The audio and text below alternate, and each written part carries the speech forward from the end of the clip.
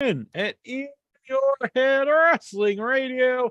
I am the internet icon, the pride of the Pilgrims, handsome Jackie Jones, off my right hand man, my soulmate, and the enforcer of the Headyverse. 1 inch biceps, the power goat. Bah! Ha! Ha ha! Ha! You're the boss baby man that tells you what to do and all that business. Exactly. That's right. It's very important business. Now, we should be live here on YouTube and Facebook, but currently, I believe, for some reason, it's showing 3 different links on the YouTube. So we may actually be live on a totally other link. All right, I got us. We're here now. So everyone, if you be able to hear me, but intro talk while I tell the chat room to go to the correct link. Go to the correct link, everybody. It's been an interesting week in professional wrestling. We had Raw, Triple X, and it was a hell of a show. Do I have to go to this link as well? Yeah, if you want to go to the chat. Oh, okay. I'm going to update the Facebook group. But yeah, it's a huge night. A lot of stuff happened in wrestling. Mm-hmm. We both are going to do an unboxing. And of course, it'll be time for the annual Headies. I'll send you the link right now. We're live, though. People are watching all this goober nonsense, but you got to bear with us. Next week, this will be very smooth sailing, but it'll be very cool because it's going to be live both here on YouTube and on the Facebook. YouTube and Facebook. Exactly. So even on our group, is that where you got it? Well, no, you have to pay money to do a group, but it's live off my personal Facebook, but I will share it into the group as well. Oh, I see. Yeah, they're kind of a pain in the ass. Yeah. They try to get the money from you, but you already pay for the one for the Zoom to go over 40 minutes. Mm-hmm. You'd have to pay for this. It's like another $30 a month. This all runs to a lot. We got some good people here in the chat room. They're flowing over from the other one into the new one. Tazo's in there. Tukun 619, whoever that is. Dustin Nance. And yeah, I haven't seen Dustin in a long time. I was happy to see Dustin. Dobbs is in there. Stephen Butler. Good people. Good people. All right. I'm posting over to the group. Mm-hmm. The Headies are live. What am I doing there? That's insane. What the hell? What? Is that doing that on the stream? Oh, yeah. You've turned. Yeah.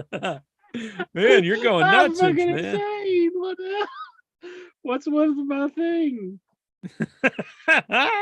No, I'm doing it too, I think. Maybe this restream's not the way to go. I don't know.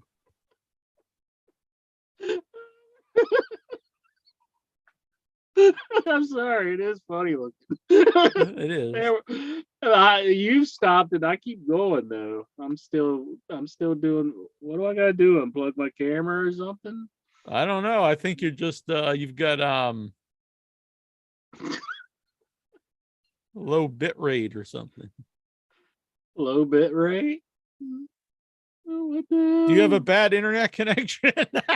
I don't think I do. This is gonna be your this is gonna be you for the rest of the show.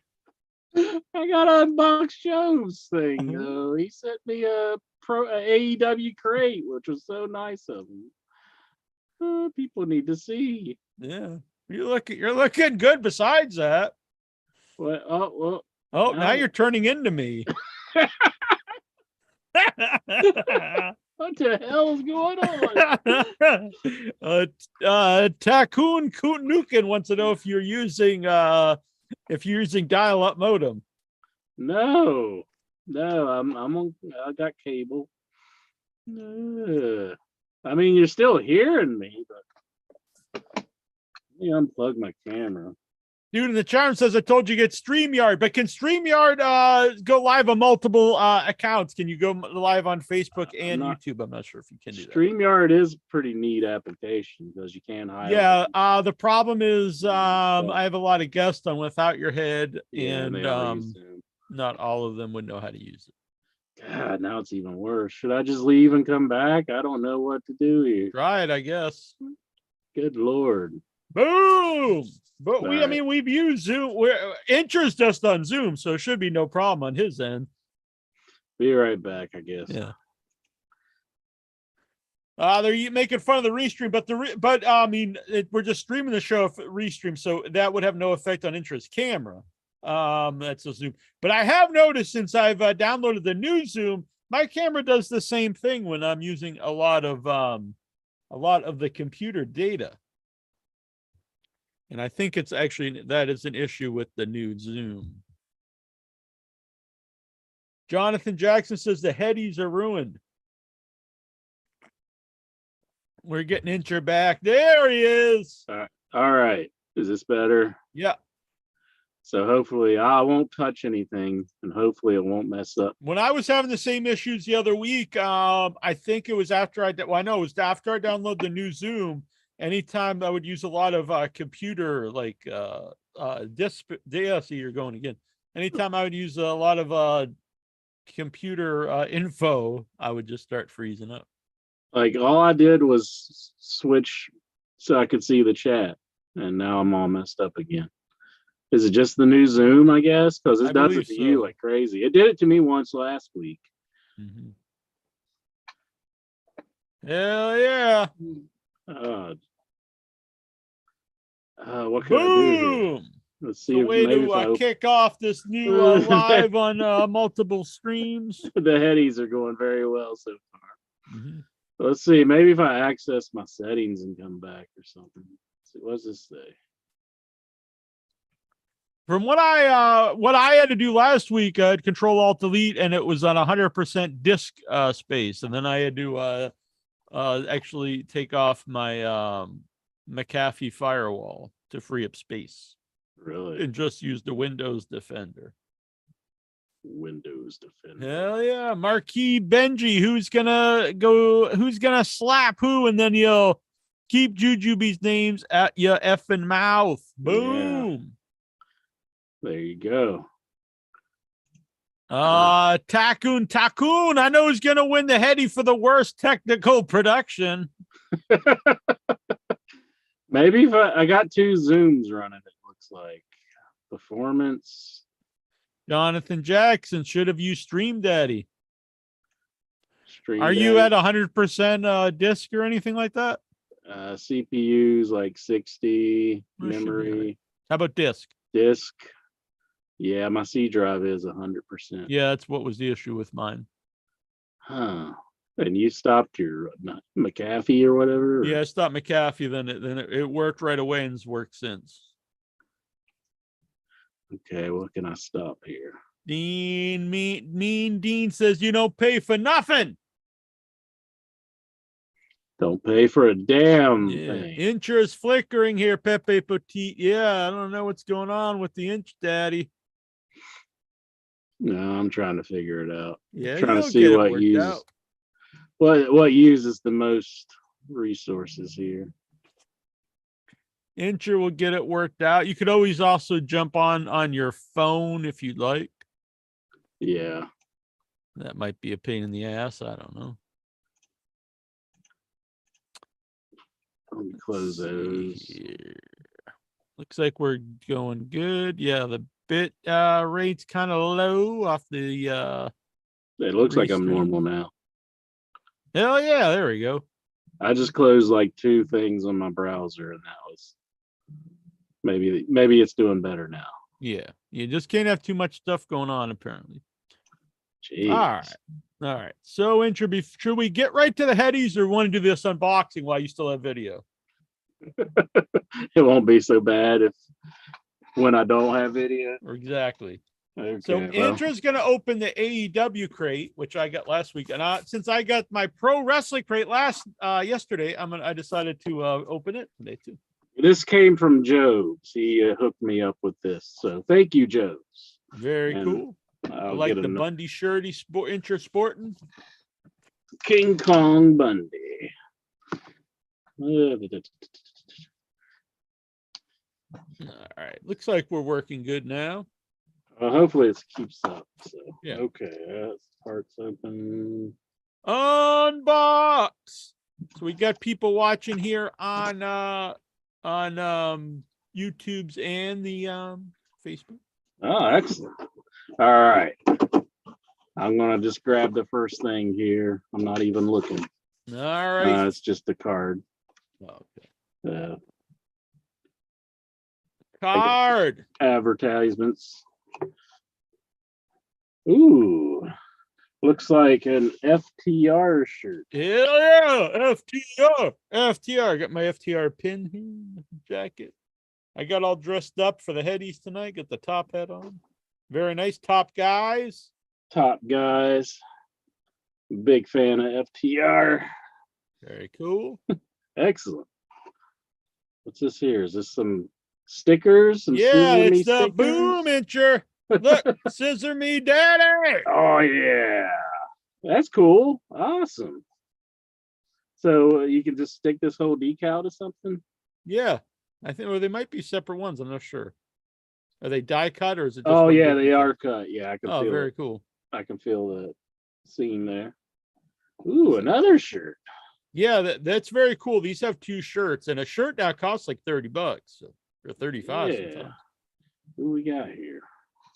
Very nice. Forge and Combat. We got the black Pool Combat Club shirt. That's very cool. Excellent. Yeah, that's awesome. Blackpool Combat Club. Heck yeah. Now you can go beat some ass in the streets. What is this? A luggage tag or something? Beat the ass in the streets. And Just like beat if you Dobbs in the sheets. We got Jonathan Jackson. Unbox my heart. Unbox my heart to say you love. is this in case you get lost or something? No, or- that's when you put that on your luggage. luggage. Okay, yes. Heck yeah. Steve Simmons, Headyverse with captions. Can't wait till Lexar zooms in. Oh, do we have captions? We I didn't did. notice that. That's pretty cool if they're Yeah. instantly captioning us. Who's this? Orange Cassidy? On my Yeah, socks? Orange Cassidy socks. Ah. Heck yeah. That's very cool. I always dig the funky socks. What's this? Best Dark Evolution Volume 1? Yep, Best of Dark, Heck yeah. which is actually cool because I really never watched Dark, so it'd be cool to see all that, See some of this stuff, yeah. Cool. DVDs. I wasn't expecting that. Thunder Rosa, a little Yeah, mini I'm a micro big fan brawler. of the micro brawler figures. Heck yeah. You can also get limited edition micro brawlers and the pin. Like there's some, I've got one limited edition, but I did not get it last time. Got a poster here. And it's time for the main event. We got Moxley Chris versus Jericho. Jericho poster from that's pretty cool. Yeah, that's awesome. Put that right on your door. Good enough. It's just a blank door at the moment. Ooh, the devil pin. Yeah, I like that one. That's very MJF. cool. Heck yeah. Big MJF fan. Maybe they're going the Headies. We'll find out. Probably did. What's this? Some sort of certificate or something? There's you always get an autograph in there. An There's an 8 by autograph. 10. Yeah. And then that paper too, it said everything that's on it, and it also, I believe, gives you a 10% discount. Oh, also after this video insert, tag Pro Wrestling Tees on it, and you could win tickets to the next paper. Ooh, Jay Lethal. Yeah, very cool. Did you get Jay Lethal? Yeah. Cool. That's awesome. Love Very it. nice. Has Good a man, nice Jobs. seal authentication or whatever. Yep, certificate of authentication. Mhm. Jackson was hoping for a Luther autograph. So that one's sent quarterly. So every 3 months for the AEW specific one. I've got here the Pro Wrestling Crate that they send every month. Thank you, get Dennis. both. They're very fun because it's like a Christmas every month. You open up. I always put this to the side because it spoils what's in here, so we don't want to do that first. Yeah. I personally save the T-shirts for last. Okay. You mind if I do that when I'm unboxing? That's fine. All right. So Micro Brawl. Oh, cool. Shane Douglas. Ooh, the franchise. Yeah, and he's doing the 3 triple threat. Excellent. I don't know. I didn't look yet. Who is that? Adam Shear. Oh my God, was it that Braun Strowman? Yeah, that's his real name, I think, isn't it? Titan Adam Shear. I mean, it's a cool pin, but how weird. Braun. They must have had that one in the works before he came back. Yeah, I would say. Drink the Haterade. Oh, here's a beer. You've been wanting another one of these, Incher. This is for Jamie Hater. You can drink the Haterade out of that. We've got a comic book. Headlock Tales from the Road presents Henry Hardwick and the Hurt Factory. Who the hell is that? Oh, it's by Jay White, though, so that's kind of cool. Jay White made a comic book? Yeah, he wrote it. Huh. So who's the autograph in this? Oh, wow, that's cool. Chris Hero. Oh, that's, yeah, Chris Hero. Cassius neat. Ono. Yeah. I don't think he's wrestled in years. I was just thinking the other day, he was one of the guys from that group of Ring of Honor guys, that could be doing that. Would be, it would be nice to see him. Like, I was never a huge fan, but he was part of that whole group, Claudio and all those guys. It would be nice to see him get a run somewhere, He could fit in with the Blackpool Combat Club. Could. I'm not the biggest fan of him, but I mean, he did have a presence. But you know what I mean? He's from that group of guys, and I think it would be nice to. Yeah, that's this shirt is awesome. Ooh, King Kong Brody. Yeah, Bruiser Brody shirt. King Kong Brody. That's great. Which King Kong would win, though? Whoa, they're both passed away. That would be a hell of a fight, honestly. Did they ever face off? They might. I would assume they did, but I don't know for sure. Yeah, you would think they would have. Oh, man. This is actually very cool. Again, I'm not a huge fan of this man. He's kind of starting to grow on me, but the shirt is awesome. Very nice. Yeah. Very evil. That's a really cool shirt. And I'm actually drinking Danhausen coffee for the show tonight. Mm-hmm. So aren't these cool intros? So that one, you'll always get AEW one. This one, you get a good mix of indie guys, AEW guys, and legends. So it's always cool. So, and then it'll tell you on here what you get. And if you look, you have a chance of getting a chase variant of the Micro Brawler and the lapel. Oh, okay. But I didn't. I only have gotten that once. I got a limited edition pin once. I forget who it was. But the pins are limited to 100 and the brawler's limited to 250. And then it'll tell you on the back who's in the next month incher. So the next month of the regular Pro Wrestling Crate, it doesn't tell you exactly what you'll get, but it tells you who the stars will be. So I'll get something with Eddie Guerrero. Ooh, that's pretty cool. That's really cool, yeah. Mercedes Monet. That's very cool for me too. Yeah.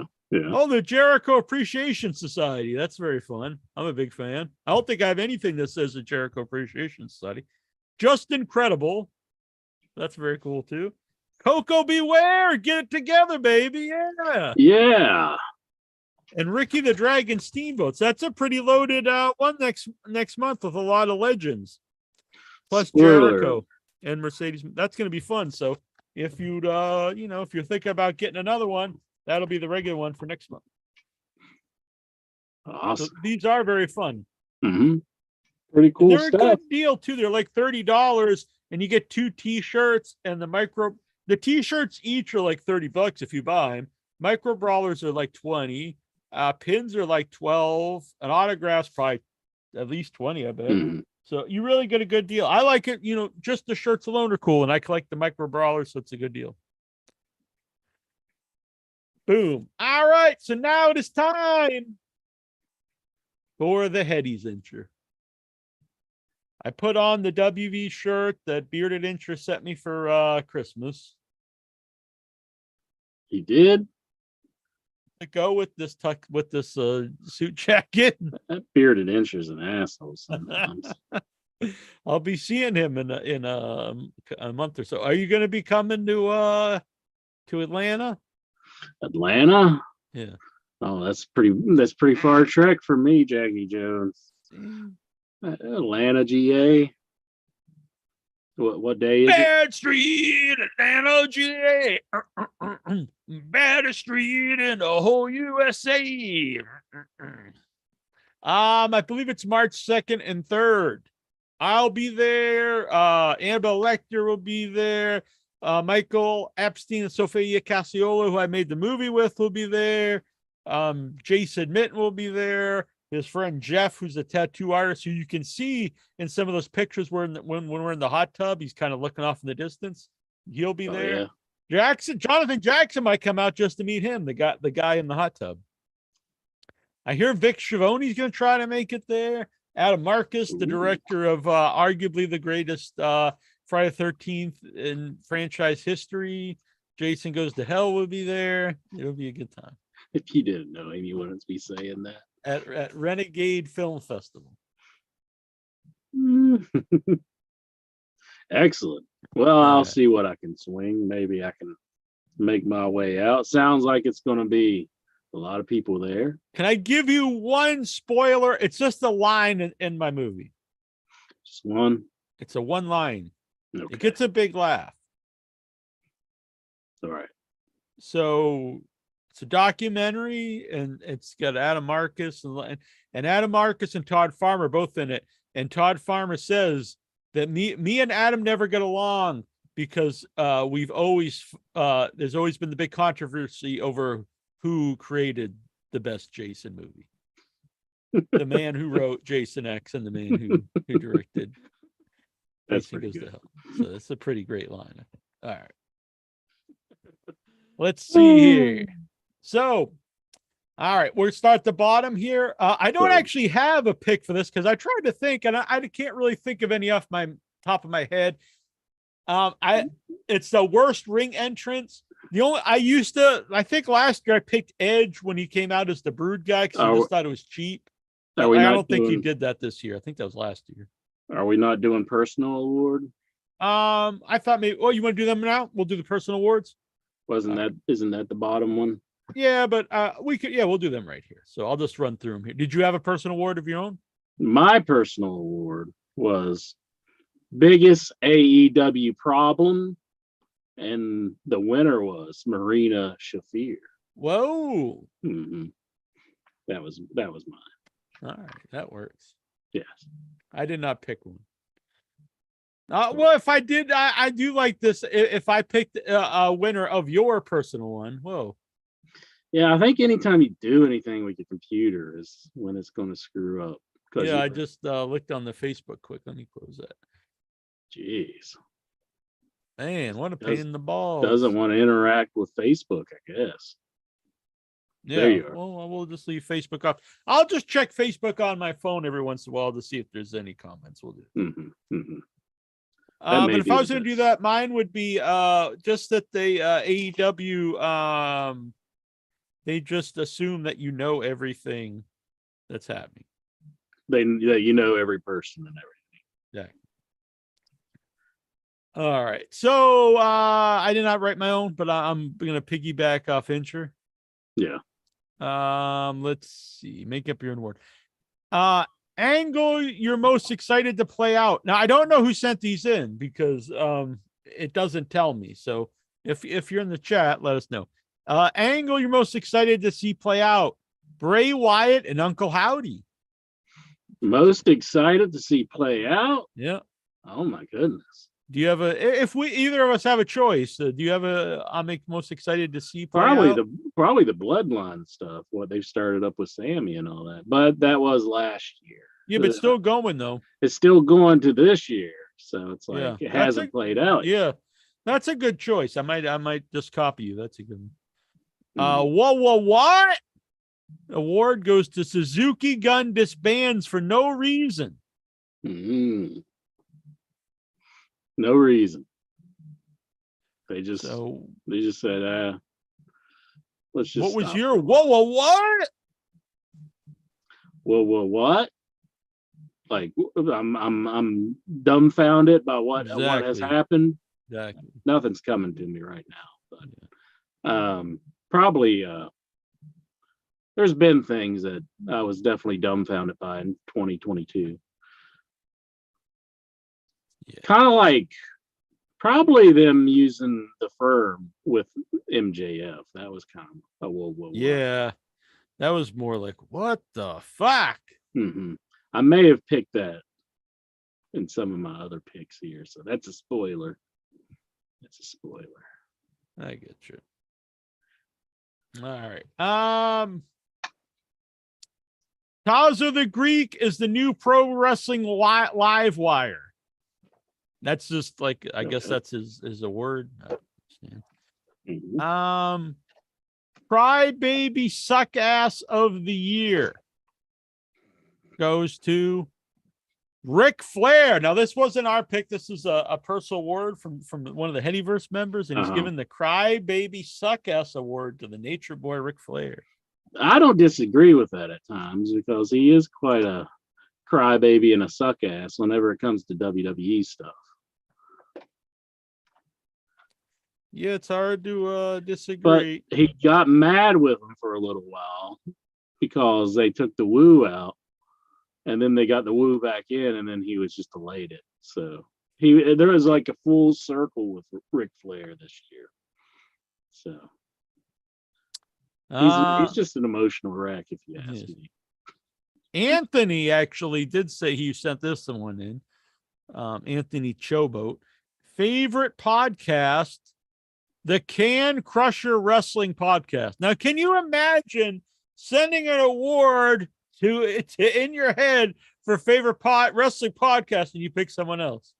I think this guy should just be banned. Hashtag banned. Boom.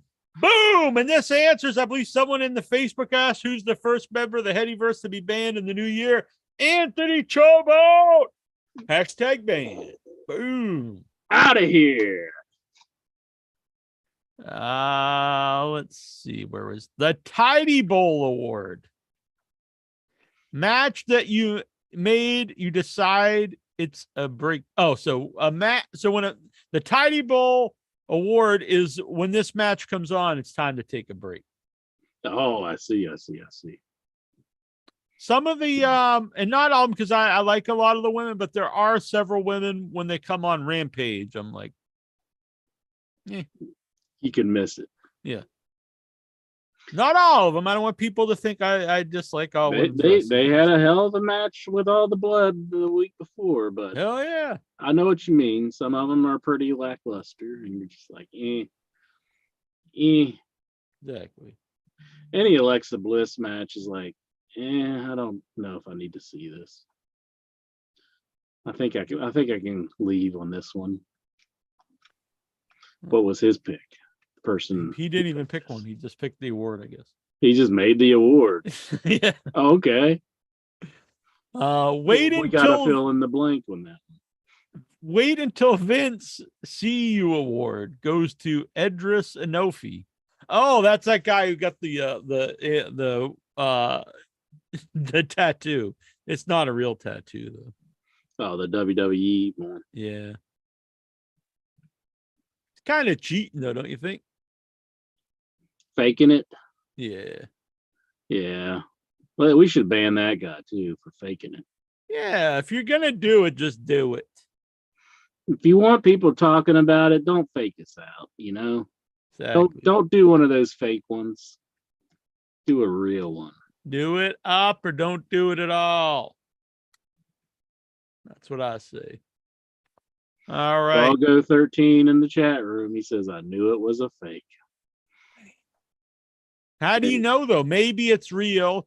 Then he puts some cream over it to cover it up, and then he starts drawing on it. Be like, "Oh yeah, guys, it was totally fake." Just like we faked everybody out to make them think that we thought WWE was sold that night to Saudi Arabia. It's the old double fake. Did Vince Russo, was he the tattoo artist on that one? The old double swerve. He's like, let me tell you, bro, we're going to give you a tattoo, bro, but then we're going to cover it up, bro. Now, have you ever watched any of his video clips on YouTube? Some of them. So it always ends and it says like where the pros are the pros, but why does he not do where the pros are the bros, or where the bros are the pros? That's like the money line, where the bros are the pros. Yeah, you would think that would be pretty obvious for Vince Russo. Jonathan Jackson says, I'm commenting to try to mess up the show. Damn. I just saw that one on your phone. Yeah. I guess that's what's going to have to happen with this new Zoom. No touchy computer whenever you're. I have my regular. I have the Facebook. I mean, I have the YouTube chat open with no problems. But because I just did something real simple last week just to check, and I remember I started glitching like you did. Yeah. So. Yeah, I guess I need like this ultra. I'm just using off the laptop. I don't want to have to do it off my computer. Where are we? What the fuck did I just watch? Award goes to Uncle Howdy. Yeah, I don't get the Uncle Howdy stuff. At least they're going somewhere with it. I hate Alexa Bliss's involvement, but I just think she should try to be her own character and not piggyback off of that. But whatever. They can do what they want. Whatever. Sell the company to Saudi Arabia. Whatever. Whatever will be, will be. Que sera, sera. Right. Let the alleged rapist run the company. Whatever. I'll say this, with this restream, we're like there's no delay at all, because really, yeah, and he's right. Look, there's I don't know if you can see this, but it's got closed captioning like instantly. That's insane. It actually makes out what I'm saying. Yeah. Yeah, that's insane. It actually makes out what I'm saying. Yeah. Wow. Is there somebody sitting there typing exactly what we say? That's what Mike Bessler does on his spare time. Oh, thank you, Mike Bessler. Pretty good dude. Yeah. All right. Top caller. I mean, that's not really make up your own award. It's an actual Heady, so I won't say who they did that to. Yeah. Top reviewer, though, that's an interesting award. That one goes to Steven from Toronto. Bam, for that Raw report. That terrific Raw report. Exactly. The best questions asked on an In Your Head show goes to Nikhil Callahan.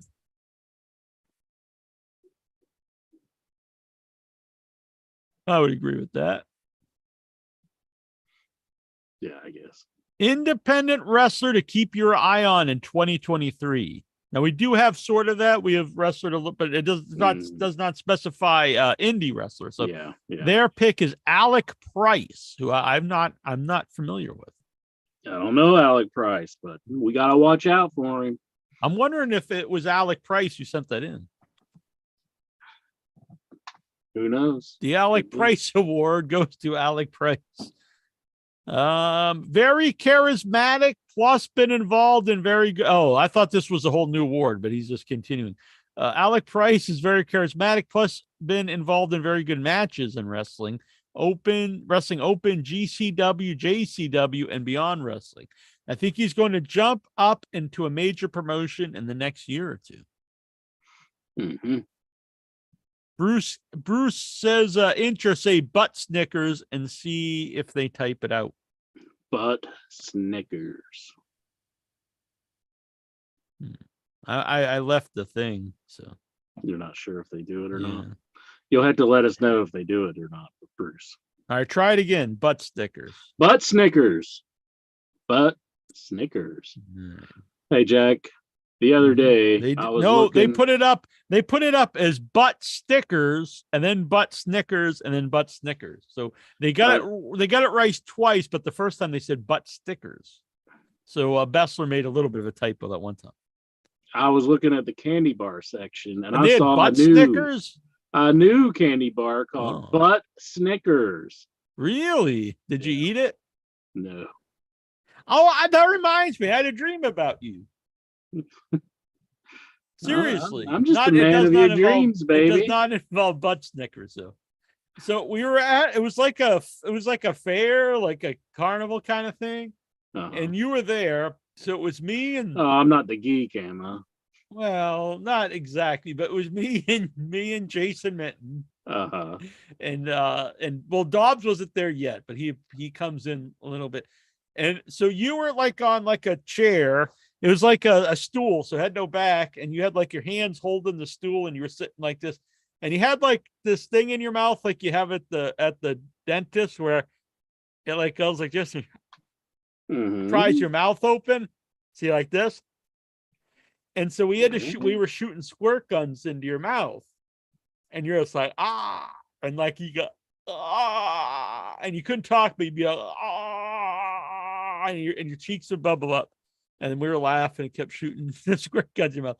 And then Dobbs comes out and he's like, "Look at this, fellas!" And he had like a hose, like a fire hose, and he was shooting this fire hose into your mouth, and you're going, "Oh!" and your eyes like bulged out, and you're going, "Oh!" like this, and then your head just exploded, and then we all just started laughing, and it was like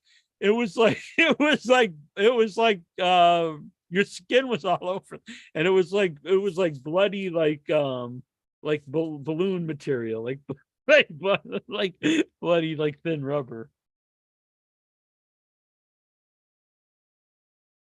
It was pretty funny. Well, I've honestly never had a dream like that about you.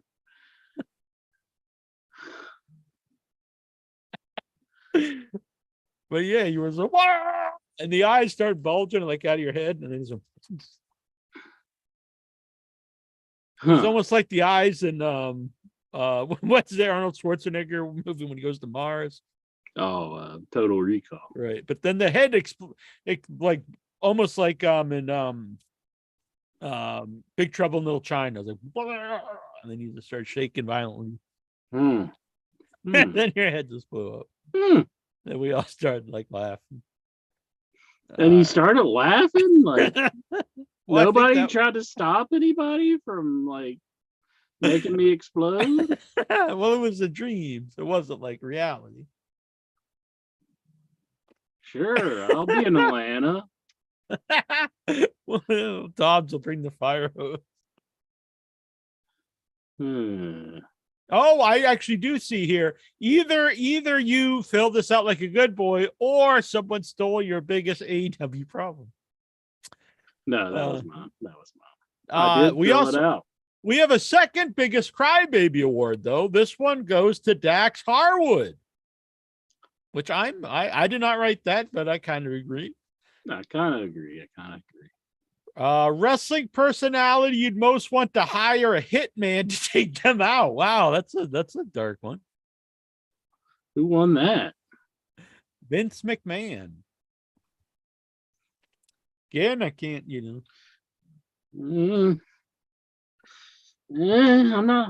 better not even comment on that. Jonathan Jackson said you were squirting what and into his mouth. It was water, but he did have it like he was holding it between his legs, and he was like this. It was like, but it was a hose. It was a big hose.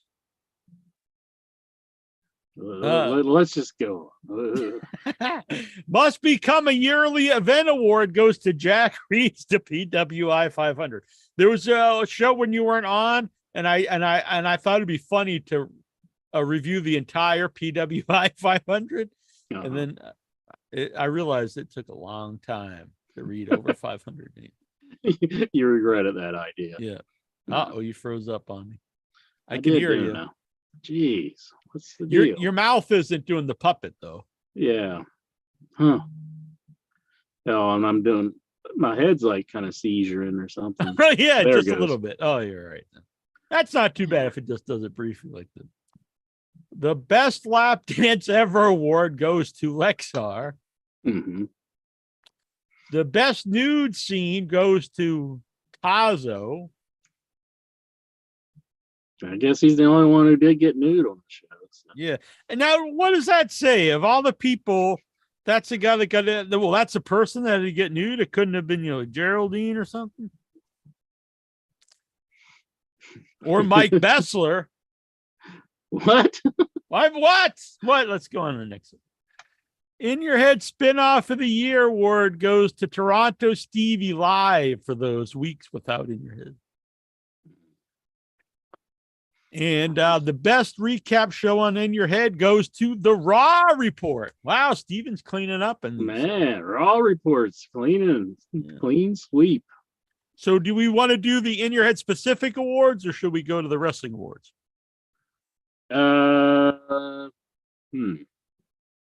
Well, we were starting into the wrestling ones, but we can. What ones should we make the listeners hold out for the In Your Head ones? I think so.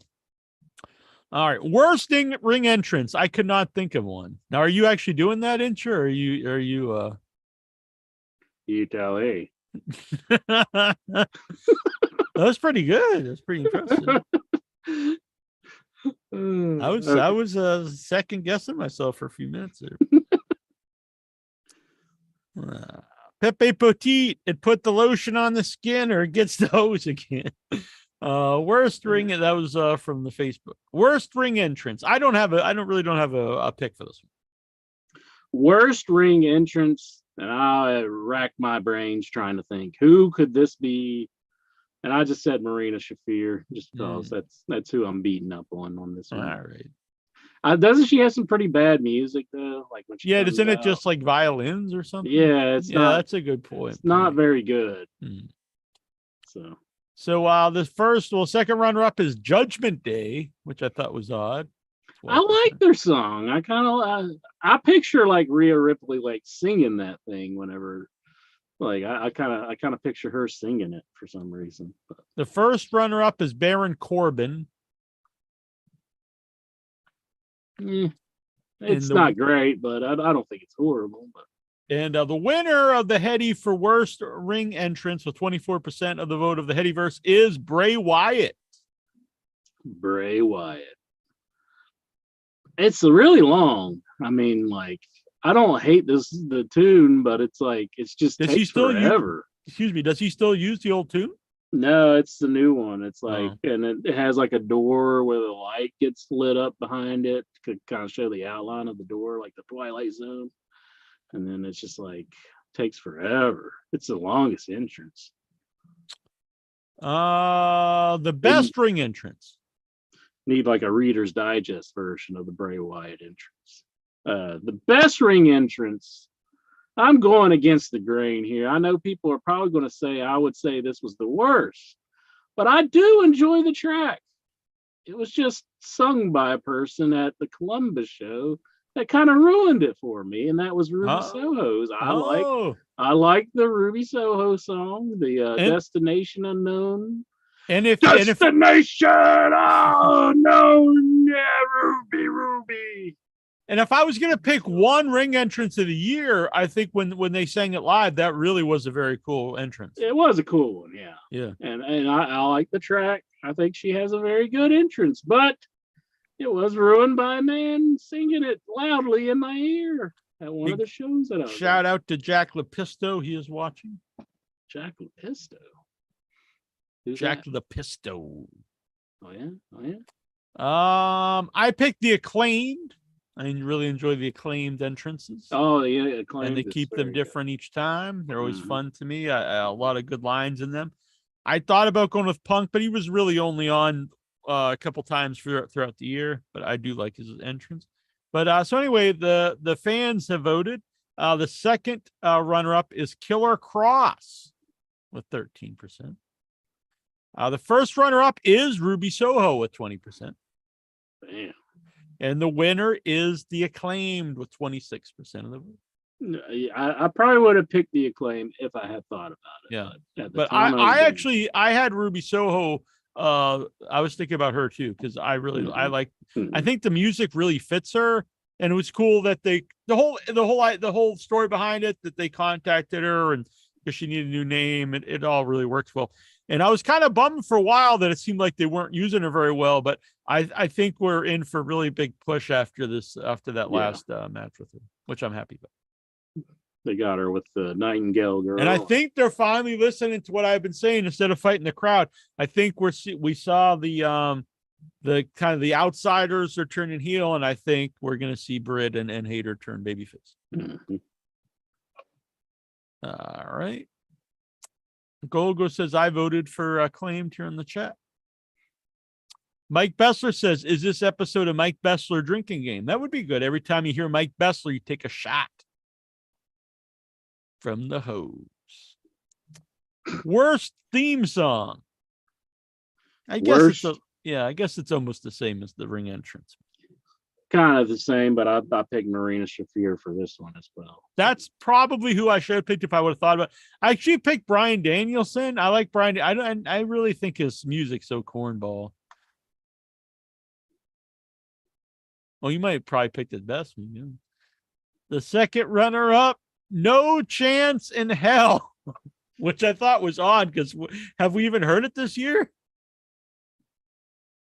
But yeah, when he came out to just say welcome to SmackDown and he threw the mic when you thought he was going to make a big announcement and he just left, they played it then. All right. First runner-up I thought was also surprising is MJF. I don't think he has great ring music, honestly, but I don't hate it. But I guess it's not the best. And the winner is Get Ready Happy Corbin, which I'm not really familiar with. Favorite theme song? Best theme song. I'm kind of shocked in myself, but I really enjoy it when I hear it. And that is Jamie Hayter's theme song. It's just, I don't know why. I kind of get down with it, but I like it. Yeah, I can't picture it in my mind. It's just like it's just no lyrics or anything. It's just a track. I hope they don't change it, but I like it. Yeah. I picked Judas. It's odd because Golgo says that he thinks that's the worst theme song, but live shows, everyone starts singing. It's a great experience. Mm-hmm. Judas is good. It was the second runner-up. I remember years ago, Jack was telling me how bad the song was when I was taken up for it. No, I didn't. I said that he was a bad singer, but I did like the Judas song. That was the first time I ever liked any of his music. First, I was very anti-Fozzy, but then that song that was the first time I liked him. Just say, Jack, say, give me the award again. Make a big announcement. Say. No, I mean now you're just making fibs, but no, I'm not. I was always very anti-Fozzy until the Judas song, which I like. It's documented. I took up for it one time, and you gave me the whole Spaceballs rap. One of these days, you're coming on, and you're going to be like, "I watched Spaceballs." You were dreaming. You were dreaming. I watched Spaceballs again, and I have to say, it sure was right. That movie stinks, but I never was anti-Judas. Yes, you were. You were dogging me for it because I went to the Judas show. You're thinking of Cornette's buddy, Brian Last. Brian Last has never been on the show. And if he was, we'd be like, so what don't you find attractive about Mandy Rose? He's like, yeah, she's all right. She can't get with this. She can't get with the last train. So Judas is the second runner-up. I have no idea what Brian Last looks like. So we looked his picture up. He was pretty nondescript, but that's my Brian Last for everybody. First runner-up is Cult of Personality, which it's always my pick, but he was only had one match or two this year, so And the winner though, which I'm very happy about, is because it's not really one song, but the Acclaimed. The So they won claim. Best of Ring Entrance and Music. So that's very. Heck yeah. Even though I made this award up, I can't think of an answer. The worst finisher of the year. Yeah, I really thought about this one for a while, and then I thought my go-to, Marina Shafir. Doesn't she have like a real stupid looking, like, isn't it like a submission that's really stupid looking? I don't know. I think she does. Let's see if I can look it up. Destination Unknown by no. Jonathan Jackson. Ty Chayman is watching. Hello, Ty Chayman, and a shout out to Neil Sharkey.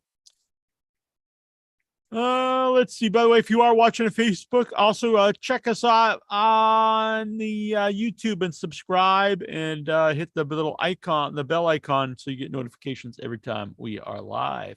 The Headyverse, their second runner-up is End of Days. The first runner-up is the no. This is pretty, like, I don't know if that's their finisher, but it looks pretty rough. Well, that's pretty cool, actually. Kind of like a back suplex. That's the pump handle driver. Yeah, it looks pretty good, I thought. Well, maybe I'm wrong. Well, I'm sorry, Marina. I'm sorry. No future. I can admit when I'm wrong. Man, you must be admitting it all. You must be admitting it a lot. Never. First runner up is the No Future Kick, which is No by Ruby Future. Soho. Yeah, that's unfortunate. Oh, But the winner, the worst finisher of the year, this always gets dogged, but I'm not against it, and that is the Superman Punch by Roman Reigns. I like the Superman punch. Finisher of the year, favorite finisher. Now, Jack, you might dog me for this one, but I like this move, and I'm glad that Ethan Page is using it, and that's the Ego's Edge. Basically the Razor's Edge, but he's the only one who uses it. God, that fucking guy. I think it's an insult to the memory of Razor Ramon. What? He uses it. The Ego's Edge. I like. Why couldn't it be someone good doing it? You don't like the Razor's Edge? I like the Razor's Edge. I don't like the man doing it. You don't like it? Well, just put that aside. We're talking finisher move. Finisher move. Ego's I Edge. say it should be Same thing. someone who can pay tribute to Razor Ramon, not some jackass. You were kind of praising him. He did have a good match because I'm the most honest man in the podcast. So even though I think the guy stinks, he had a really good match with Bryan Daniels. I like the Ego's Edge. Fuck the Ego. I stand by my decision. Fuck it. Well, let's hear yours, big guy. Who do you got? Huh? I picked piggyback off of mine on this one because you dislike it so much. I picked the one-winged angel because he does a good job protecting the move. No one kicks out of it. They've really been building that up for years. I'll be honest again. The more I watch Kenny Omega and the Young Bucks too, I see what Dave Meltzer has talked about for a long time. When people say that these guys don't have psychology, they do, and they do callbacks from like previous matches. In a kind of a way, it's almost like AEW itself, where they really, you have to follow all of wrestling to know like a lot of the people. And I think that's a problem sometimes. And you have to, I've seen like a lot of matches with Kenny Omega and the Young Bucks to get some of the spots they do, because it's like the best of 7 series. They did a lot of stuff that was set up in previous matches, and it worked in that match, and that doesn't work in the next one. And that's interesting. But I think you have to watch a lot of their stuff to really pick up on a lot of this. And Kenny Omega does a lot of that. And for years, he's protected the move, and it's kind of built up like, can someone kick out of the one angel? Yes. Very good move. I like it. The second runner-up is the Powerbomb Symphony by Wardlow. Mm-hmm. The first runner-up is the Stormbreaker by Will Ospreay. Okay. And the winner of the Heady for finisher of the year is the one-winged angel.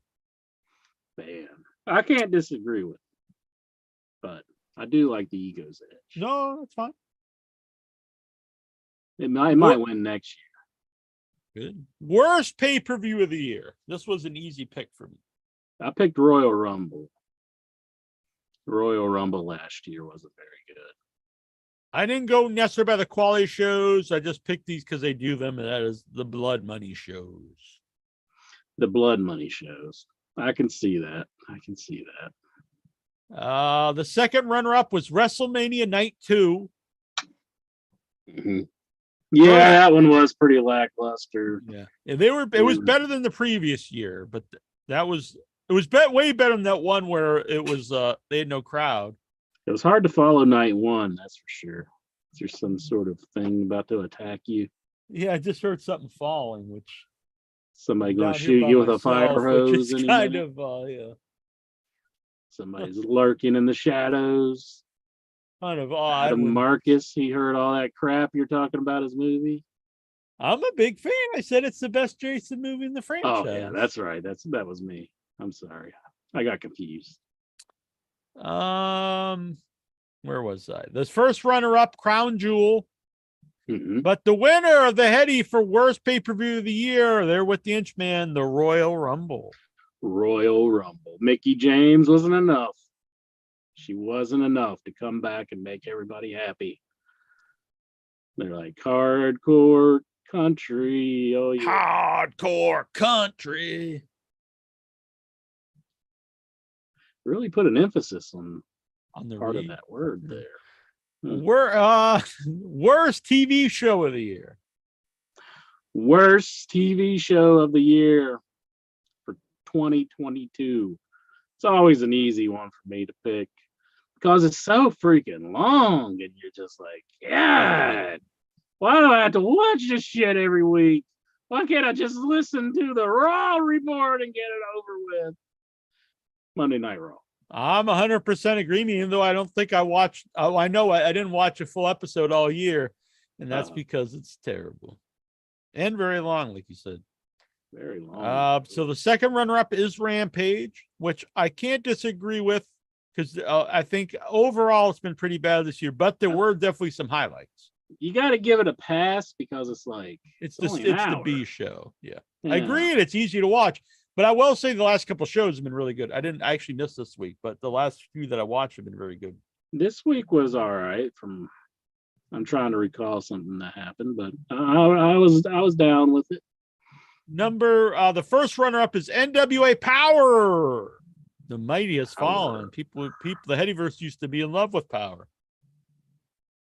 And the worst show of the year was 57% of votes. I haven't been getting out the percentages, sorry, but this one gets a lot, and that is Monday Night Raw. Damn. It's probably overwhelming in that one. I mean, that's pretty easy. Not as overwhelming as the favorite TV show of the year, though. I will say that right away. Favorite TV show of the year. I'll go first. It was the easy choice by me. The show I look forward to most when it comes to wrestling shows is none other than AEW Dynamite. I will agree 100% by far. And I'm also going to have to agree with Lexar. AEW Dark is awful. I will agree with that. I don't understand why they tape Dark the way they do with like 10, all these match. And they're all like, a lot of them, they just did one move. There's no one's going to improve. No one's going to learn anything. And the fans are not going to enjoy themselves. So I don't understand that one. But I'm old school, so I don't consider a show on YouTube really a show. And I guess Power is too, but I don't include that either. But so yeah, AEW Dynamite for me, show of the year. Definitely. There is no second runner-up because the first runner-up was SmackDown with 12%. Everything else does get one vote. But the huge winner here with 80% of the vote is AEW Dynamite. I do feel SmackDown is a pretty good show for the most part. I hear it is. I just have not watched it for a while, but I always hear it's when I see, I like the Bloodline. So yeah, I mean, I'm thoroughly entertained most of the time with SmackDown, but there's sometimes where you watch Dynamite and you get the that oh my god moment, like the Scooby-Doo douchebag line or something like it just makes you lose your mind. But you don't get that as much with SmackDown. Every now and then you do. Every now and then you do, but it's overall it's an entertaining show. So I don't blame anybody for choosing that one. I do enjoy SmackDown. Jonathan Jackson, of course, entry gets Marina Shafir's finisher wrong. He doesn't know her. That's a problem. And Jack Lepisto wants to know, what about the Orange Punch? Yeah, I actually think both are cool. I'm not anti-Superman Punch or Orange Punch, but I don't see the hatred for the Orange Punch. I do think a lot of it is just people have a hatred for Roman Reigns because he's pushed as the top guy. Let's see. Favorite DVD or doc streaming, or so this was changed until because it could be streaming or whatever, because there's not really necessarily DVDs out there. I had trouble with this one because I couldn't really recall much of the documentaries that I watched this year, but then I recalled the one that I did watch, and I enjoyed it pretty well, even though I kind of questioned some of the stories from the show. Was the Memphis I picked the same one. I thoroughly enjoyed that show. I like that one a lot too.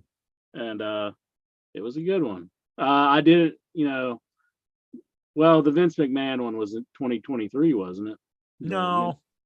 Was it not? Yeah. Was it 2022? Yeah. But I wasn't necessarily crazy about that because it was just old clips from the past. Yeah, so much rehash. Yeah. That was the first runner-up. There's no real second runner-up. They all kind of just get one vote. But the 9 Lives of Vince McMahon, 10% of the vote.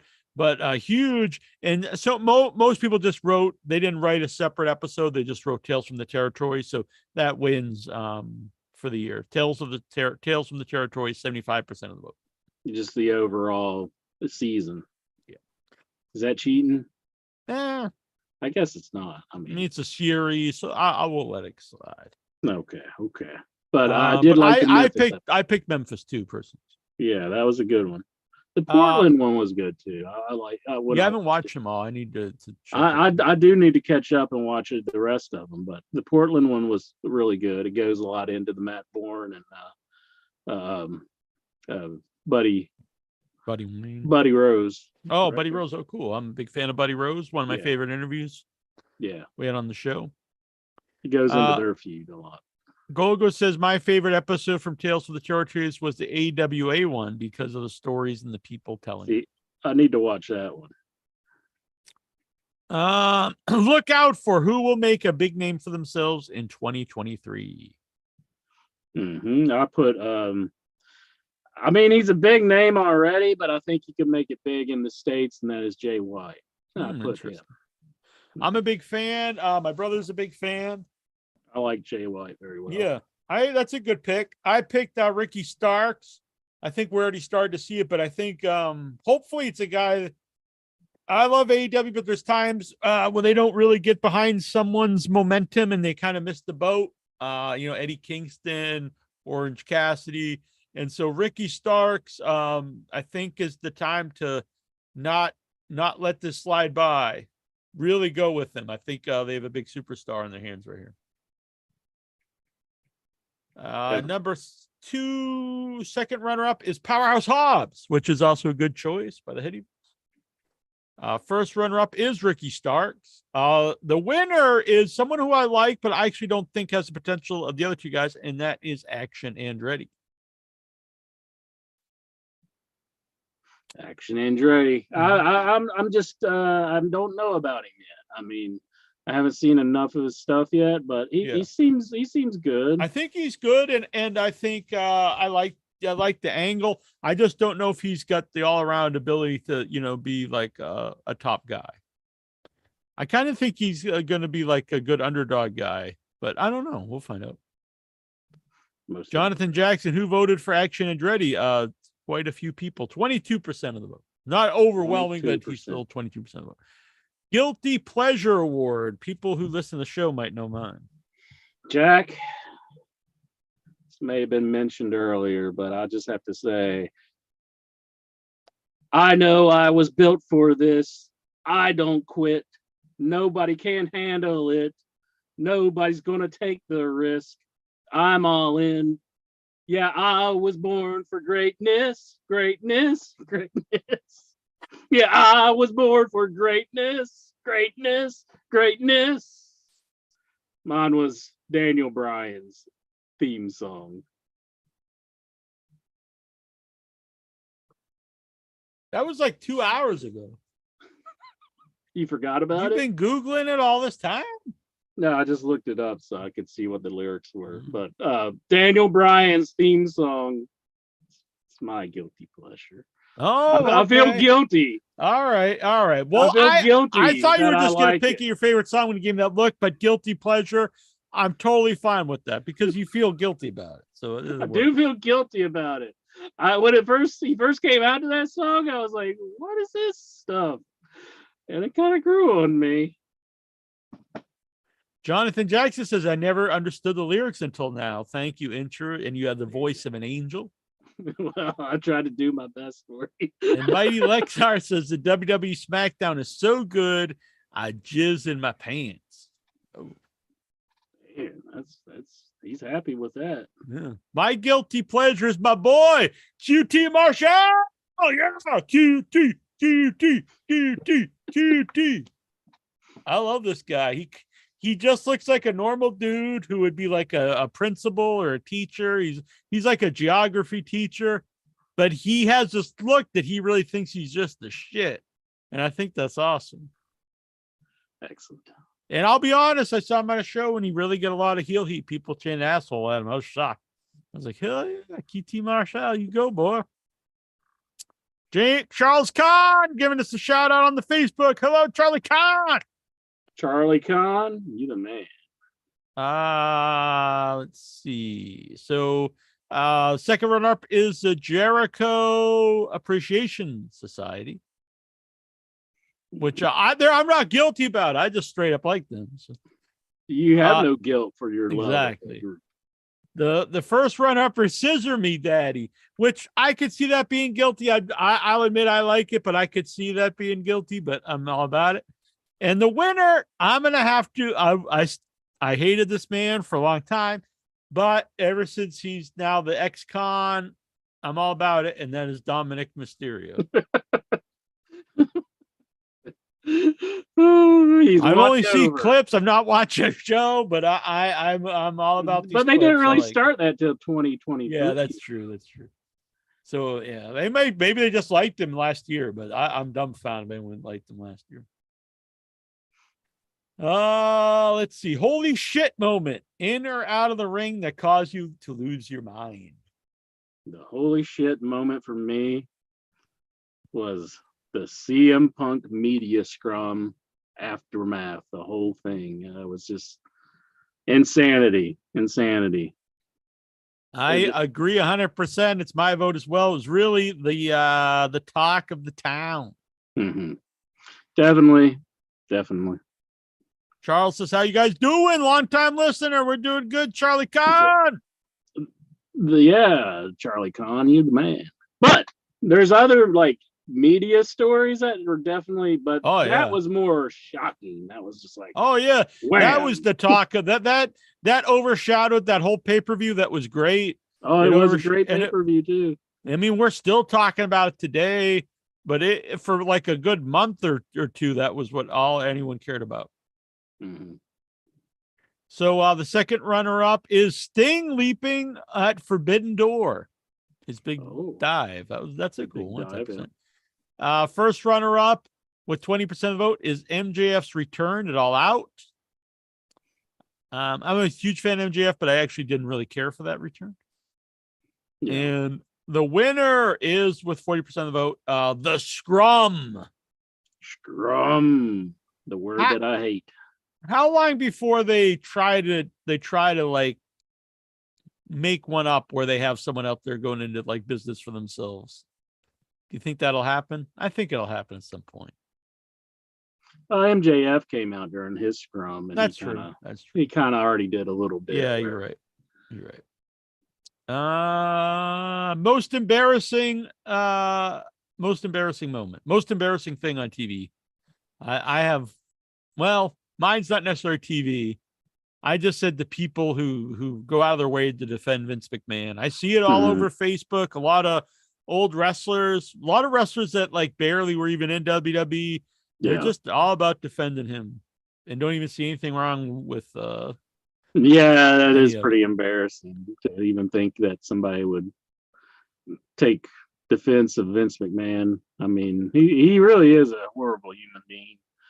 And in more ways than one. I mean, he's just all around terrible to everybody. Yeah. I mean, definitely with the allegations and he paid the woman millions of dollars there. The woman, I forget her name, that accused him of rape back in the 80s. Yeah, I think that happened after we did the show last week. Oh, did that come out? Yeah, Rita Chatter. I know who you're speaking of, but I wasn't real.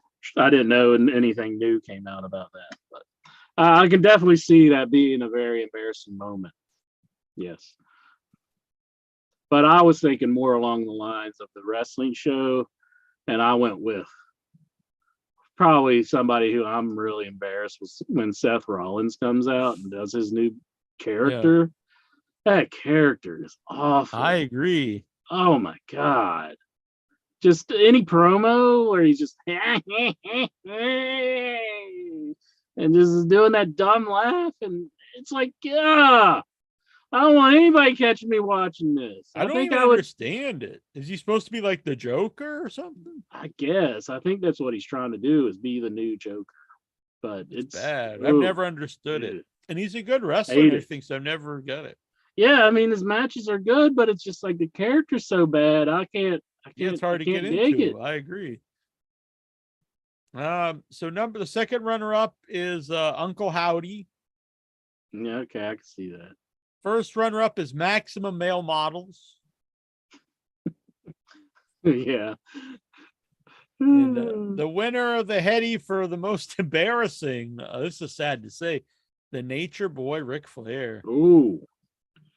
Ouch. The winner. That's not good. It's not good. Mighty Lexar says maybe Seth is impersonating Ted DiBiase. No, Ted had a much better fake laugh, I think. Yeah, Ted's laugh was way better than. Not a lot of focus there. Charles Kahn, you got to play the Andre song at the end. Well, maybe we'll do that sometime. I should get a closing theme ready to play for an outro. Yeah. I should get this. You know what? Too, I should get the theme song together with like a new video and play it when we go live. That would also be nice, I think. Let's see here. Worst promotion of the year. It's not really fair for me to pick this one, but I think we've definitely dogged it all year. And I don't know, did they ever produce a show? Was Control Your Narrative? I picked the same thing, and then I you know what? Now you say it, I think they only did one show. I don't know. I haven't seen it either. I just think that guy EC3, he is the most annoying man, and I never want anyone not to succeed, even if I don't like the product or watch a show. Like I don't want WWE to go out of business if I don't watch it. I don't want Impact or Power or any of those people to go out of business. But that guy really made you root against him succeeding, just because he would have all these manifestos all the time, and it's like, what the hell? Like, who is he to think he's like this big deal? And he never said anything of interest. He would just talk and talk and talk, and he put out all these rules. Like, it's supposed to be a promotion with no rules that had more rules than like any promotion in existence. So I haven't even seen the show, but just based on the descriptions of the show, it sounds pretty bad. So I will admit I'm being unfair in this one, but I do think that was the worst promotion of 2022. The second runner up, second runner up is Impact. A tie for first runner up, which was for the winner. I'm sorry, that was first run. We actually have a tie this year for the winner for worst promotion of the year with 31% of the votes. It's a tie between NWA Power and the WWE. Oh my, really? I don't think I'd pick WWE. I mean, they had some good stuff with the, when Triple H took over, Yeah, it's got and Austin at yeah. WrestleMania. A lot of the pay-per-views were really good. You had some good stuff with Yeah, WWE. a lot of the pay-per-views were very good. I I think don't it was think the it's minority where the pay-per-views I didn't think were good. No, I mean, Raw is tough to get through. It is tough to get through, but promotion of the year, favorite wrestling company of the year. Oh, that one's easy. AEW for me. I agree 100%. That's my favorite. It reinvigorated my fandom of wrestling, really made me a wrestling fan again. I look forward to it every week. And so honestly, the best live shows I've ever been to. Yeah, good stuff. Let's see. Second runner-up is New Japan Pro Wrestling. First runner-up is Impact Wrestling. And the winner with 68% of the votes, AEW. Yeah. Weird Impact had was by the Headyverse voted the first runner-up worst and best promotion. Very divided audience we have. Yeah, very divided. Yeah.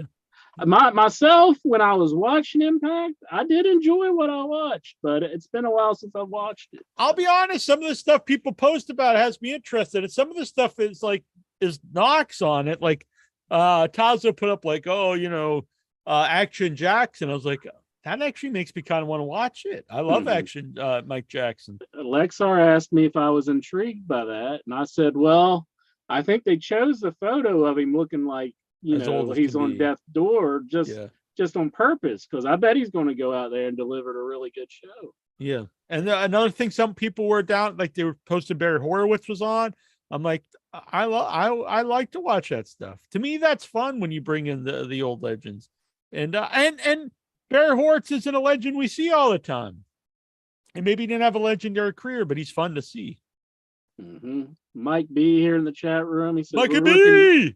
We're looking at a nasty winter storm overnight, so I need to turn in now so I can get up early. I think Mikey B stands for Mikey Biatch. Boom! Going to sleep early. Can't stay awake. Old man Mikey B. He's got to get up for work in the morning because he's going to have to clean the car up. You know what? He was you know what? That's just a lie. The real story is he's talking about this drinking game earlier, and he started knocking it back, thinking he's, a young man gonna party all night, and he took a couple sips of some Zima and out like a light. Time to hit the hay. Oh my! Two shots of Zima, he's out. Says congrats to the Heady winners. Where does he get Zima nowadays? Do they even make that? What? I'll catch the replay on YouTube tomorrow. Good man, good man. Mikey B. Nasty Neil, miss your face from Ashley Turner. Well, hey there, baby. Hey. Mighty Lexar, he's in the chat room. He says WWE is the best company in my heart. Then, now, forever together. All right. Not even the company, but then now for together forever. Yeah, come on, guys. You can't be saying we're selling the company. We're firing everybody. My own daughter's quitting the company, and then you put forever together. Come on, you sound like a dipshit. Yeah, not Lexar. Well, Lexar too, but when they put that, she leaves the company and puts in there for together forever. I mean, come on.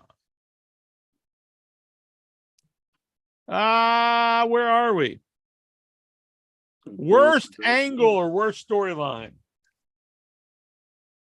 Yeah. Worst angle or storyline. I had trouble coming up with a definitive one, but this one popped into my head, and I said the Firm with MJF. I can't disagree. Yeah. I hate the Firm. It's hard because MJF is in the mix, but it's I think it takes MJF down anytime that he's involved with these schmucks. Don't do that. I picked because I tried to watch Raw that one night, and then I got to this segment, and it made me turn the show off. And that was Miz and Dexter. This whole thing was rotten. That was a pretty bad angle, really. Yeah. Second runner-up is Uncle Howdy. Uncle Howdy's pretty bad. The See, but first we runner-up, haven't got to the end of that one yet. right? We're still waiting for the ending of it. The first runner-up is actually, I think, the best thing in WWE, and that is the Bloodline. Oh, come on. The Bloodline's great. Come on, Headyverse. You got it wrong on that one. And the winner for worst angle in wrestling, Ronda Rousey is champion. I mean, it wasn't great, but I mean, I like Ronda all right. So yeah, I'm doing my thing again. Yeah. Oh, you're back though. There we go. Kind of looked like an orc there for a second. I didn't know what was happening to me. I was like, whoa. Best angle. You're always Somebody your favorite. shooting me with a hose? What's the deal here? Open up, intro. Yeah. Would that be fun though? Like if we were at the HeadyCon and we just had you up there and we like pried your mouth open and we just shot squirt guns in your mouth. Oh, that'd be wonderful, Jack. No, it's a dream, though. It's not reality, and it's not like a wish. It's not a fantasy. It was something I just a dreamt. dive into Jackie's psycho. Into my psycho. His psycho mentality of wanting to torture me. So admit it. Yeah, but we were having fun though. It wasn't like everyone was like having a bad time. Best angle. It's the Bloodline. I love the Bloodline. Just going to say it. Good Bruce stuff. said it looked like you were trying the PAFO. What? No. When you're kind of like as your head was going. I think I could have done better than that. Bruce. Your attempt at the PAFO was like this. Like you just Yeah, I think I could have got closer than that. Yeah, either that or you're really I'm never going really to well hung there, ain't you? Yeah. Nasty Neil Slater. Ah! All right. Where were we? Best angle. Oh, Best I had angle. for me it was MJF going for the championship, but honestly, the Bloodline stuff is really good. I just don't watch WWE really, so I don't see a lot of it. Anytime I see it, I think it's the best stuff. I almost picked Regal turning on the Blackpool Combat Club, but that last thing, man, it ruined it. Yeah. I thought that was very well done, how they the lead up to that, and then that last bit was just like where he did the promo and he was like, I was just trying to teach you never trust, Yeah, that it was they really like I respect Tony Khan for letting the guy out. I do think he got played by Regal, but then they really went overboard to really like pat the guy on the back on his way out. It's like, dude, the guy's leaving your company. Not like he's just retiring. Let him be the asshole who turned on his own group, Yeah, it's not like I could see if there's something like, oh, he's just retiring or he's got like a health problems and you want to protect the guy, but he's leaving just to go back to the other company. And they could have brought him back when Vince comes in and fires him again. Exactly. I wouldn't bring him back. He fired a bunch of behind the scenes people, I guess, Friday. Like no names I know, but like he's already firing people. This is just a ruse. They're not selling. And then they go out of their way, all of them, to keep saying there'll be no changes. Well, there's no changes. There's already been like 20 changes. How can there be no change? They're trying to keep up that perception. They're like, hey, there's no changes here. Everybody's fired. It's like he's just. But everything's staying the same. Vince is just, he's just in creative now. Nothing's going to change. Yeah, it's all exactly the same. Vince ripped up the script of the show. Nothing's going to change. You're here forever. Well, you're fired tomorrow, but you're still part of the family forever. Oh, Vince just took a shit on Triple H's desk. There's nothing to that. There's nothing to that. So you're going to be upset, Incher. Old man turds on your desk. What do you think about that? With the second runner-up for best angle. What? Second runner-up is Cody Rhodes' comeback to WWE. Fuck that guy. First runner-up, MJF road to the title. I'm going to do what I'm going to do my best to change the perception of the in your head audience when it comes to Cody Rhodes, because I'm disgusted anytime I see him anymore. This whole build up about him coming back at Royal Rumble, it's like, fuck that guy. A little turncoat. Imagine being a VP of a company and just pissing it all away because you don't like getting booed. I agree. I don't like Cody anymore. He's dead to me. The winner of the best angle from the Headyverse was also the first runner-up for the worst. So it's the second worst angle in wrestling and also the best angle, and that is the Bloodline. What? So they like it, but they hate it? Well, a big percentage hated it, but also a bigger percentage loves it, I guess. No wonder promoters go out of their brains and just do whatever the fuck they want, you know? Like, well, what do the fans want? Well, part of them absolutely hate this, and the other part absolutely love. It's like, what?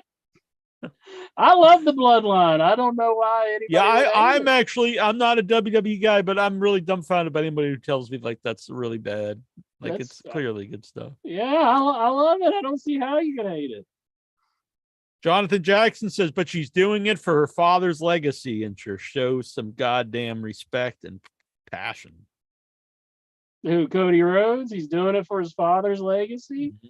I think his dad would have been more proud of somebody being a vice president of a company, and he wouldn't be like, "Oh, just piss that all away," you know. I agree. But then again, he's kind of a shithead too. I know people compare. People compared over. Can people compare this to Dusty leaving Florida the second when he started the new promotion? But like that was like real minor league stuff. AEW did have like a television deal.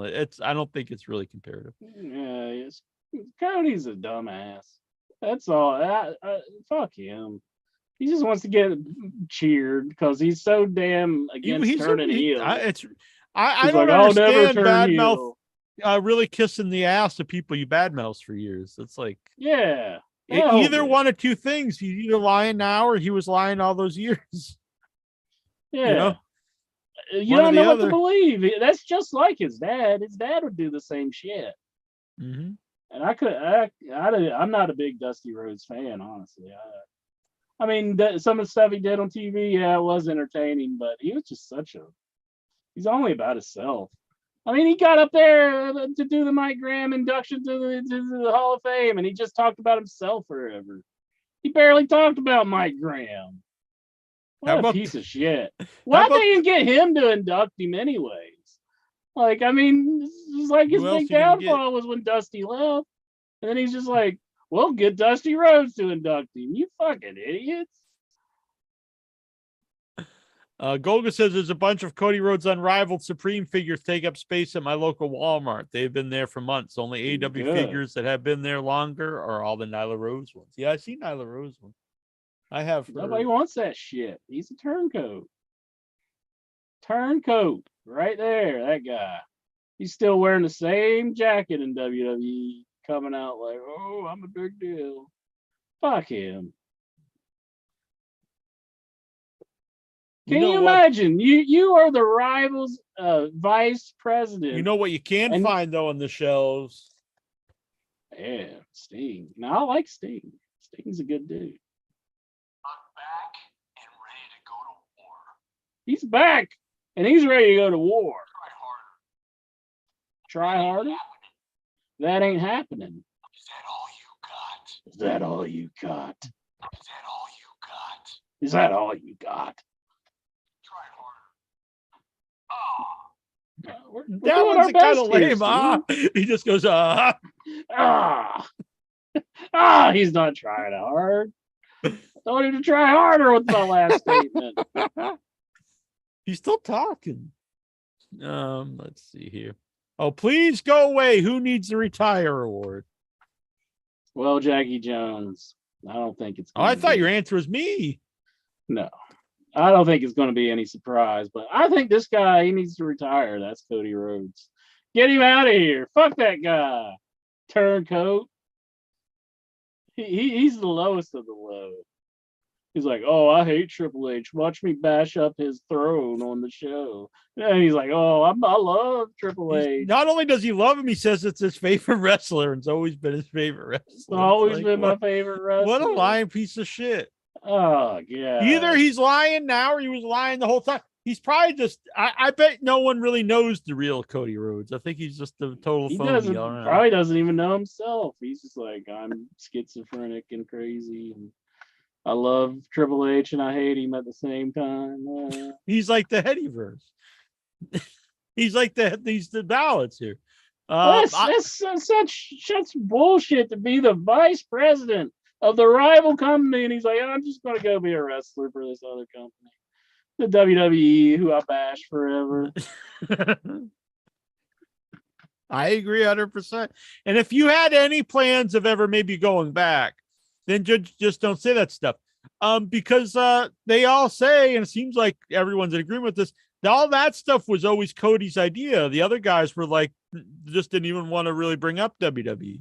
Yeah. It was Cody that was always about trying to make the rivalry. So, like when Bobby Heenan went to WCW, he did not have ill will versus WWE, so he never said anything bad about them, which I respect. If you actually don't have ill will towards them, don't bash them. And it kind of reversed. It worked in reverse because then McMahon never brought him back, but he brought back like all the people who trashed WWE. So what they do? Butter his ass up a little bit by giving him his Rhodes name back. They're like, and then they hooked him right there. Is probably what happened. The dumb fuck. Yeah, I like, oh, they gave me my name back. I'm going back. I'll be honest. I like him as a wrestler and stuff, but I don't know if he made the right. I don't think he made the right decision. Because not only, like you said, all right, so you're going to be executive vice president of this company. That's probably going to last the entirety of the company. Yeah. There's no signs like of it going away. Or also, until he dies, I mean, he'll be there forever if he gets a VP. And I believe he lost all his TV shows because while he was in AEW, so he's a big guy there and he's got the connections to the Turner channels. And when he goes to WWE, he's one of the main guys, but he's not like, he's still under Roman Reigns. He's way down the card compared to a lot of those guys. And WWE doesn't really let people do a lot of things unless you are Roman Reigns or someone who really has like Brock Lesnar or something. And so I think he lost all those TV shows. So I don't really. I know he's probably might main event WrestleMania and stuff.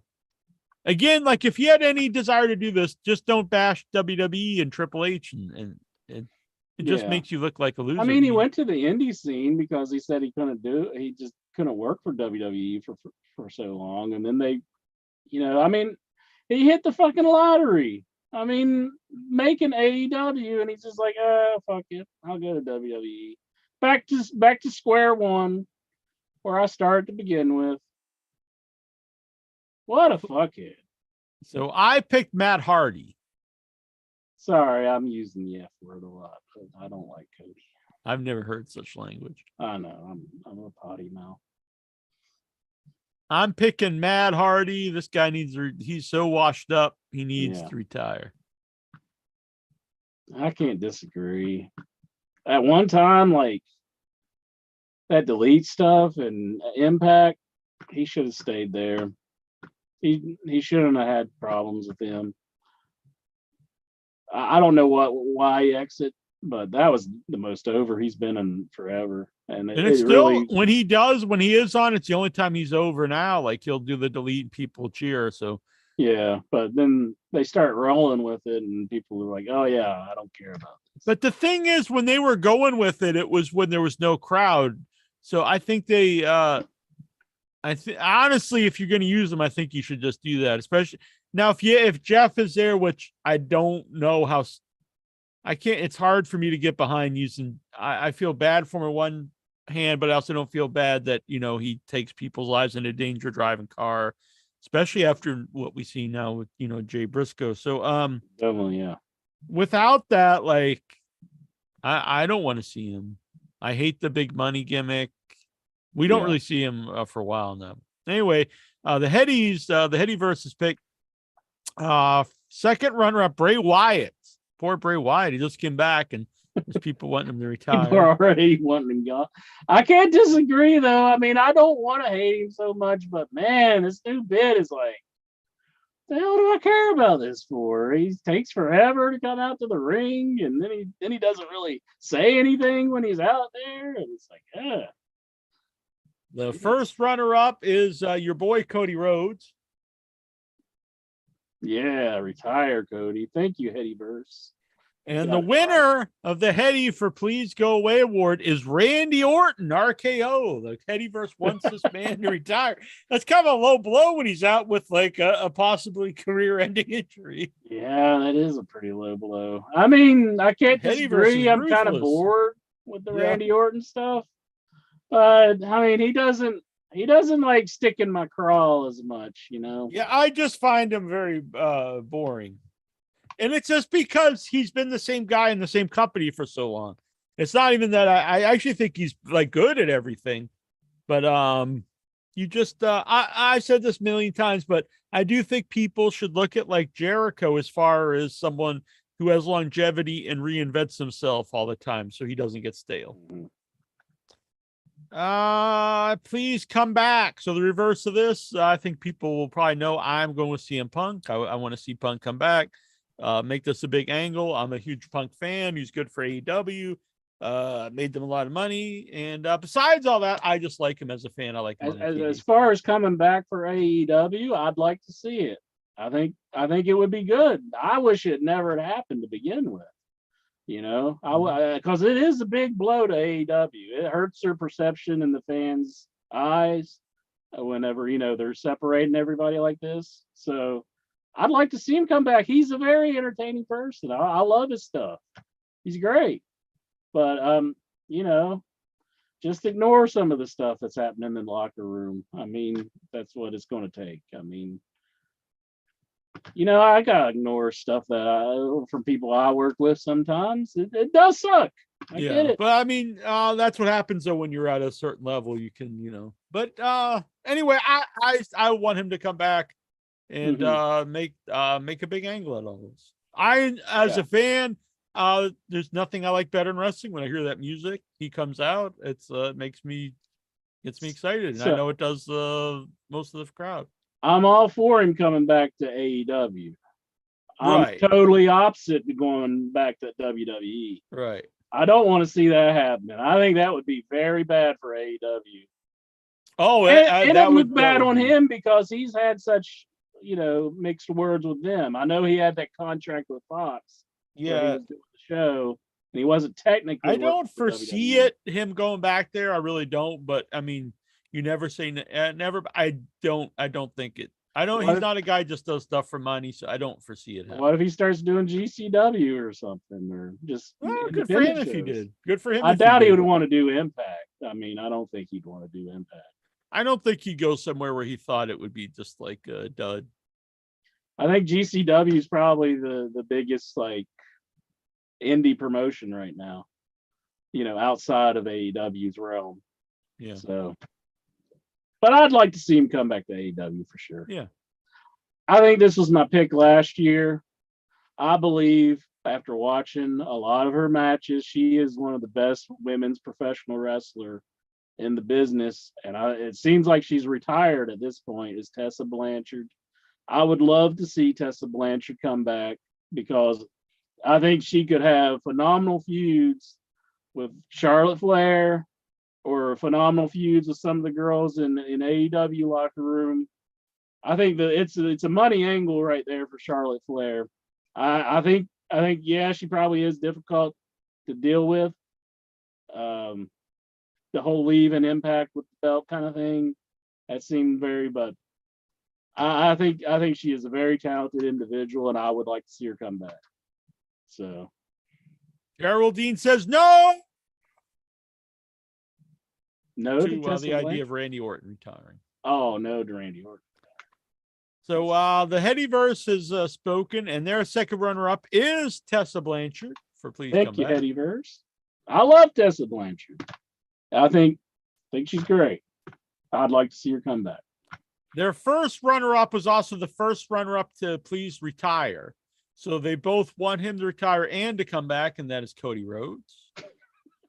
He's coming back, you fucking idiots. It's on Royal Rumble. Why are you picking Cody Rhodes? He's gonna be back. He's coming out at one of the last numbers, and fuck Cody Rhodes. And the winner of Please Come Back Award is CM Punk. Made me look bad to that motherfucker. I was like, I'm not saying he's going to WWE, and then the fucker shows up in WWE. Yeah, I didn't think it was going to happen either. I'm going on full on Jim Cornette on this one. He doesn't wrestle a good match anymore. He doesn't do anything in my eyes that's any good. He should be run out of the business. This is my Kenny Omega to Jim Cornette. You know, I won't like anything, even if it is good. I'm burying it. He could have like the 8-star match, and I'm saying that fucker Cody Rhodes. Fuck him. Biggest flop. What was the biggest bomb in wrestling? Biggest bomb in wrestling. I was just kind of looking. I don't know if I want to bring that comment up. Anthony Uberstar. Yeah, I don't really know what's about it, so I don't know. Yeah, I think that she left her husband recently, and he's making some accusations here. I don't know if that's true. I like Tessa. So talk to the hand. But what was it again? I'm sorry. Talk to the hand. Talk to the hand. Biggest flop? Is that what we're on now? Yeah. Did we? Okay, biggest flop I chose was the Firm. I think that's like just a mishmash of people that they just threw together, and it was like, what the hell? Yeah, you actually picked the same as me. I also picked the Firm. Mm-hmm. Just the awful group, terrible faction, and they take up so much TV time. I don't understand why. Who sees anything in the manager? Yeah. Why he's on TV TV so much? But someone must love this guy. All right. The second runner-up was Karrion Kross for biggest flop. First runner-up, Adam Page is champion.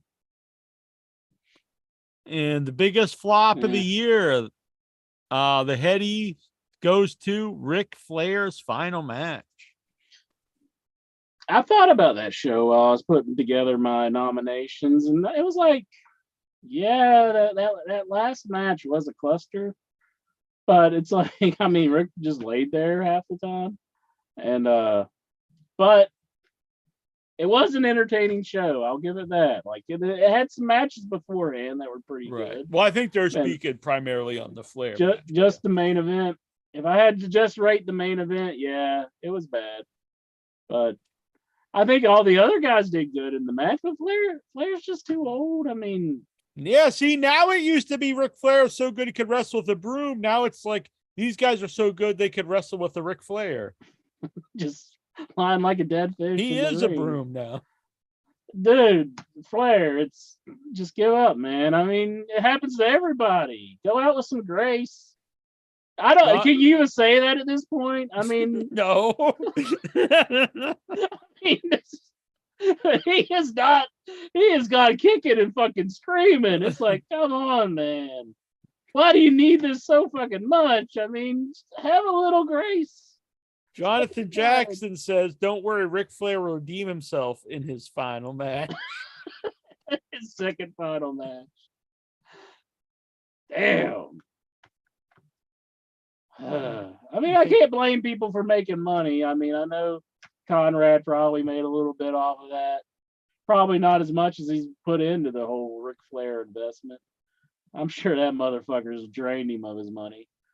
But damn, it was embarrassing because he just laid there. I mean, and it's like, I told myself, well, what do I expect? He's an old man.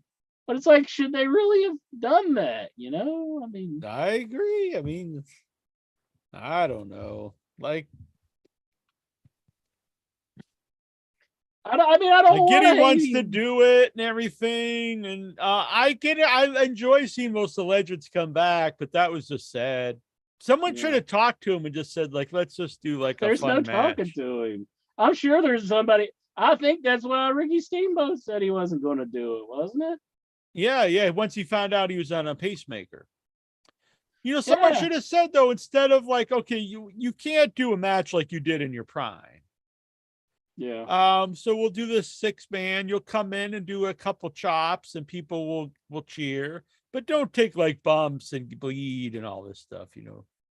Yeah. You know what I mean? There's ways to do it. The Stone Cold match. Like I know Stone Cold's not as old as Flair, but he wasn't out there getting like tossed around, and they knew how to do a brawl and keep it fun. Yeah. Give the people what they want to see. Now there's talks about him coming back at this rest. I think they should have just left it. I agree. I think it's gonna. I don't think you can get a better like swan song than he got there. Just leave it alone. Leave it with Kevin Owens. Don't come back. I think you're gonna fall into the trap when I watched the Undertaker thing. The Undertaker, the Last Ride, their documentary, because he kept coming back because he wanted like a last great match, and he just was past the point of having it. Like if he would have retired after the first Michaels or even the second Michaels match, or maybe the Triple H, like he would have, Yeah. Or when he retired Shawn, he could have, but yeah. He had to get beat by Brock and lose the streak. Yeah, and that's one you were loving, and I was very against. You were throwing babies in the air, and I was like, "This is a mistake." And then, because then after that, like it was never a big deal when he came back again. If you were gonna lose, it had to be his last match. Otherwise, like you can't come back every year after comes you back lost. and loses again to Roman, and it's like that doesn't work. If we're supposed to be all like shocked after he just lost. I mean, who cares? Here he comes. He lost again. Then they just made it to like this old man that you just felt bad for. It was the wrong kind of match. Like, yeah, it wasn't. You didn't want to watch Undertaker look old and like a guy just destroying him. Let's see here. Biggest news event in wrestling to me, like there's a couple, but there's one that's like bigger than anything. It's two for me. Vince McMahon retirement, which we thought it was a retirement at that time, and then CM Punk, the Elite Brawl. Yeah, the Punk is huge, but I don't think anything's bigger than Vince. It's McMahon. hard to think anything would rival that. But I think it did kind of get close. I mean, it actually took a little bit away from the Vince at the time. It was before he retired, but just when the allegations started coming out and people started talking about Punk. So it is. And this amazing. We're gonna see more. We're gonna see this continue for a while, the Vince stuff, because I think he's gonna get more in power, and I also think more and worse allegations are gonna be coming out. So. I think so too, because the people that have been let go, they're not happy. And a lot of people said that's why they voted against him coming back, because they knew there was more stuff coming out, and probably a lot of it was the Rita stuff, and then he just paid her off to end it. So I get look, if it was just Rita, and people would say, because if you do have a lot of money, I get the idea, even if you're completely innocent, it's going to be less stress on me, less time if I just give this person money. So that doesn't necessarily mean he was guilty of it. I also get the idea, like if I didn't rape someone, I would never pay them off to stop talking about it. You know what I'm saying? Yeah. But when you put in everything together, it's like all these people aren't making all this up. It can't be everyone just decided to make all this stuff up, and he just paid all these people off, Yeah. You remember that when that tanning salon thing happened? We had Dave Meltzer on the show after it happened. Yeah. I remember saying to him it was a big news day and stuff, and he kind of talked about it a little bit. But just insanity. I mean, and that was like one of the first ones, and the one from the 80s about the female referee and all that. Yeah. But like, there's got to be something to it. I mean, that big one where the friend of the girl said He was just Yeah, giving her to passing around Johnny, like a toy and stuff. John Like this is- Laurinaitis. yeah. How long before he comes back, John Laurinaitis? I would say he would be done, but who knows? Up, Like who knows? He might come back. yeah. Apparently he was booked for a convention, and like people complained so much they actually canceled him. Really? Yeah. People power.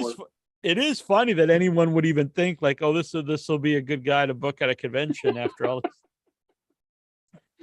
I'm actually glad that people complain, because you would expect the different from yeah, I would wrestling expect fans different nowadays. from most of us. Now, if it was Chris Benoit, they'd be like, "Bring him in, hell yeah!" You know they would. Oh yeah, yeah. They'd be like, "Yeah, I need him to sign my belt." I've seen horror, not as many, but it's always weird to me. There's so many horror fans that are just all about the guy who made Jeepers Creepers and always wanting to see more Jeepers Creepers movies. And I'm like, the first one I like, and I didn't know anything about it at the time. But Yeah. are these like really like such fantastic movies that you Not just want to really, overlook? Overlook the guy raping a little boy? Yeah, I mean, they're not really that great. I mean, No, the first one I like. The other ones are awful. I haven't Yeah. seen the newest one, but I mean, none of them are that like oh my god, we can't get rid of this. This. yeah, It's so weird to me that people are just so all about like that. Hey, I have to keep making these. it's not like he's like a guy who operates a machine or something. And I mean, he's like in a pretty prestigious role of being a director. And Yeah, he created held it, in high. and a lot of acclaim, people and it's like- consider the whole movie as really like is like about like this creep that's like Victor's the like creeper. a guy Yeah. creeping on this young boy, and like it's like his own psyche in a movie, and Yeah. Jeez. it's not like I wouldn't want to defend this either, but like if he had made like one of the great horror films, I don't know, like the Friday the 13th, Nightmare on Elm Street, like not that you defend that either, but at least it'd be like, well, I don't want to just strike these movies from existence. Like I want to Yeah. enjoy them or something. But it's like, Jeepers Creepers, like Yeah, Jeepers Creepers wasn't like. I mean, people like it, but it's like, yeah, I don't. it's not. I remember when I did the panel that time. You were at that one, and the guy dressed as the creep, and I was just like, man, thinking like of all things to dress as, you had to dress as Yeah. the creep.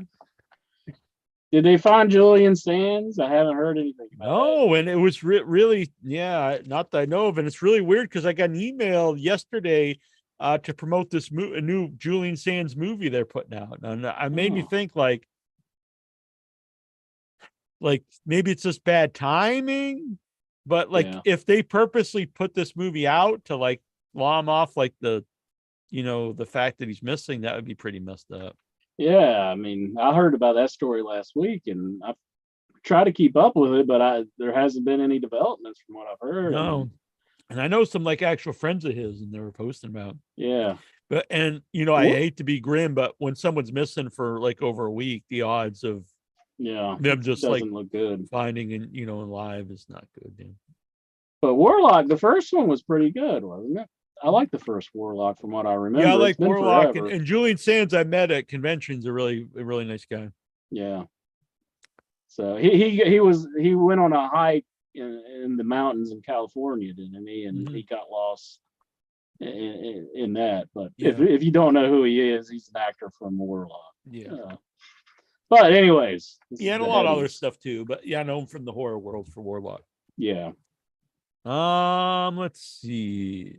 Biggest news in wrestling. Yeah. So there's only two gut votes. First runner-up, CM Punk and the Bucks, the Scrum, and number one, the winner is Vince steps down. I put both of those in my answer but yeah, that's the only ones that got more than There's a couple things that people like just we get one vote, but really, let's be honest, those are the two. it's insane to think anything else would even rival Nothing that. else is gonna get anything. I mean, the Vince one is huge. I mean, the man's ran the company forever. Yeah. All right. Underrated. Who doesn't get enough credit? My answer is a man who made it where you don't have to just tune in to WWE television. You have another promotion you can watch and you enjoy. And a lot of people give him crap. But I'm saying Tony Khan is very underrated. That's a good pick. He is very underrated. I like Tony Khan. Yeah, I don't really get the hate for him. It's weird. Mm-hmm. Like even there, people were sharing that thing where he was all excited at the Jaguars game. And it's odd because it's like wrestling fans want like the person running the show to hate wrestling. I think it's cool that he's all excited. Mm-hmm. And they call him a mark, and it's like, well, what entails being a wrestling promoter? You know, is there a school you go to become a wrestling That's promoter? another thing. People he's not a booker. He's not this. And I'm like, well, who is until they are? No one is until they do it. No one, like you said, exactly. No one goes to college to be a wrestling booker. Yeah. I mean, I guess you could be in the business, but he has the money and he did it. So yeah. Well, no one's in the business till they are. If you have the money, I mean, and you do it, then you are. You book. Why is it any better that Vince McMahon just got the company from his dad? Exactly. He wasn't qualified at that point. Yeah. And Stephanie McMahon got it from her father. And why is that better? Jonathan Jackson says, I thought Incher was going to say Billy Corrigan. Okay. Well, Billy, okay, whatever. I don't know. I don't watch NWA Power much. But yeah, what qualifies somebody to be a wrestling booker, promoter beforehand? I mean, yeah. He's definitely doing a good job as a promoter. Has anybody with experience done very good at it? I mean, not really. No, if it was so easy that anyone, then why is it anyone who else tries it, takes off? I mean, other people have tried. It's just a weird profession. And I mean, if you either got it or you don't. And I mean, sure, could things be better in AEW as far as storylines go? Yeah, but for the most part, I enjoy everything they put out. I love the show. Now, there's never been a wrestling company in history that I've liked every single thing that happens in it. Yeah. I love ECW in the 90s. That was my favorite. I loved WCW Nitro era. I loved NWA in the 80s during the Crockett era. I've loved, WWE at times. In the 80s, I was a fan. It was goofy. All of those had a lot of dumb stuff on them. Mm-hmm. Even ECW, I love the show, but they had the ECW Musketeer and stuff. I mean, they had a lot of dumb stuff. Yeah, for sure. But I still liked it. I mean, there's stuff I don't like in AEW. Overall, I like the show. Well, how are the Jaguars doing? Are they still? I don't know. They won that game. I don't know. And I don't think they're in the playoffs anymore. They're not in it anymore. I don't think so. I'm not positive, honestly. Well, I know they won that game, but I was hoping they did pretty good, and I was hoping they'd get to the Super Bowl. But I don't know much about football. But where were we? Underrated. Yeah. I picked Brody. Tony Khan. I picked Brody King. I think okay. I personally think he's the best of the Black family, Mm-hmm. the House of Black. And I really liked it when the other two guys were gone and they were pushing Brody King as a singles. I thought his stuff with Darby Allin was great. And I actually think it takes away from Brody King, keeping him with the other guys, because they seem kind of flaky. But I'm a big fan of Brody King. I think he could be AEW's big guy. He's way better than Big Bill that they're pushing now. Yeah. If you push Brody King as your giant guy in the company, I think that would be good. What if they kind of moved Alexter to the side and kind of made Brody King the main focus of the group? Yeah, they're kind of stale at this point. I think Aleister Black maybe could be like the kind of the manager guy for him or something. Or just like he watches in the back or something. Yeah. He's kind of the character who doesn't say much, and maybe Brody King takes the figurehead role. Mr. Creeper, he says the Jags are out, and he picks Sami Zayn. That's a good one, but I do think Sami Zayn is actually starting to get his credit now. I think there's even people think he might actually win the Rumble and main event WrestleMania, which would be awesome because I've been a fan I think Well, he's, at I Raw Triple never X, thought that would happen, but they had a. I don't want to step on Steven too much, but I don't know if we're going to get a yeah. thing tonight anyhow. But they had a like a wrestler's court deciding whether Sammy should be in the group or not, and Paul Heyman said he hated him, and everybody else I think Solo was against him, and Roman was kind of a tweener, and then Jimmy and Jay kind of took up for him in the end. And then Roman says, well, you're good for now, but at Royal Rumble, you're going to have to prove yourself. And, so he's going to have to do something at the Royal Rumble, which we don't know what it's going to be. Right. So that's kind of intriguing. Yeah. Maybe he'll have to let one of the other people win, and then he won't, and he'll win himself. That's what I think. Yeah. Because they were debating whether he was with Kevin Owens or not. And they had like a bunch of clips from the past. And it was a pretty good bit. I liked it. It was really good. So let's see here. Second runner-up is Tony Khan. It wasn't just intra-voting. Really? Yep. I thought it'd only be me. Yeah. Well, so that was nice. Headyverse. Yeah, when I saw he had several votes, and I didn't know who voted for him because I can't see who votes for who on the. I didn't stuff the ballot, I promise. First runner-up, Powerhouse Hobbs. Yeah, I like Will Hobbs. Yeah, and I think he's starting to get his just due. So I think they're going to start doing something with him, which I'm happy about. First runner up. Oh no, the winner. That was first runner up. The winner. I'm actually surprised about. I do like him, but he kind of is in the mix. Is Jungle Boy. Okay, yeah. I think he gets some credit, but I mean, yeah, I could see him being underrated to a degree. Yeah. Yeah, because I agree. And it's hard to be a baby face nowadays, and he's a pretty good baby face. This is one guy that I do agree with JR about. I do think he's the Jungle Boy, the Jungle Jack Perry is a better name for him.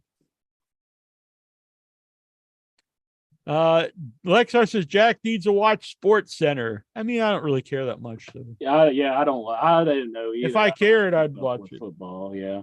I mean, I used to watch. I actually really don't watch sports anymore. So. Mm-hmm. Let's see here. Overrated. That was overrated. No, it was underrated. No. So yeah, overrated. This is overrated. Most overrated person. Others may love him, but you think they suck ass. The person I think that sucks the most ass is Vince McMahon, because he was replaced this year and the show got better to a degree. So I don't think he's as worth as much as people make him out to be. I think he could be replaced pretty easily at this stage of the game. Maybe when he was a younger man, he could be replaced. But even then, I don't think he did anything that's genius. Steal all the stars and start your own company. I mean, yeah. He's just the one who did it first, though. Destroyed all the other territories. He's like, fuck those guys. I'll just do it for myself. No. Yeah, I mean, honestly, the 80s boom period, all those people were guys. Now it took business sense to what you're gonna do. But as far as being creative, he cherry picked all the stars from all the territories. Yeah, I mean that's why that time was so great. I mean those people, all those guys were made elsewhere. Oh yeah, I mean Hogan was already Hogan at this point. Yeah, and in the 90s, his idea was really to push Mark Marrow and Mark Henry, and if they weren't losing to WCW, and were forced to go with people that the crowd started to get behind, like Austin, I don't know if they ever would have got behind him. I don't think they would have. I think he was forced to listen to the crowd for once, and he did it, and it worked. And then he said, "Hell, I'm going back to my old ways." And I think he's overrated. I don't think he's a genius. I think he can be replaced. We don't need Vince McMahon. Did running the WWE, I guess he did a pretty good job as far, but I mean, the guy's an asshole. Screw him. Fuck him. I have Stokely Hathaway. I don't know why this guy is on TV all the time. Mm-hmm. What anyone sees in him. I see people who think he's just like the greatest on Facebook, and I don't get it. The company itself sees a lot in the dude. I know supposedly Punk handpicked him to be somebody he wanted to like have a feud. I guess the firm was originally going to be like feud with Punk. Like, I don't get it for the life of me. I don't understand. He's never impressed me at all. Yeah. It pays to be friends with Punk whenever he's in a, he does try to take care of his friends. Yeah, which is good. I think that's a good thing. Jonathan Jackson says, "You raggedy bitch." Who's he talking to? What? You raggedy bitch. That's not very nice, is it? Is he a Vince fan? Is he a Stokely Hathaway fan? Is he calling one of us raggedy? I don't know. I don't see that comment. Has my chat room stopped? No, that's a Facebook comment. He comments on both YouTube and Facebook. Keeping us on our toes. Up with both. Jack Lepisto says Ricky Steamboat's final match was good. That's a line from Stokely, he says here in the chat. Oh, I see. Fuck that bitch. I thought that guy. You know what? Jackson claims he never watches wrestling, but he knows more about the Stokely guy than us. You know what I think? I think he's a lot. Most overrated by the Headyverse. So, second runner-up is Kenny Omega. Kenny Omega overrated. I can't agree with that. I don't agree. The first runner-up is The Miz. I'm also a big Miz fan. I kind of think he's underrated, to be honest. Yeah, and I think he's normally very good, and he was given some real shit work, with the whole Dexter Loomis, but he can't get everything over. But he does. Oh yeah, I don't blame him. I don't blame him for that. Yeah, he's been given a lot of terrible stuff that he has gotten over. Yeah.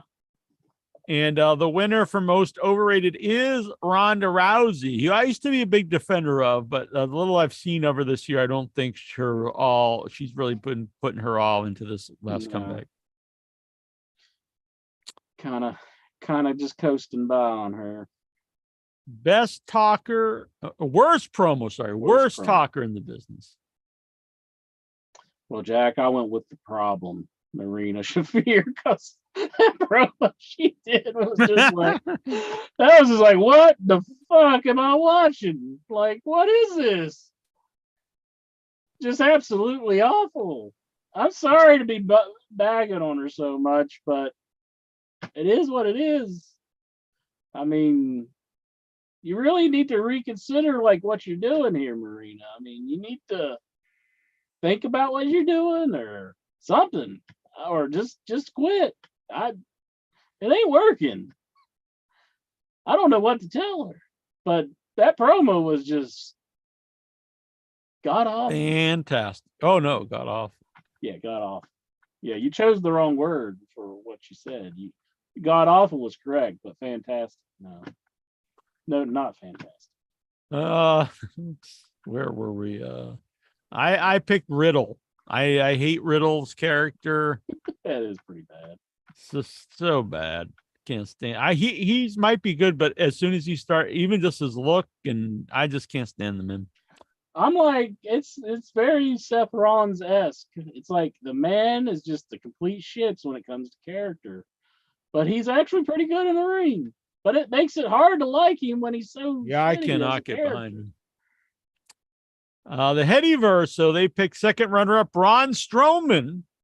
Braun, worst Strowman. I don't think he's that bad. I mean, not great or anything, but how do you feel about that?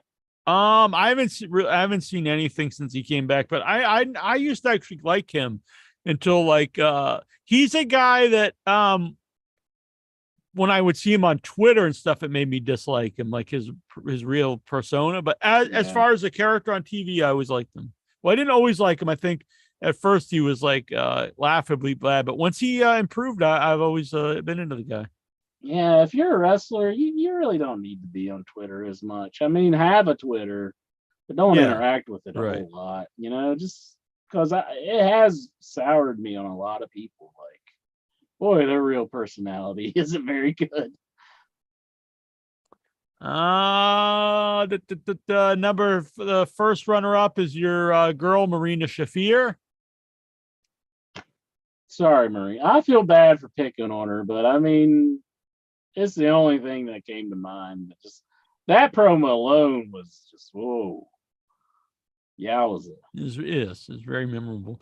And the winner of the For Heady all for the the wrong worst reasons. promo of the year is Jake Hager. I mean, He is pretty no. bad, but I do enjoy him liking the hat. Yeah, I mean, he's not great or anything, but I mean, I wouldn't say he's the worst. All right. Well, you're entitled to your opinion, Heady Purse, and I love you for it. But Marina Shafir is the worst promo of the year. If you haven't seen it, you need to see it. I mean, it was pretty bad. Pretty bad.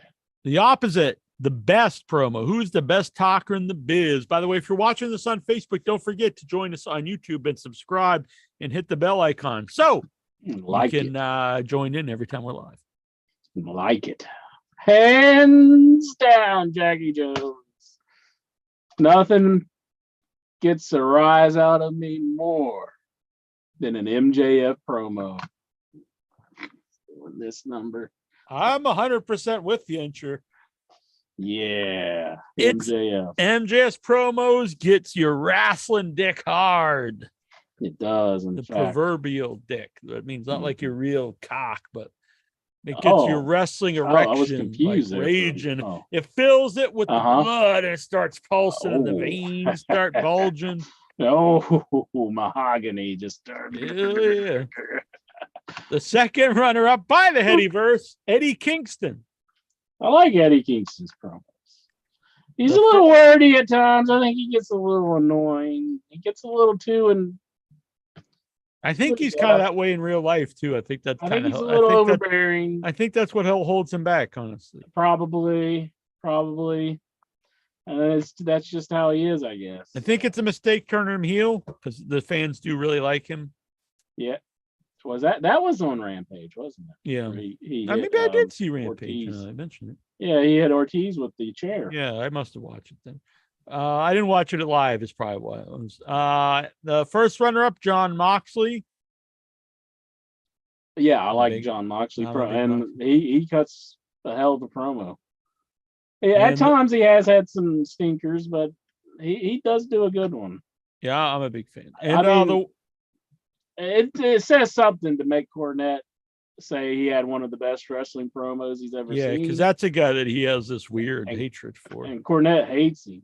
You know it takes a lot for him to admit that. Yeah. Do you think he turned down getting in the hot tub or something? I don't know. Maybe. And the winner would I get in that hot tub, Jack? Would you get in? Would you? So you wouldn't get in the hot tub with me and Mitten, but you would get in the hot tub with James E. Cornette and his old lady. I'm gonna just keep quiet on that one. She'd be looking at you with her whip, and he'd be just looking at you, going. I remember the day when we saw those two walk out of their hotel room, and I told you he is into some weird shit because he looks nerdy and he had this big grin on his face, and she's all in black, and they were back there. She was whipping them and probably like I'm just take me back. Them up. Take me back to the edge of that hot tub where they're coasting me in. I think the person whose voice would be the loudest would be none other than Brian Last. Come on, Incher, get into the hot tub. He's like, no, I wouldn't let Mandy Rose in here, but that boy. Come on in. No Mandy Rose is in here. She's not all that. So the winner was 62% of the vote. I gotta ride those coattails. Woo. You know what I get a kick at is the people who talk about like marks who do podcasts so much, and then so many of them have like just some guy with them that's never worked in wrestling them. It's like Russo's always talking bad about like marks, But then his guy that's with him is just some dude. He's got like the toys on his shelf. He's never been in wrestling. And Why does his opinion matter then? I think the idea that if you've not been in wrestling, your opinions don't matter is dumb to begin with. But you can't say everyone else's opinion doesn't matter except for this one guy. And I'm not a Mark Jack. I am the king of all the Marks whose camera is not working right now. I completely disagree with Golgo. He said right. Wheeler Yuta for worst promo. I actually think Wheeler Yuta is a good talker. I wouldn't say he's the best, but I actually think he's a good promo. He was good with MJF when they had their little feud. And a great segment when he really when he joined the Blackpool Combat Club on Rampage. But the winner was 62% of the vote. Huge margin. MJF. Oh, for sure. MJF. Hey, he's just off the charts. I mean, he makes like a show, like he steals the show with his promos a lot of times. I think him and Daniel Bryan going back and forth, Bryan Daniels. Yeah, this has been a feud. That was pretty awesome. Yeah, I agree. He's really into this. But MJF's promos, it doesn't matter who he's working against. He normally steals the show. So I enjoy it. Just like I stole Jonathan Jackson's heart. Like Jason Goes to Hell style. Hell yeah. Did you see I posted this in the Without Your Head group intro? It was the monster. The monster. Well, so it's the slug, and then it's in the work print, and the original idea was it was going to grow into this giant monster, Jason. He's like a big ass demon. Oh, yeah. Yeah, he looks kind of like Beelzebub or something. Yeah. So what do you think? Do you think they should have done it? I think they should have just nixed the whole movie. I mean, it's such a fucking terrible movie. Freaking awesome. Makes me not feel bad that Sean is getting the rights taken away from him. It's like, well, no, he's probably now they said he's gonna do the reboot. Yeah, I don't understand that. It's like, are they trying to reboot it to where like it doesn't involve his mom? So like Victor's cut out. Is he doing a Vince McMahon move basically? Probably. I don't know. That's what I think is what's happening. And it's weird because he's always like, it's always been like kind of like well known that he doesn't care. He doesn't like the character of the movies. Yeah. And so he always just come back to get the money. It wasn't his quote like take the mask out of that, take the hockey mask out of the movie for Jason Goes to Hell. It's like, are you insane? Yeah, are you exactly. high? Golgo says Brian Last is tight with Cornette because he's a big Smoky Mountain wrestling fan. He used to go to shows as a teenager and they lived in New York because he's rich. You know what, too? From what I understand, he was rich, and he also like his family paid Vince Russo to go to like his birthday party or something. They paid Vince Russo to show up at his birthday party? I'm pretty sure that's the story. Think that got him on mahogany on that one? Oh, Vince Russo. Oh. Best heel. Who's the best heel in the biz? MJF. It's kind of hard to argue. I mean, that whole bit with him making fans think that he was going to be a face, and then he changes into a heel and turns on Regal. I love that business he did with Regal, but I just thought the ending was so shitty. But I think MJF, it's hands down, he's the best heel. Yeah, I agree. He's a guy that I'm always against fighting the crowd, but he can just turn him on like that. Like he can get him behind him and then turn on him. And he's done that actually a few times. And to keep that working is really talent. The second runner up is it's a tie with Chris Jericho and Roman Reigns. The first runner up is Jay White, but with a huge 65% vote, MJF heel of the year. Yeah, MJF. And Marquis Benji in the chat says, wait a minute. What's a flat screen doing in Intra's room? I thought Intra was CRT for life. Is that what you get when you get all the concussions? You get CRT? No. There is a tube over in the corner here. So You can't not have a flat screen nowadays. I mean, everything's made for it. I mean, you gotta have an HDMI port. I for think you everything. just need to, Just kick you it. need to MacGyver everything you buy. Go I've for the got like CRT. 8 CRTs in the next room over here. I'm You not just dragging pile them them on top of each other. I have a Sony Trinitron. I have a freaking Samsung flat screen. I have a Sanyo something. I don't know what it is, but I've got a bunch of CRTs in the next screen. By the way, me and Troy tomorrow are going to the Play Arcade. It's an art bar arcade. We're gonna get some foods and we're gonna play some old school pinball and new pinball because they have the Metallica pinball, which I've never played, and they just got in the Avengers pinball, which neither of us have played either. I like the Avengers. I'm a big fan of that one. Have you played the Metallica? Yeah, I played Metallica. It's good too, but I haven't played it a whole lot. But it's good stuff. Here, I'll show you a video of my CRT over here. I got some video. Here's me playing some Neo Geo. There you go. There you go. That's the CRT in the other room. Well, right behind me, actually. Yeah. Yeah. Yeah, the Headyverse is getting off on this, Jack. Oh, they love it. Oh, they love it. Oh, Jack. yeah, it's cool.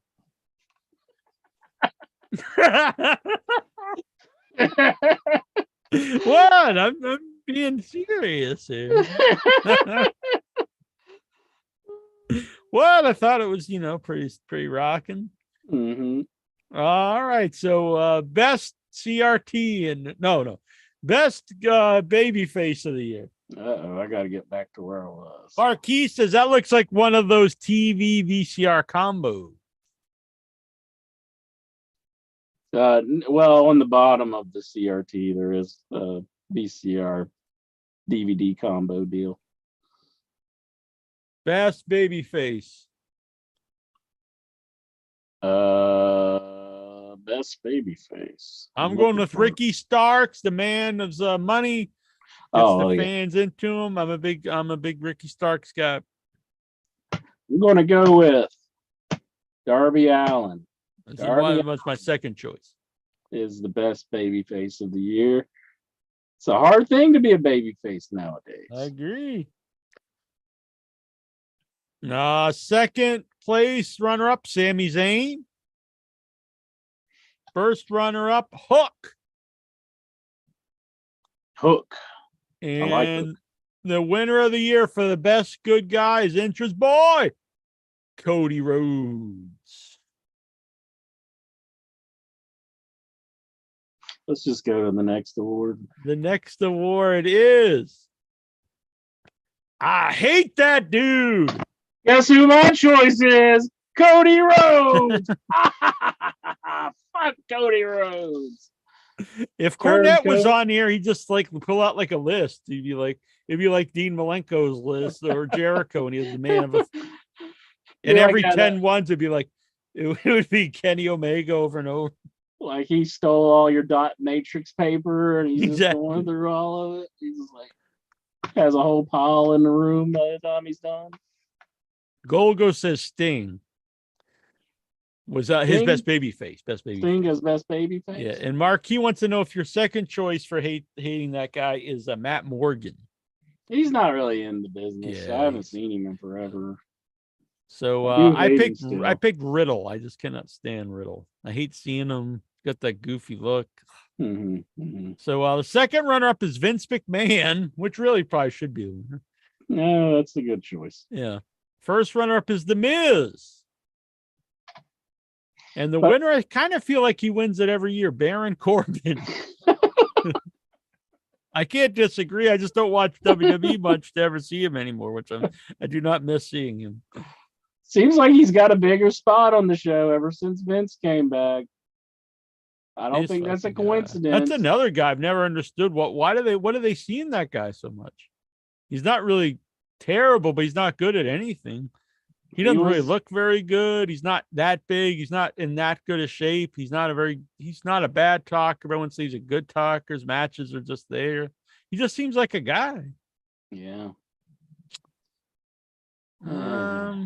I love that guy. Who do you just love, or girl? Someone you just love, regardless if they're good or not. You just whatever. Never seems like hell yeah.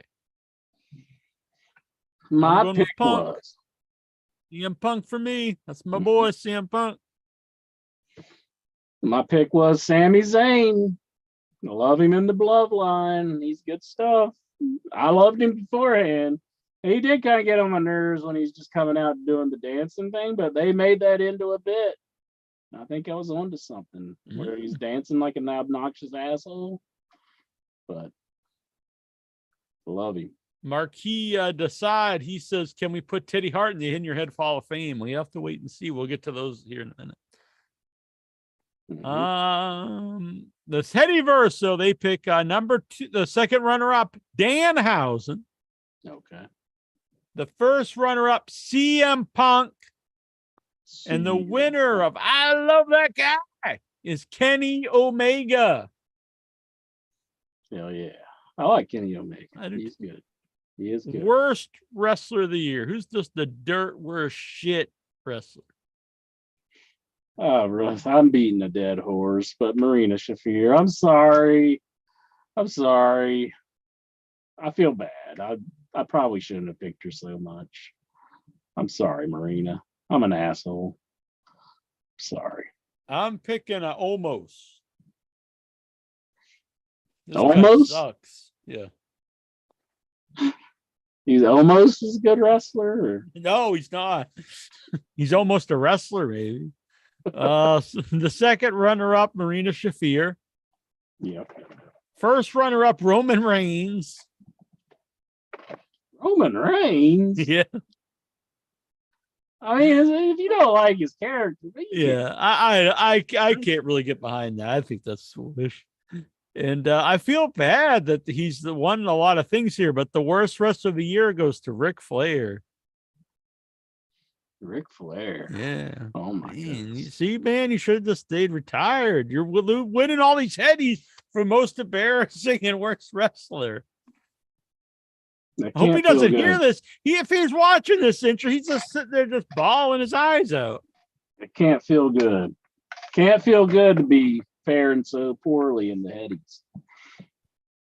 If we had the headies back to feel good, Jack. Exactly. Feel good. Give me a heady entry. Not be so harsh. Exactly. Back in the 80s, if we did the headies in the 80s and 90s, Flair would be winning all the best match, best character, best heel, best promos. It'd be all Flair.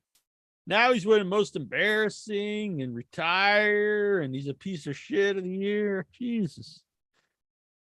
Most improved. My boy, I voted for a few times here. Ricky Starks really coming to his own. I think we got a serious superstar here. I fear that I might have picked this last year, but I think he's even improved even since last year, and that's Billy Gunn. Billy Gunn. I used to hate the man. That's a good one. That's a good one. I used to hate him, but I love him now. Yeah. Most improved. Marquis says in the 80s, no Von Erichs. What would they? They definitely wouldn't have won best promo. Von Erichs? They fucking sucked as talkers. Maybe David's all right, but David was probably passable. They're not really. I mean, they're okay. I don't know. Possibly in the running for best babyface, but besides that, I wouldn't have voted for him for much.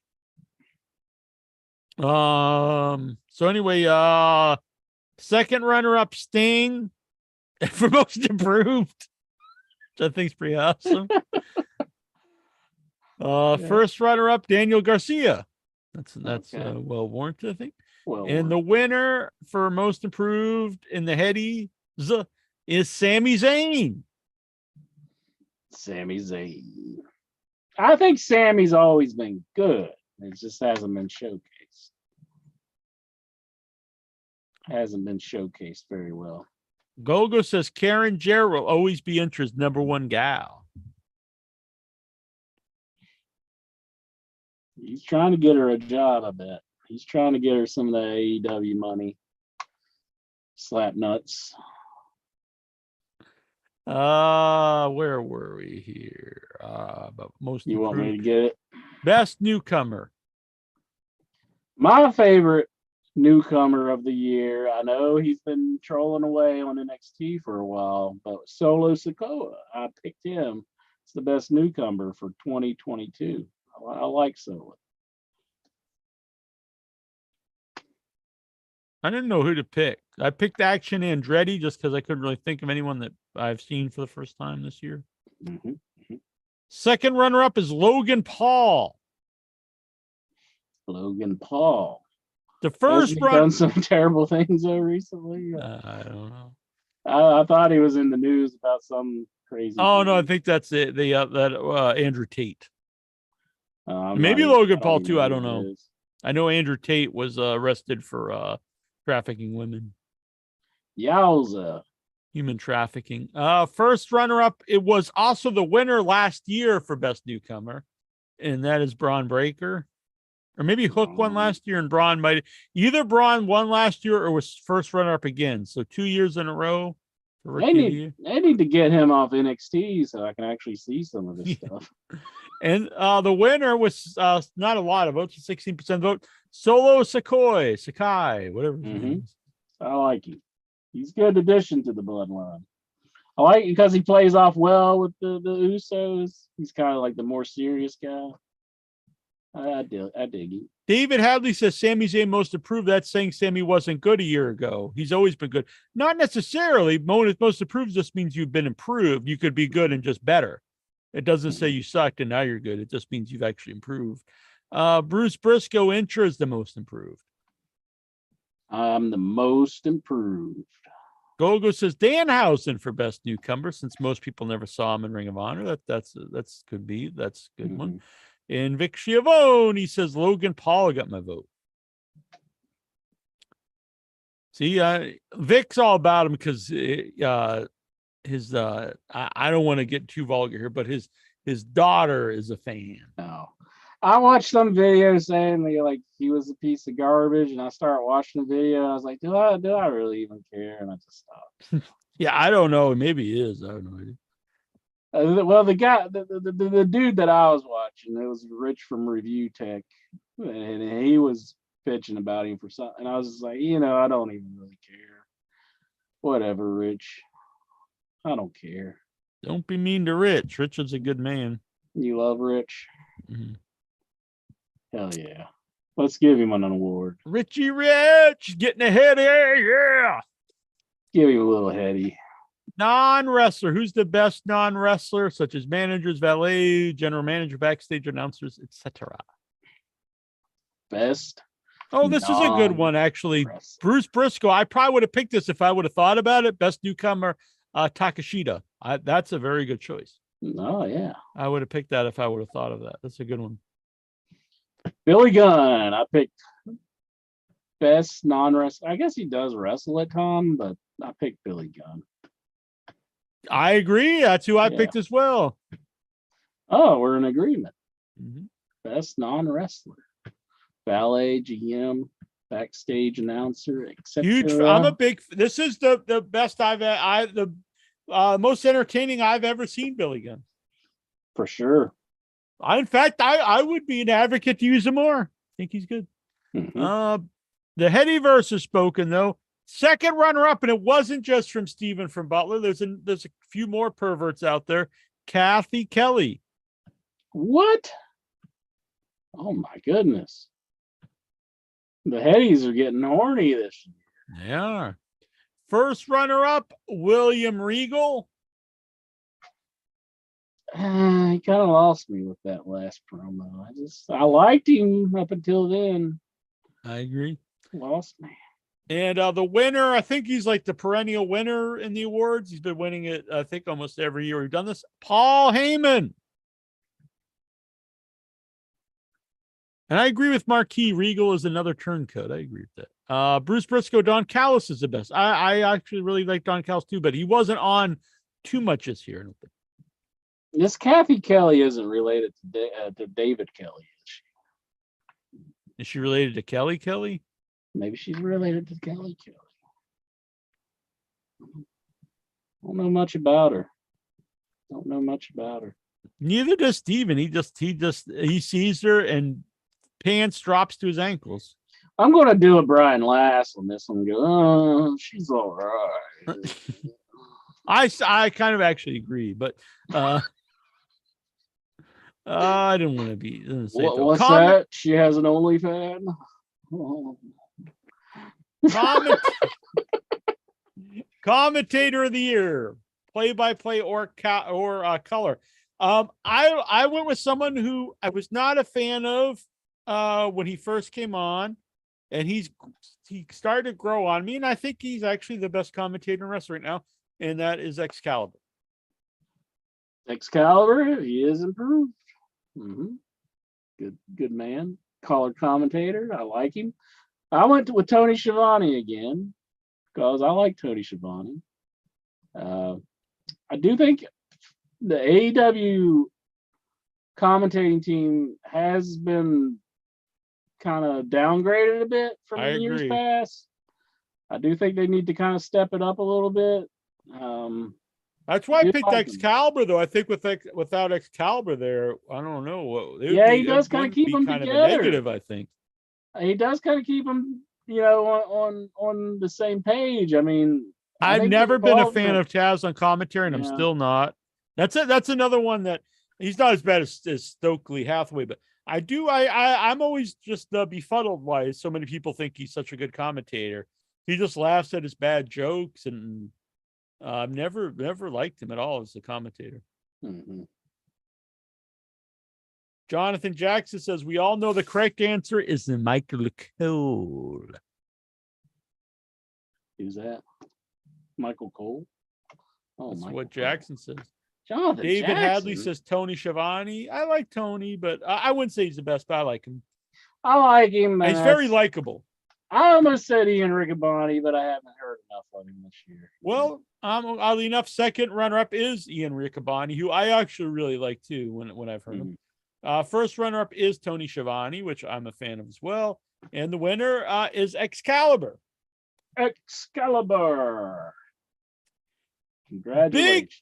The big show of the year. And I don't mean Paul White. We mean like it used to just be the pay-per-view of the year, but that term's kind of in the past, although there are pay-per-views in AEW. So the big show could be pay-per-view, could be an iPay-per-view, could be the big streaming platform show, the big show of the year. Well, it's the big show. The big show of the year, y'all. Yeah. I went with Full Gear. I went with AEW All Out. Both very good shows. Yes, I agree. But it's a shame that All Out was overshadowed by the Scrum. But I just think that well, I'll get into that later. I don't want to ruin my spot here. I don't want to ruin the spot. Second runner-up is AEW Full Gear. First runner-up, Forbidden Door. And the winner of Show of the Year, WrestleMania, which I was actually very shocked at that one. WrestleMania. Pump it up. Hello to Merle Legasky de Leon. So watching on the Facebook. Match of the year. Match of the year. This is what I didn't want to blow my spot on. Match of the year, the Acclaim versus Swerve. That was really good. I love a lot of good tag matches here. So that was good. All the best of 7 series was really good. I went with the FTR versus the Briscoes in the dog collar match. Okay. I haven't seen that one. I feel bad I haven't seen it. Yeah. But I hear only good things. So definitely. Yeah. Anyone says bad things, just kick them in the balls. Now, before we get, I've got to say, apparently, we talked about Jay Briscoe last week passing away suddenly, right before we went live during the show. And AEW did, they filmed the whole tribute to him and put it on Fight TV for free. And apparently someone in Turner wouldn't, because original idea was they were going to do it live on for Dynamite, and the person that wouldn't let Mark part of Dynamite wouldn't let them do that on the show, and it was like, that's really rotten. Even after the guy died, they won't let him like pay. They had like the little blurb about him, but they wouldn't let him do, have the whole show about Mark Briscoe. Yeah, that's Jay Briscoe. Jay Briscoe, yeah. Like, that's really, really rotten, I think. Like, I can understand the thought process behind not wanting him on the show, even though I do think he was he apologized for it and actually really did see the error of his ways and stuff. But not not even like have a tribute to the guy on the show. That's really going too far, I think. Mm-hmm. And also, I heard Meltzer say last night that they also said no to bring in Mark Briscoe. They will not allow him on. They will not let him come to Dynamite, to AEW. They won't let him on. Well, it's been advertised. And he wasn't even the guy that it's being advertised he's going to be on Dynamite tomorrow, though. Well, then Meltzer is completely wrong, because Meltzer said this last night on his live show, because I subscribed to the F4W recently. I mean, I'm not 100%, but I've seen the ad's been sent to me, and I think it's on the page, isn't it? Let's see. I got it. Yeah, because Meltzer outright, because Alvarez brought it up, and Meltzer said, I already know the answer to this. The answer is no, he will not be allowed on. Well, apparently he's going against Jay Briscoe tomorrow. Yeah, the Melts. I know Jonathan Jackson's boy's Meltzer, but Meltzer is straight up wrong apparently in this one. Which I think is awesome. I mean, I think it is unfortunate they wouldn't let him have the tribute last week, but if they're bringing in Mark and he's going to have a match with Jay Briscoe tomorrow, Jay Lethal tomorrow, I think that's pretty awesome. I'm surprised Mark wants to go so soon. Yeah, no, I think that's good though, and I think probably his brother would want him to. David Hadley though, he literally said this last night. It was like 3 a.m. when they went live. It was a late night show, and I watched it live. So it wasn't something that Meltzer said last week. He said it. Unless I'm being fooled by a photo. No, apparently it's going out there. But Meltzer said late last night that he would not be allowed on there. So it wasn't like he said this last week. He said that he knew the answer to this. He was told that they would not be allowed on there. But I like Meltzer myself, but he's wrong here. You see, maybe Tony Khan, he has proven to the fans why he is so underrated. He has done some lip service, and he has made it where that executive, he's beat him down into submission. But I mean, he wasn't even the guy who tweeted anything anyway. So like, it would be kind of whack. Be held responsible for something his brother did. Yeah. But I mean, I think they should have just let it go. But I mean, it's their network.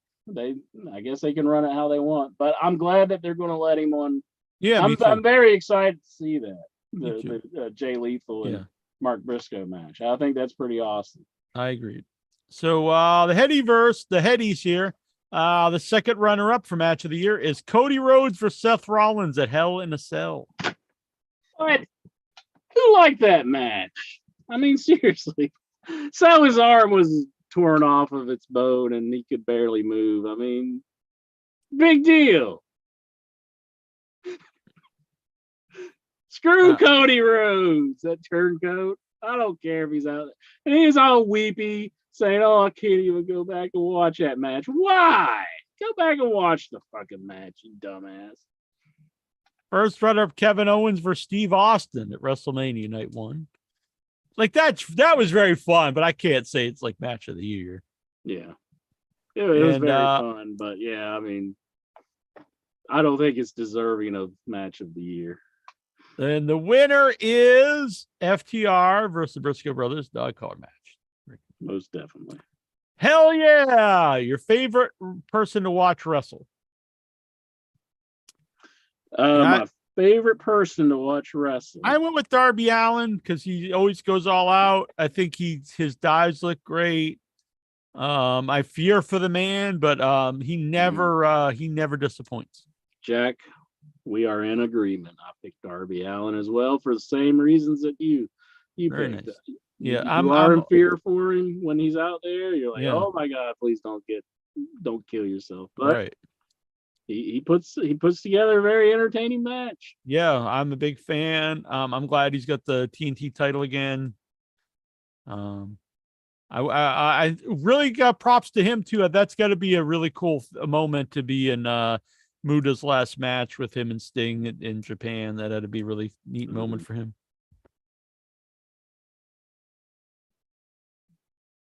Jonathan Jackson said his name is Darby all in, not Darby all out. All in. You know, I get Darby to say out. to you, Jonathan Jackson.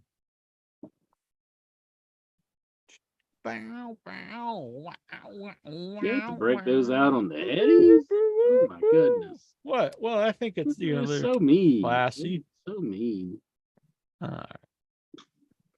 The Heady goes to, let's see, second runner-up is Darby Allen. The first runner-up, Brian Danielson. Mm-hmm. And the winner of the Hell Yeah Award of the Headies, Will Ospreay. Will Ospreay's good. I like him. If the Kenny Omega and Ospreay match was in 2022, I probably would have picked that for match of the year. But it wasn't. It wasn't. Tag team of the year. Have to remember that one for next year. But I will say the Acclaim is the tag team of the year in my book. The Acclaim. I might have went with FTR if they weren't such crybabies. I agree 100%. Acclaim, my boys. I'm a big Acclaim fan. Made me very happy to see them really take off this year. I'm all about the Acclaim. For sure. Second runner-up in the Headies is the Acclaimed. Bam. First runner-up, the Usos. Uso. And the winner of the Heady for Tag Team of the Year is FTR. I got the shirt thanks to the crate that Job sent me, but I've got a lapel pin here. Pretty sweet. I was wearing that last week on the show. It's got that new shirt smell. Yeah, rub it all over your crotch. What if my crotch had that new shirt smell, Jack? Would you be all about? Oh. Let me get my hose.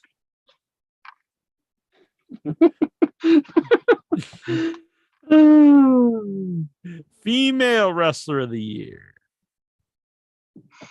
Pretty easy for me to say. Ladies coming up in the business. She had a very poor debut because she was a big surprise that nobody knew who she was, and that is Jamie Hayter. We're in agreement again, Incher. We're in agreement? Yep. I picked Jamie Hayter too. I'm a big fan, and I also think this was really her year. She did really well. I was thinking Britt Baker, but I'm a big Britt Baker fan too, but I think Jamie had a better year than her. I would say so. She's the current champ. Gogo says Dax Harwood being a crybaby made the difference in me not giving FTR the top tag team. Yeah, it's made me look at them in a different light. It's like we've been saying, you got to stop all this social media stuff. Keep that mouth shut. Your personalities aren't so great, you guys. Like, we love Sting. Maybe if he had his own podcast. Yeah, maybe be like, oh, God, it's fucking Sting. This fucking guy. I don't know if that's the case or not. Yeah, exactly. But you never hear Sting talking much. Maybe he knows. Yeah. Even Undertaker, when he started talking and he's talking about everybody being like wimps and weak. And I'm like, they're wimps. They're weak. I carried a gun around and shot everybody. Never fought anybody, but he's acting like he's the toughest man around. Second runner, so tough when Tracy was there, was he? Exactly. Tracy Smothers, he wasn't giving him any lip. Second runner-up, Jamie Hayter. First runner-up, Jade Cargill. I think that's deserving. I agree. She's done a lot. She's really good. The winner for female wrestler of the year is someone I'm actually not a fan of, but good for her, Bianca Belair. Okay. I mean, I like her all right, but I think she's a good wrestler. I do not like the character. She seems very unlikable. Yeah. She always comes off like she's cocky. I don't understand. She does not come off like a babyface. I think an honorable mention should go out to Mandy Rose, though. You got to give an honorable mention. She's pretty good in the ring. That's the way the wrestler should use social media. Just put up pictures of your tata. You won't get any arguments out of people. You might even make money off of that one. You'll get Lord Tensai ratting you out. But All right. And male wrestler of the year. Oh God, I'm ashamed of myself. I'm ashamed of myself on that last one. I'm sorry. I thought you everybody. just meant in general. But the wrestler of the year, I'm very proud of because I acknowledge him. That is Roman Reigns. He is best wrestler of 2022. The tribal chief. Hard to argue with that. I don't watch WWE, so I did not go with him. But if I did more, maybe I would. I went with John Moxley. I'm a big fan of Moxley, and he really stepped it up when AEW's in a bad spot. So good for him. Let's see. Second runner-up is MJF.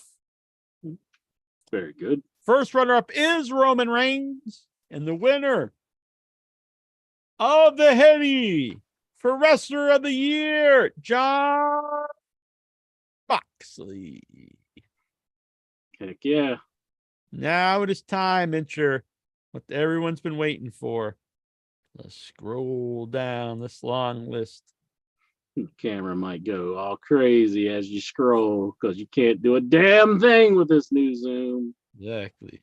All right. Hopefully they fix this. Oh, there are actually a few. No, I didn't. Never mind. Here we are. In your head specific awards. Let's see. We're gonna start with the Hall of Fame. Should we start with the Hall of Fame? I don't know. Why not? All right. Going into the fan Hall of Fame this year. Well, first of all, the guest Hall of Fame this year. Scott Hudson. Good job, Scott Hudson. The induction for the 2023 In Your Head Fan Hall of Fame, Goosey. The goose is loose. Congratulations, Goosey. The most shocking moment of the year. The runner-up was Tazo Showers.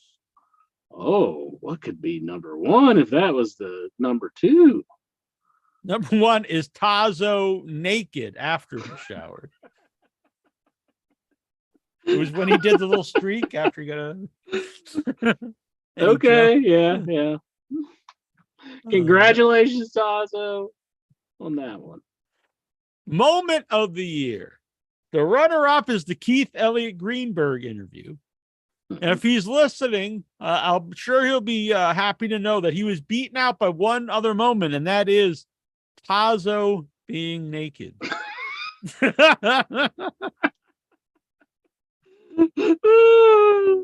Congratulations, Tazo. 2 headies here for Tazo. Moment of the year and shocking moment of the year. Facebook fan of the year. The runner-up is Songman. The winner, Juju of the Bees. Juju of Bees. Very well earned. The chat room champion of the year. The runner-up is Jonathan Jackson. Ooh, Jonathan Jackson wasn't the winner. The winner is Go 13. Good job, Logo 13, In Your Head original. Jonathan, maybe next year. Yeah. Feud of the year. Runner-up is OIB versus Mitten. OIB versus Mitten. I think this might be the first time ever that you didn't win Feud of the Year. Really? The Feud of the Year, the winner is Jack versus Juju B and Clinton. Jack versus Juju B and Clinton. I'm going to say this now. Juju B is no longer dead to me because she donated some cash to get into the Royal Rumble contest. Clinton won't win you over. He is still human garbage. Not zoomed in. He's not gotten a Rumble number. He is yesterday's news. I think he's covered in maggots, just rotting in the sun. Just a piece of shit. But he's a good man. But he's a piece of shit. Marquis wants to know, does Jujubee's award come in the form of a candy box? That would be good. He could be. Golgo is thanking everybody. He also thinks Gucci's already in Hall of Fame. It could be. Maybe he's two-time Hall of Famer. I don't know. He got in because he's for one was his call-ins to the show, and two was his FaceTimes on the show, right? Exactly. His voice, but now he's in for voice and face. Let's see here. Nick, or that's so much more when he's sitting there eating a slice of pizza. Exactly. Nickname of the year. You'll be happy to know this did not make it this year. Runner up is bitch. It didn't say for who, just bitch. Just bitch. And the winner, which I'm very happy this won. The winner for nickname of the year, the Headyverse. The Headyverse. Congratulations, Headyverse. I love it that bitch and Headyverse are the two known to. Babyface. Oh, there I go. Oh. It's all that clapping. It's just taking up too much. I didn't even do anything other than clap. Man. Babyface of the Headyverse. The runner-up is Songman. Songman. The winner of Babyface of the Headyverse is Vic Schiavone. Congratulations, Vic.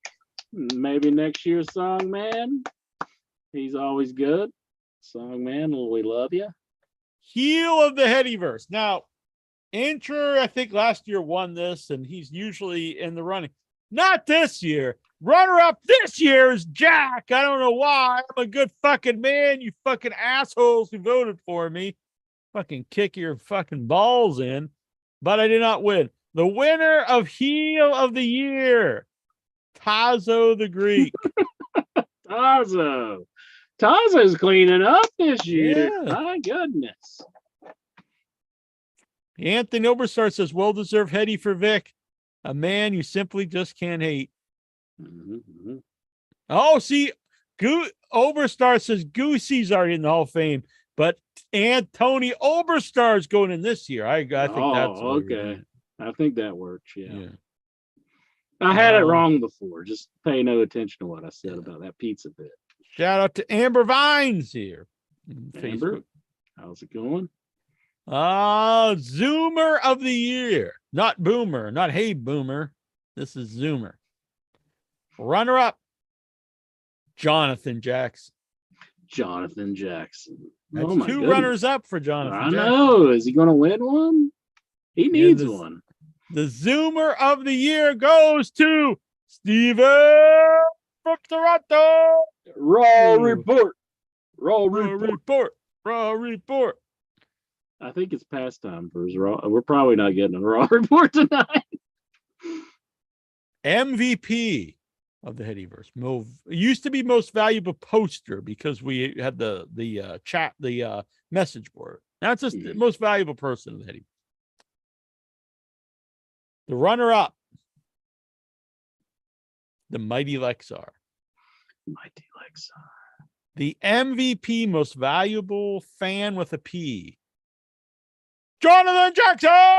Jonathan Jackson! He is in the chat room. He's saying, damn, always the bridesmaid, never the bride. But he is the bride. We're getting married. Oh, yeah. Jonathan Jackson, congratulations. One of the most coveted awards in Headyverse history. Rookie of the Year. The runner-up last year was Geraldine, who's gone on to greatness here in the Headyverse. Runner-up for Rookie of the Year, Bruce. I love Bruce's ghost. He's a good man. Maybe he'll get Rookie of the Year next year. Maybe, because it's happened. But the rookie of the year, man, has been around for many years. But he is the rookie of the year this year in the Headies, and that is Papacito. Papacito! Congratulations, Papacito. He was wanting it. He earned it. He got it. Papacito's a good man. Show of the year. In your head, show of the year. The runner-up was the all-out fallout. All out. We came on here live after the scrum. But the winner for show of the year is Tazo Takes a Shower. Tazo is like he's the main guy here this year. Man. Are they trying to send us messages here? Should we be taking showers during the show? I think this year, I think 2023 is going to be a lot more showering going on. A lot of male nudity going on. Well, I was just to say Geraldine call in a bubble bath, maybe. You think we can swing it? You think we could pull some Vince Sweet talk her McMahon moves into the tub? Yeah. If not, Incher, you know who I think we could talk into doing it? Goosey all lathered up. He's been topless. Mm-hmm. We don't even have to talk him into being topless. He just Exactly. gets topless. Now we do have a new a chat link for tonight. Now the one issue with doing the show this way, there'll be a new Zoom in link every week. Oh, so you have to watch the chat. Right. I also posted it in Facebook, and I pulled up the Facebook and immediately maybe we'll just go back to the old way. I don't know. Although I had that same issue. Yeah, I think it's Zoom. I don't think it'll matter if we do how we do it. Yeah, I think it's just the new Zoom, so it probably won't matter. You can't touch your computer anymore, it seems. God. I mean, we used to talk shit about Skype, but I mean, that's pretty. Yeah, this sucks because Zoom has been really great for a long time. They need to fix this shit. Yeah. Where is this link? Oh, I sent it to you in your. I'll grab it. Do you need it? I'll get it. Just scroll on up. Oh, this! I was wondering what this was. I sent you some weird paintings and stuff. Yeah. Some gerbil doing some nastiness or something. Yeah, it's pretty awesome. It's pretty hot. Is that what it is? I thought it was. All right. Jack is going max headroom. Well, it fits the Headies. He did go max headroom. All right. So zoom on in. The link has been posted in the chat. Yep. Get some zoomers. Who's zooming in? Who's zooming who? All right. I'm going to post this in the Facebook. Zoom in, talk wrestling. Most definitely. So start doing it. Prestigious night with the Headies. All the winners. They're all happy. I made a banner this morning. I thought it was very fun. I like the banner. Yeah. I could have took more time with it and cleaned it up, but it kind of made me laugh just the way it was. So I went with just the way it was. There he is, Goosey. Goosey, two-time Hall of Famer. Actually, to be honest, I actually think this is my first time going in. Oh, really? Well, because there was that period where I kind of was away from the show for a few years. Yeah, so. I don't think because people had, I try to not count the votes of people that already are in it, and as far as I knew, you weren't. I should have a list of all these people. Oh, well, yeah, I want to thank my mom and dad. I want to thank the Academy. I want to thank Lexar and his magic penis. There you go. Thank the man above. I want to thank Vince for coming back and getting everybody pissed off. Yeah, there you go. He did that for sure. Sorry you had to settle with what's her face and cost you millions of dollars, but thanks for the Hall of Fame award, buddy. Appreciate it. All right. Very good. Let's see here. I'm just I'm checking to see because I'll get an email if someone zoomed in to the other thing, but they haven't. So all right. I don't think many of us are still awake. No, it's pretty late.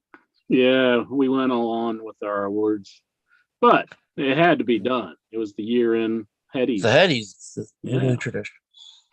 It's a tradition. Got to do it. Gots to do it. Mhm. Gotta give the people what they want. Mhm. So Is there- did we watch Roth? Or I watched Raw Triple X, and it was a fun show. What did you think of it, Goosey? I enjoyed the first hour tremendously. That was probably one of the best hours of wrestling I've watched in quite some time. Poor Hulk Hogan came out, and his mic just screwed up, and they had somebody run him out a new mic, and him and Jimmy Hart just standing there. But it was good stuff. That promo or that segment with the bloodline, that was really good. Oh yeah, I love that with Sami Zayn, the whole like wrestler court thing they did. And then Bray Wyatt, American Badass Undertaker. That was I kind of figured they would just do the classic Undertaker dead man come to the ring, but yeah, they did the dong jack, like the dong. Here comes the Undertaker. Oh, and then they did the American Badass theme, and then American Badass. What the hell? What is that? What are you wearing there around your neck, Goosey?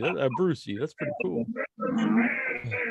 Yeah, he kind of looks like the Yeti or something. Yeah, I like it. Sorry, 1 second. Oh, I like it. I'm not against it. It's like a beard. It's like a face mask. Oh, I put a hair tie on the end just to make it like Yeah. look at it more. People look at it more. You moonlighting as Chewbacca or something? I want it to be bearded Bruce. I like it. I like it. Yeah, it's like bearded Incher and bearded Bruce. Yeah, I'm the same dude. Yeah, well, that's what some people think. Incher, he was wearing a fake beard when he's bearded Incher, but he really grows it for the show. Yeah. Yeah. I don't know. Yeah, I approve. It's good to see Vic Schiavone. Yeah.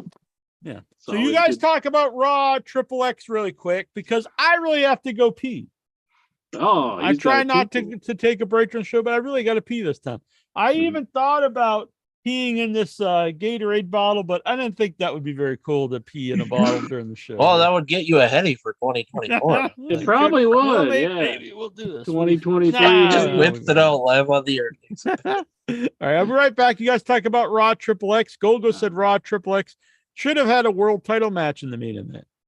Yeah, that was kind of questionable. Why didn't they have some sort of big title? They just ended I'll be with, right back. I think with it being so close to Royal Rumble. Yeah. I will say the women's are all kind of pissed off. They're pissed off because they didn't really have Yeah, well they had to, I guess they cut the cage match because the bloodline segment went long and there really wasn't any other than Alundra Blaze in that poker game. There really wasn't much throwback to the women. No, I was expecting something more.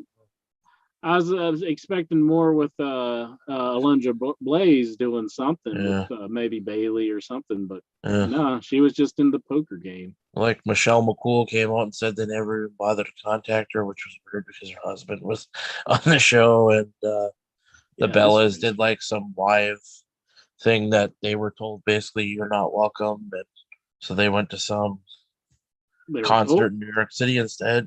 They were told they're not welcome. Yeah. Oh, I didn't know about that. That's apparently Nikki Bella said that they were not exactly sober, but some Instagram live last night that they were told that they're not welcome at Raw 30 and that there's no plans for them. Oh. Yeah. That's strange. Made references to Saraya and Mercedes and took some shots. It was pretty interesting. Like saying they might show up in AEW or something. Oh, they were basically alluding to that. Oh, you probably didn't have much for women on the show because your two hottest acts in the past 3 years, you can't say their names anymore.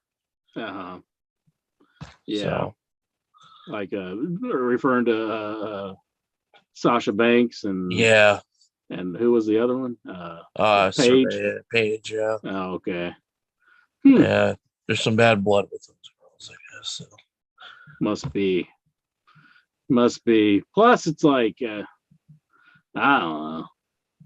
I didn't know why they cut that so short, where they just did the beat down and then I was just like, well, that was a little weird. But so it was because of the Roman Reigns bloodline segment going on so long. It was. It really sucks that there isn't some sort of working. You don't have to like swap talent, but like some sort of working relationship between AEW and WWE where Yeah. they could have had Danielson appear last night, or not necessarily Mox. Well, Moxley was part of the Shield. It seems like they would be up for it AEW, but the WWE side is definitely even Billy Gunn thing, Kurt Angle. That was so fucking weird. Yeah, having Kurt out there, it was kind of strange, like why he was there. But I did like the face off with Gunther, where they like Triple H got up in his face and acting like he was about to do something, and then he just stopped and was like, "I'm retired." He's like, I can't do it. What about you, Sean? And they kind of went around, and none of them wanted to do it. Yeah, and then they brought out Rollins. Who in the hell are Montez Ford? Is that like some sort of great value primetime players? They've been around for a while, but I mean, yeah, it's kind of the same. I mean, the crowd it was just a giant wet fart of a reaction. Vic, did you see the Raw Triple X? I saw part of it.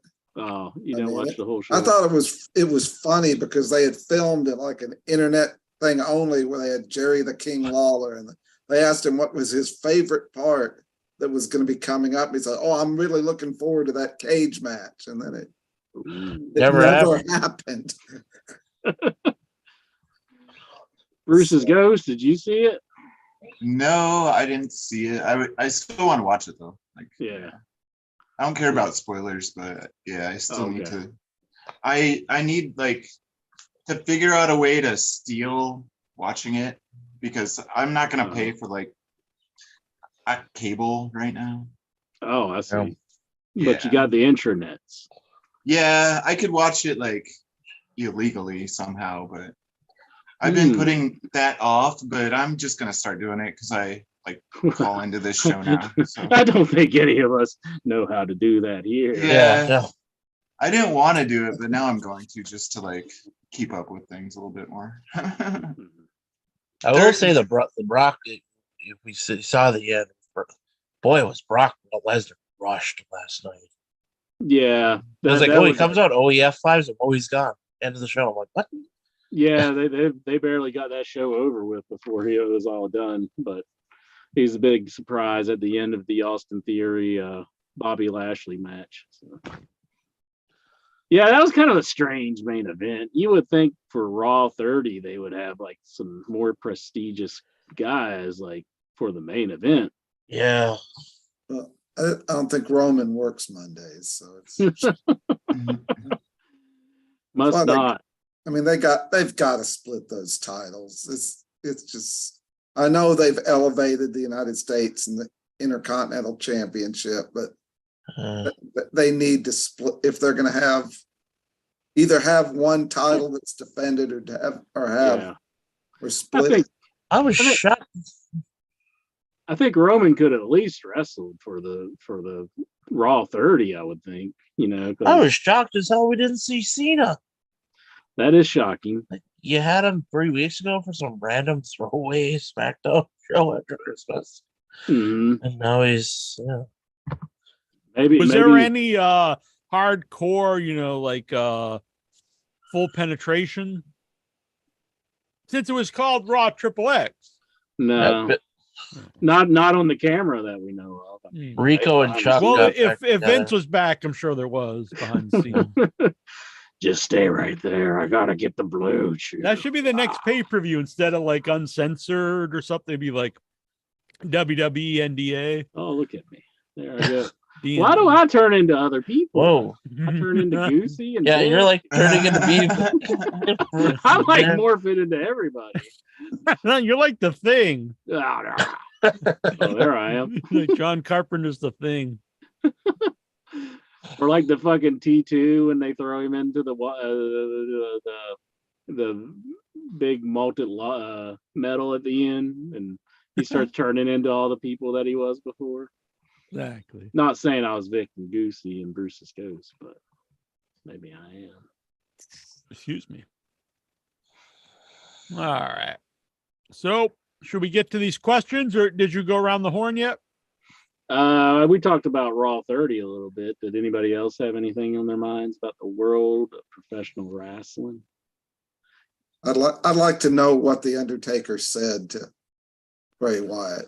He said, "I'm Oh. digging holes and taking souls." Yeah, he got him real close for like one of those intimate wrestler moments, Jack. You know, Ain't no like, grave can hold my body down. Whenever like- whenever me and Incher hook up, I always get close into and just whisper into his ear. like when Rock got up close to Austin after Austin's supposed last match at WrestleMania 19. He was like all talking to him. The Undertaker did something with Bray Wyatt. Bray kind of looked a little weepy afterwards, like, "You believe he just said that to me, man? So That's- bad said something too. That's so awesome that he just said that. He really thinks I'm great. He must really like Captain Howdy, or Uncle Howdy, not Captain Howdy. That's from another movie about an exorcism or something. I think it's so Look great at that here, Jonathan the Jackson. MVP of the Headyverse. We've got a Hall of Famer, MVP, babyface, and Rookie of the Year runner-up here on the show. Star-studded extravaganza here. Good I will thing give Con- Tony. I want to give Tony Kron. Tony Kron? Jesus, Tony Tony Kron. Khan. A That's little the tip, evil Tony Khan. Tony Khan tip of the cap here. Yeah, comes from Fantasy Zone. he pressed hard enough, and finally Warner Brothers is allowing Mark Briscoe to wrestle tomorrow night. Excellent, excellent. That Jackson's boy was wrong about this one.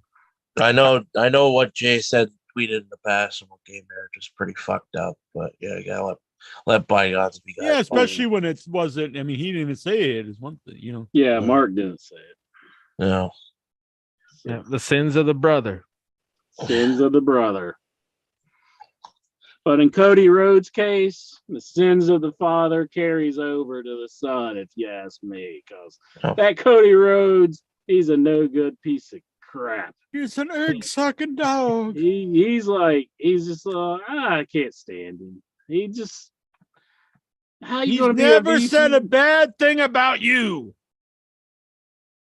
Never. That's true. You notice how in that promo last night they made no reference to Goldust about how Goldust is his brother, despite Yeah. the fact that they ran with that angle for a good year. Yeah, Stardust, Goldust.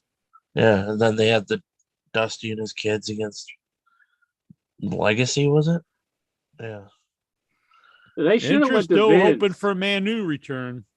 They should have went to Vince and asked him his feelings on the roads. And he's like, normally I like Barry, making him wear polka dots and come out as Stardust or Gold Dust. But Cody's got it in his contract where I can't do it. So I guess I can't do it. Can't wait to do it, though. Renegotiation time. What's he going to do? Go back to AEW? Pal. Oh, Jackson to did start his join the own wrong company one. I again. see here. Mm-hmm. That's See? easy to do. Just start his own Taking company. away the Heady. No. But so tomorrow, Incher, at this at the arcade place, I'm gonna try should I try the meat NATO sandwich? The NATO sandwich. Meat NATO. Meat NATO. It's fried chicken, hamburger, bacon, linguiça sausage, and 3 cheeses. It's just like they kill every kind of animal you could think of and put it all in one sandwich. That sounds like a fucking Mm. barbecue. Look Yeah, good. they kill the animals in the restaurant. Yeah. Do it. Do it, Jack. It looks pretty good, I gotta admit. If you want it, do it. I'm going to do. Bring you some Tums. Nah, don't. I have a stomach of iron. Iron. I hear you. Here it is. Look at that. Looks pretty rocking. Ooh. Wow. Ooh. What's that on the bottom? Is that bologna?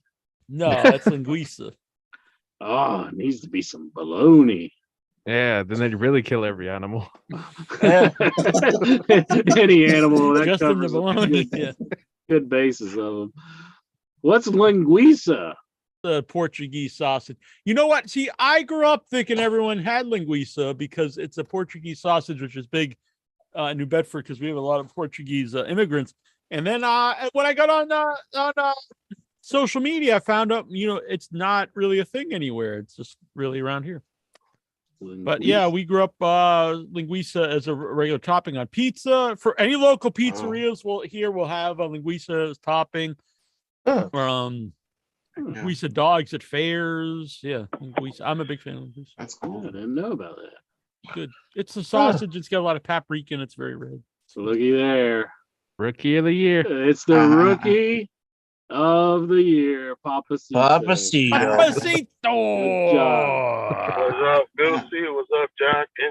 How's Look at everybody the doing? belt. He's got the belt Yeah. Look what it says. in your head. Rookie of the year. Oh, Rookie of the year. Oh, man. that's right. Hell yeah.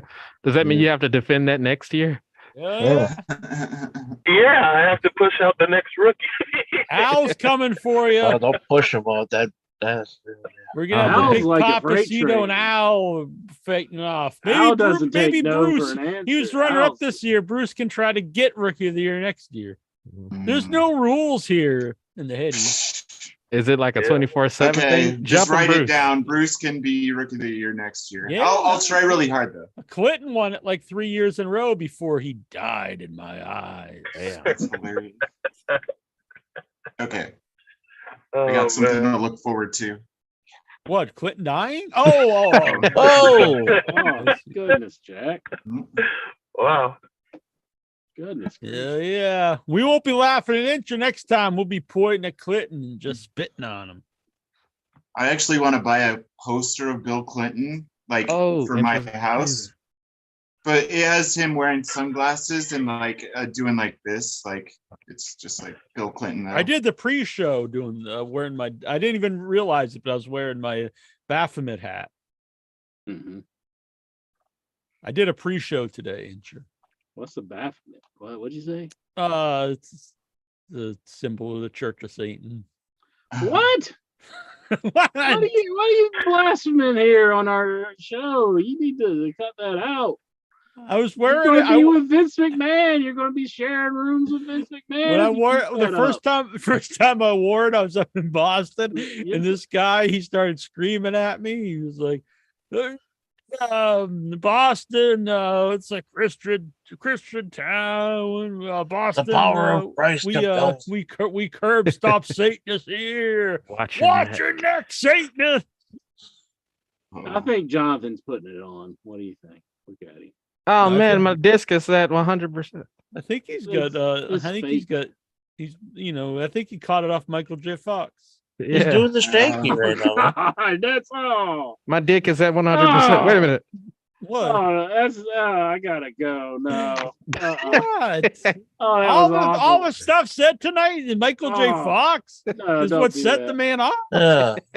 Oh, geez. I really got to pee anyhow. Be right back. He's got to rub one out. Oh, Yeah. The thought of Michael J. Fox. He's Oh. like, hell yeah, nothing gets me more harder than Michael J. Fox. Back Shaking to and the a future, shimmy. baby. All right, so what's on your mind, Papacito? Pape. I think he's frozen. Oh man, Everybody's freezing. What the hell? everybody's new kung Zoom. fu fighting. Yeah.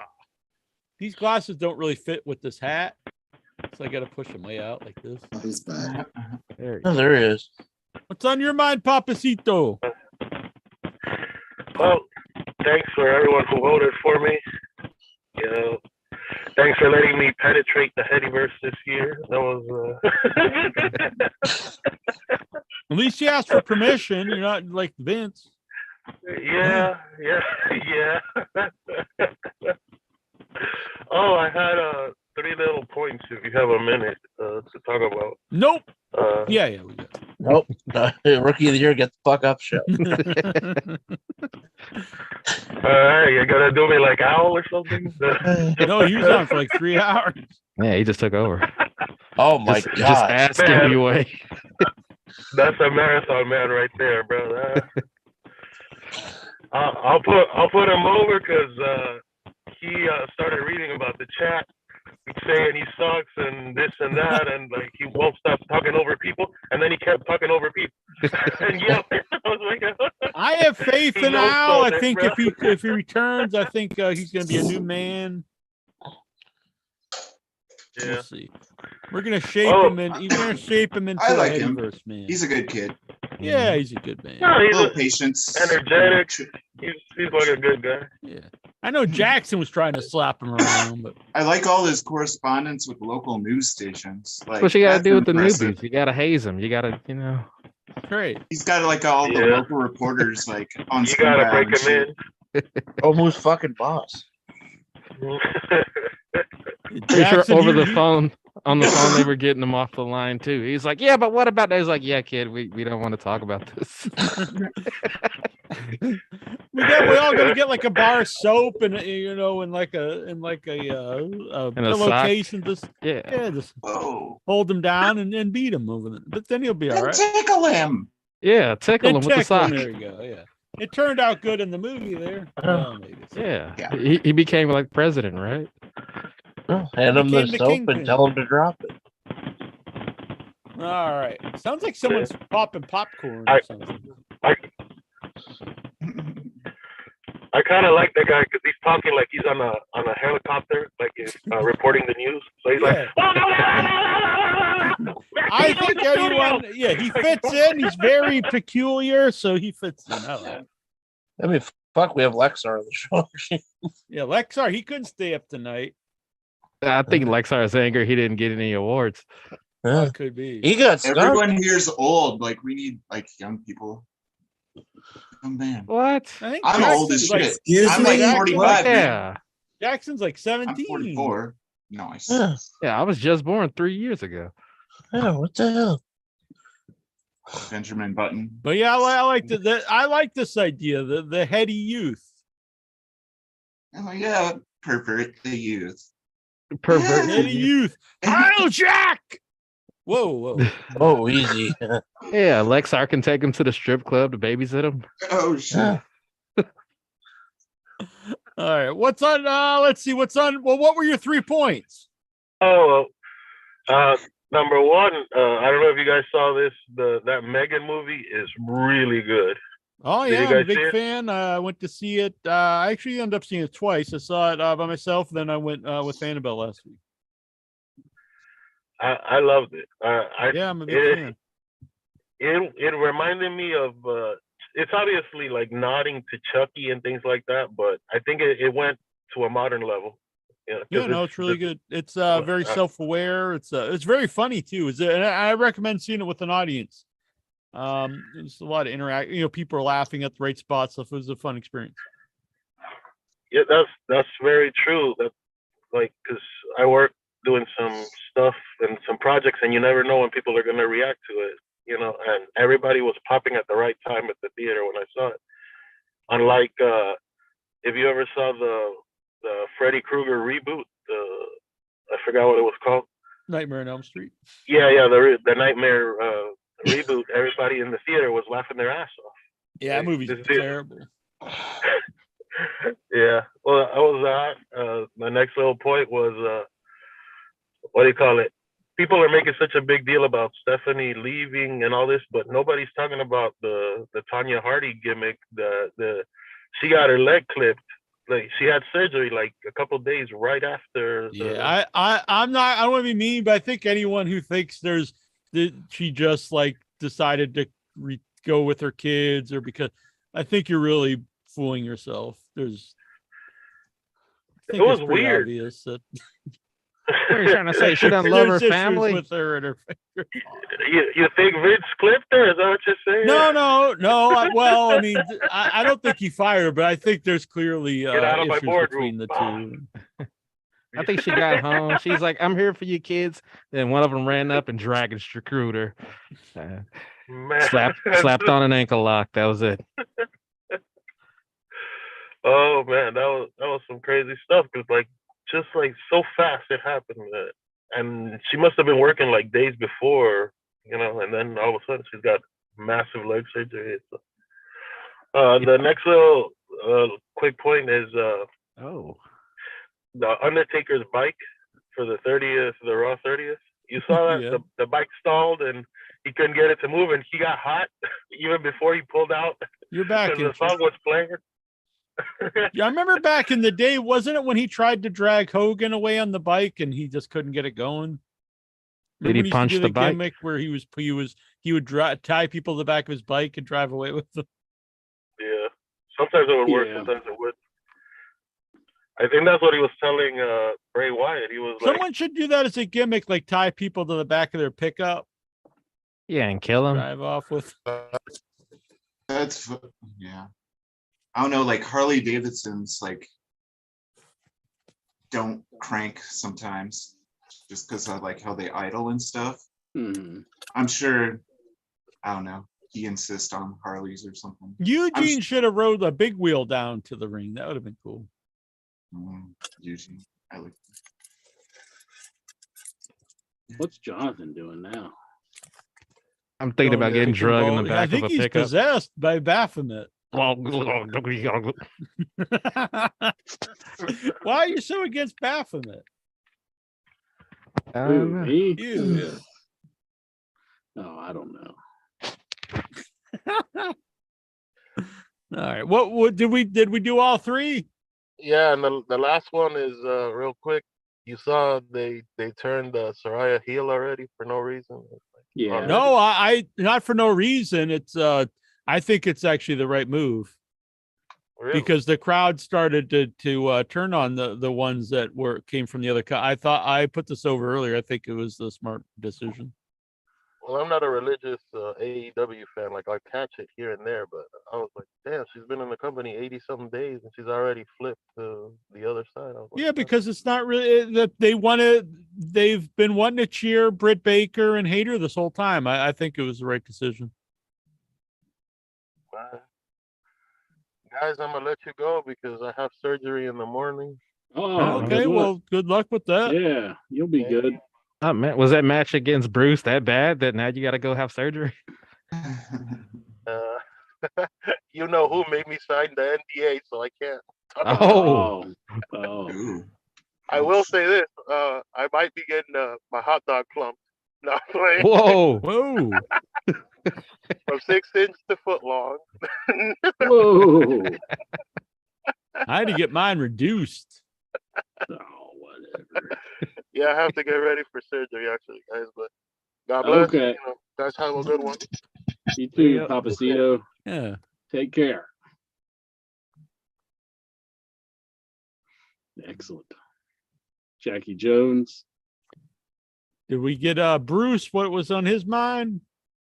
Mm, Oh snap! that's the hilarious. Headys. Pretty Oh, my. cool. Why are you doing the duck lip? No, it's just I thought it was like the duck face. like I'm gonna fucking fuck you up, bitch. Oh, No, I thought you were gonna kiss me, honestly. There's this You're like getting website I unfair. signed up to, like that they sell. It's like Black Craft Cult or Oh something. yeah, I know them. Yeah. Like- I have a black it's They sell- the preacher, what's his name? The guy who played Pinhead, Doug Bradley. So he had a short run as a pro wrestling manager. And I have a shirt from Blackcraft. It's Doug Bradley, the preacher. But it's way too big for me now if anyone would like to buy it. Ah, I need Anything more on your money. mind, Jonathan Jackson? Other than this possession. Oh, there we go. Okay. So wrestling happens, right? It does happen. Wrestling tonight. Oh boy. Well, I watched none of it. The hell you doing? You gotta start watching the wrestling. Even though somehow mysteriously I know about the inner workings. Yeah, you're like, watched I none of- never watched wrestling. Then he's like telling me all about this. Because I get all of my news from In Your Head. Hell yeah. That was a hell of a Raw report there earlier. Yeah. Yeah, it was my favorite Raw report. Yeah. I'm just kidding. I love Raw reports. Look at that turtle giving the evil eye to Vic. He's kind of giving a sly look at him. This guy. What's on your mind, Vic Schiavone? Well, my favorite gimmick match of the year, the Royal Rumbles, is Blackout. Oh, I thought man. it was the Mountain Dew blackout match. Pitch Black. Pitch black. Faith is really excited about it because Rumble's always fun. She drew 24, so I drew 12. I'm not so excited, but still be a good times. Lots of pizza. Yeah. Looking forward to it. If anyone wants a Rumble number to play along on the Facebook or social media, let me know. You won't be eligible to win the prize, but you could still play along with all of us, which we should actually pick one for Intra and I. So how we do this every year is what happens is we'll buddy up Intra. We'll be the tag partners of someone. All right. Yeah. So we won't win the prize, but we can play along when people come out. All right. So enter your number 17. So you are tagging with Golgo 13. Oh, Go 13. We're going to win this thing. And I've got number 1. Whoa. Me and Mike Bessler. Number 1. Mike Bessler doesn't even watch the show. I know. How the hell do you even get in it? Let's drop my phone. Mother. Bastards. I was going to say something naughty, but I won't. I know Intra's listening. Don't say nothing naughty now. I got to crawl under the table and get my phone. You guys talk. What's on Vic's mind while I get my phone besides the Rumble? Vic. Hell am I going to get the phone? He's going to be eating a lot of pizza for the Royal Rumble. That's right. Where are you ordering the pizza from, Vic? Or are you going with the local place? Don't tell me. Or are you going with Domino's? Are you going not Domino's? Chi-Chi's? Probably will be order. Well, I don't know. I got a friend I've got to go pick up in town, so I might hit the Domino's. So. Domino's, Jack. Way to let us down, Vic. Domino's. God, I thought he was Italian.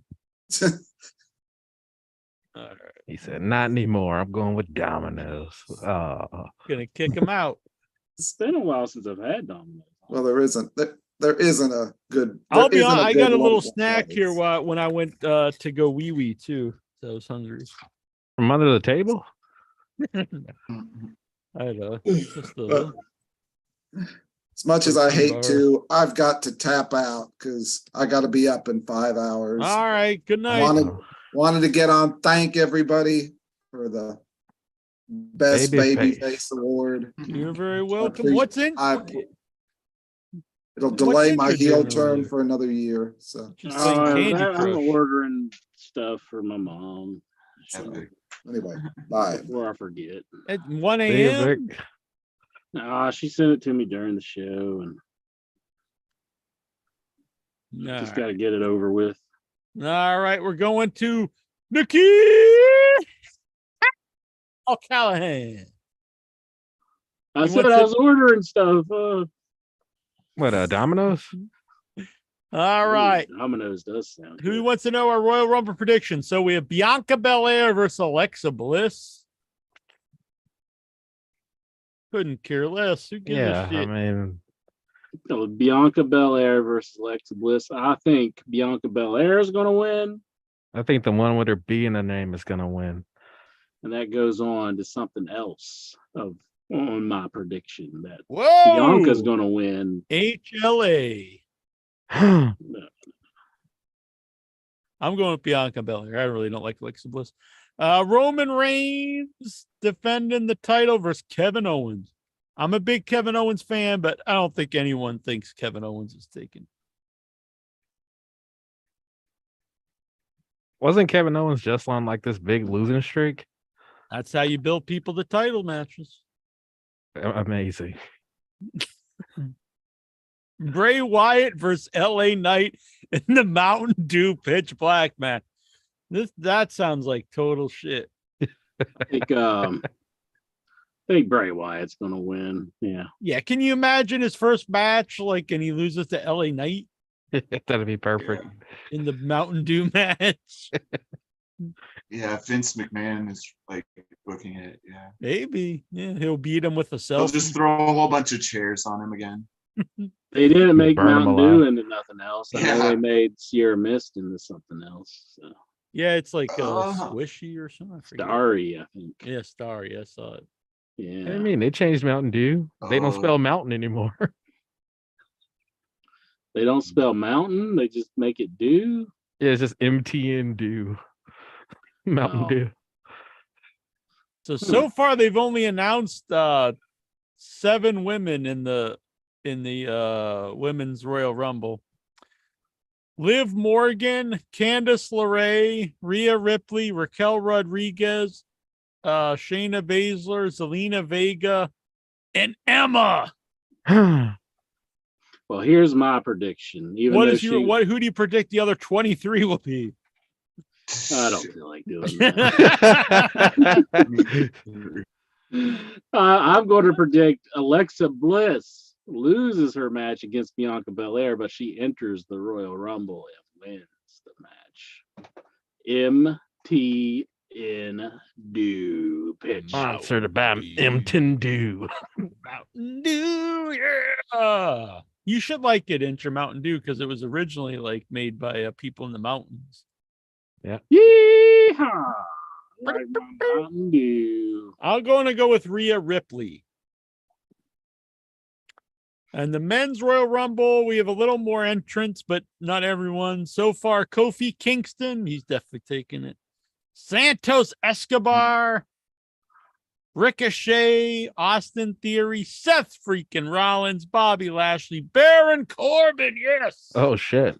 Rey Mysterio, Gunther, Cody Rhodes, my boy Omos, Drew McIntyre, Sheamus, Braun Strowman, and Karrion Kross. What a Going with Cody. selection.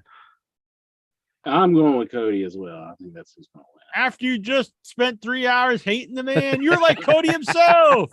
You're I like didn't beating down say the I throat, like and you're him. like, I fucking love you, Triple H. I didn't say I And liked him. I'm His just saying dad I and think he's going to everything, win. his whole Yeah, it's like- family. Yeah, he's shitting like, I all hope over. his dad's burning in hell. Damn. It's like, I don't remember that burning in hell. But oh, Baphomet sodomizing him in the pits of Hades. but I will say that I just think WWE's going to let Fucking dusty finish, motherfucker. Wow. See, Jonathan, Enjoy are you that putting dusty these finish all in hell. on, or is he actually doing these for real? Like, I mean, What? ours is legit. I think he's putting all his on. I'm glitching that. I clicked off the show. Oh, there we go. I'm back now. I'll let up on him. It's crazy. Oh, there it is. Okay. But I think that's who they're going to go with. I don't necessarily like I get you. Yeah, then he can fight Kevin Owens for the title. Exactly. Kevin Owens. What? What? What? It's the devil trying to get a hold of you. Yeah. That satanic stuff you've been talking. Watch your neck. I did it for you, Insure. No, On you Dark. did it. No, you don't contribute that to me. No. On Dark Elevation, Bruce AEW. would probably be down with it. Yeah, Bruce is a good man. He's down for some Satan. Mm. Satan is good. Satan is my pal. Yeah. You wanna start get, a like, some wrestling Satan radio stuff, show with like- somebody, you don't expect them to end up like a Satanist in the end. Why? Why are you so? Why I are you think such it's a funny. bigot towards Satanists? Like, Oh, I'm sorry, Bruce. Go ahead. oh no, in my home in Ames, Iowa, like there used to be like midnight masses at like the I've been College to a Memorial Union. Yeah, it was at a black mass once. Yeah. Yeah, there's like a little tiny mass for like the students to go, a little chapel room, and like so like people would have like satanic like masses there because it Mhm. wasn't really like, and it was in the 90s and it was all like goth. Mm. We listened to the Sounds Cure like a and good shit. time to me. Yeah, 90s, cool. People are way more uptight nowadays about that shit. Yeah, it's definitely come back to satanic panic. People are just lame. People are just lame, worshiping their gods. What? Lord bullshit. The only Lord I recognize is Lord Tensai. Oh God, Oh yeah. snitching ass Lord Tensa. On Dark Elevation, AEW recently released a video of Don Callis approaching rising superstar Takashita backstage and giving him some advice. The digital content ended with Callis offering Takashita his card, an indication that he hopes to be his manager for him at some point in the future. Are you intrigued? I'm a big fan of Takashita. Yep, I'm gonna watch wrestling more now because of it. Yeah. You really mean it? Yep, I'm about to say I'd watch it 100% more than I do right now. Crystal What's Clark 100% of zero? just says they have internet in the WV. Wow, it's really modernized. Wow. Who said that? Crystal on the Facebook. Was the WV is a third world country or something? What? You know what's funny is the guy who did all like the technical work on the show for the first like several years was the instrument. Oh, I wouldn't have known how to do shit. I used I just showed up to do the show. and brought all the charisma and knowledge and talent and on-air credibility and Oh, let's do this. what? He's Well, we all had our for point, everything. you know, and He's you like streamed it. It was all me, and you streamed it. He used a You know I'm VCR and a messing with tape you. on the stick. You know I'm messing. I like Eddie Kingston and Ortiz, but their segment last week on Rampage was poor. They've really done Kingston bad. I agree, he's a guy that they really missed the boat on. But I do think, like some of the other people, not everyone is like this, but there are people, the more I see about them and hear them talk, I think some of them, there's more to them we think. It's just like it's their own personality kind of hurts them. And I think Eddie's one of those guys. I don't think he's very easy to get along with backstage. Yeah. And I like him. Is it just that everybody in AEW is just hard to work with? I don't think the Seems original like core guys were. I think they all get along really well. They were good at that point, but then other people started coming, and then it's like, whoa, these motherfuckers. Fuck everybody. You ain't down with being the elite. You're a son of a bitch. WWE Hall of Famer Devon Dudley is no longer working with the company. Yeah, I saw this. I've not been a big Devon fan, but I respect him for this.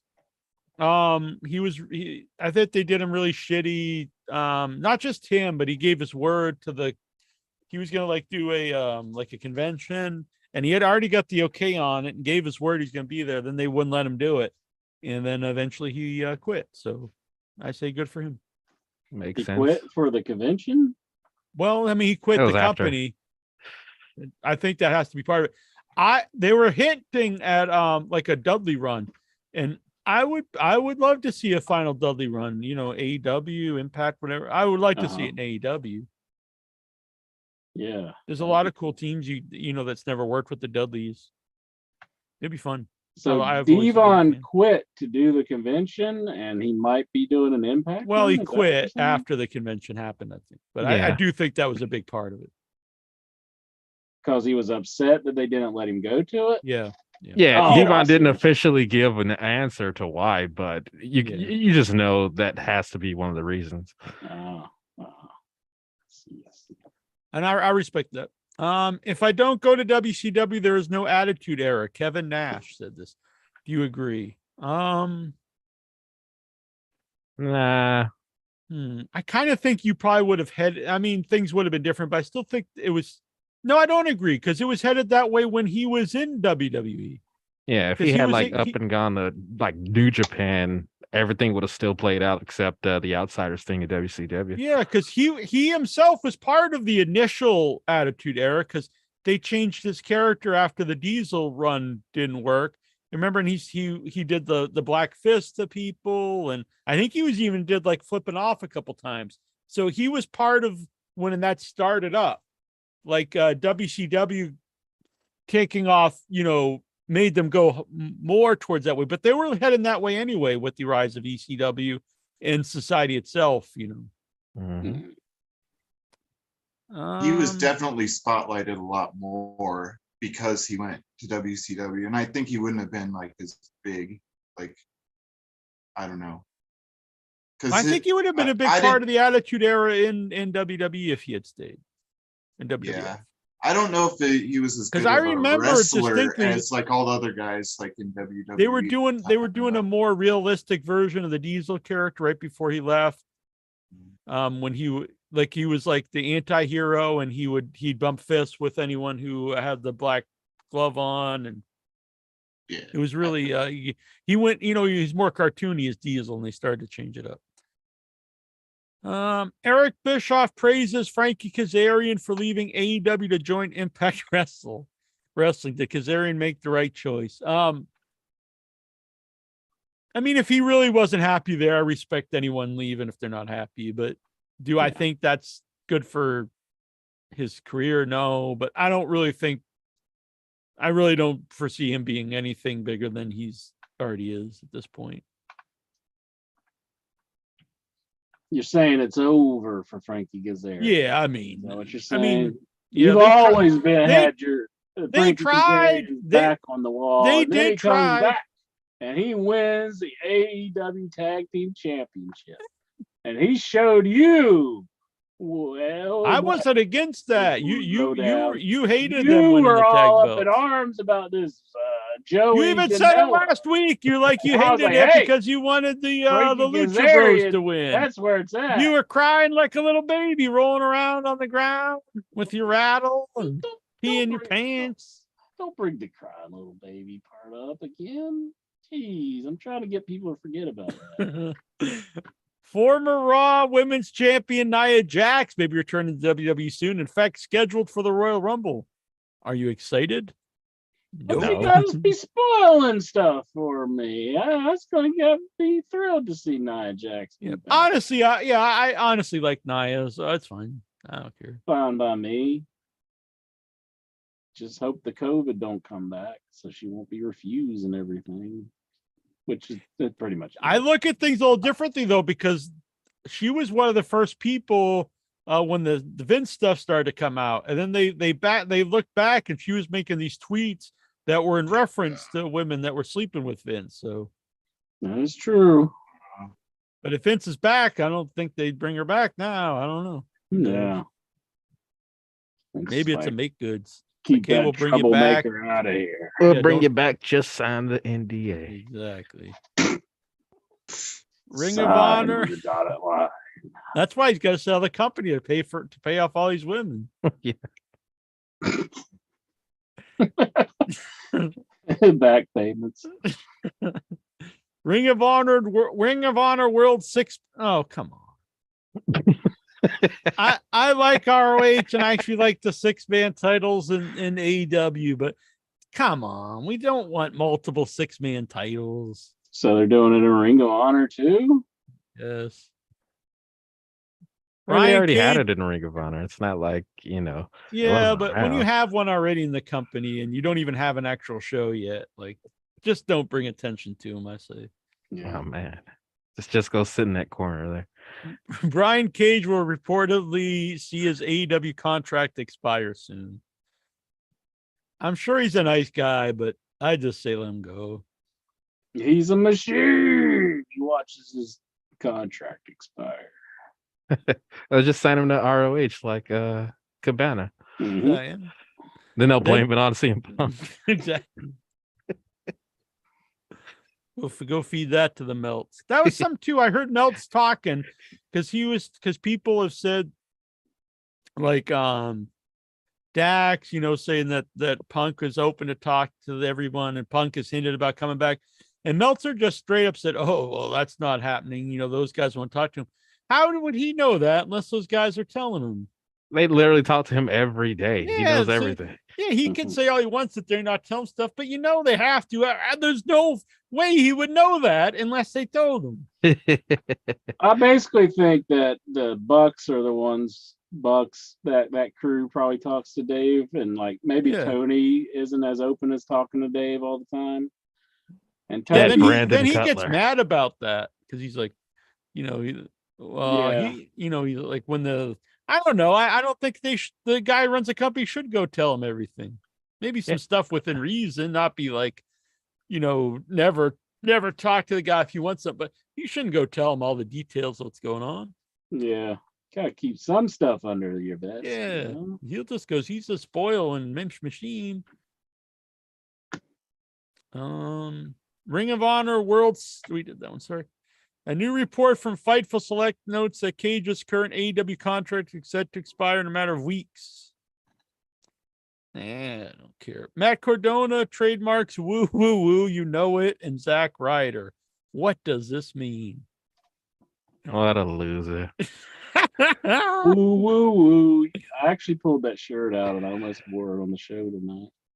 He he keeps making all these articles talking about Zack Ryder's dead. He'd never return as Zack man. Ryder. I'm Matt Cardona. Blah blah blah. He's probably sending Triple H text messages every night. Please let me come back as Zack Ryder for the Rumble. Please. Didn't they hire Didn't his he wife? make his shirts back in his own shirts back in the day or something? Like Like he made showed him. He probably came up with the design, when he was doing his whole. So he's like doing his own shit now again. His whole Long Island stockpiling thing. Yeah. But come on, Zack Ryder's supposed to be dead, right? Let it go, you freaking loser. I'm agreeing with Jackson on this one. And Crystal says, "Oh hell no! I'm not a fan of Nia." I remember when we did these via Skype.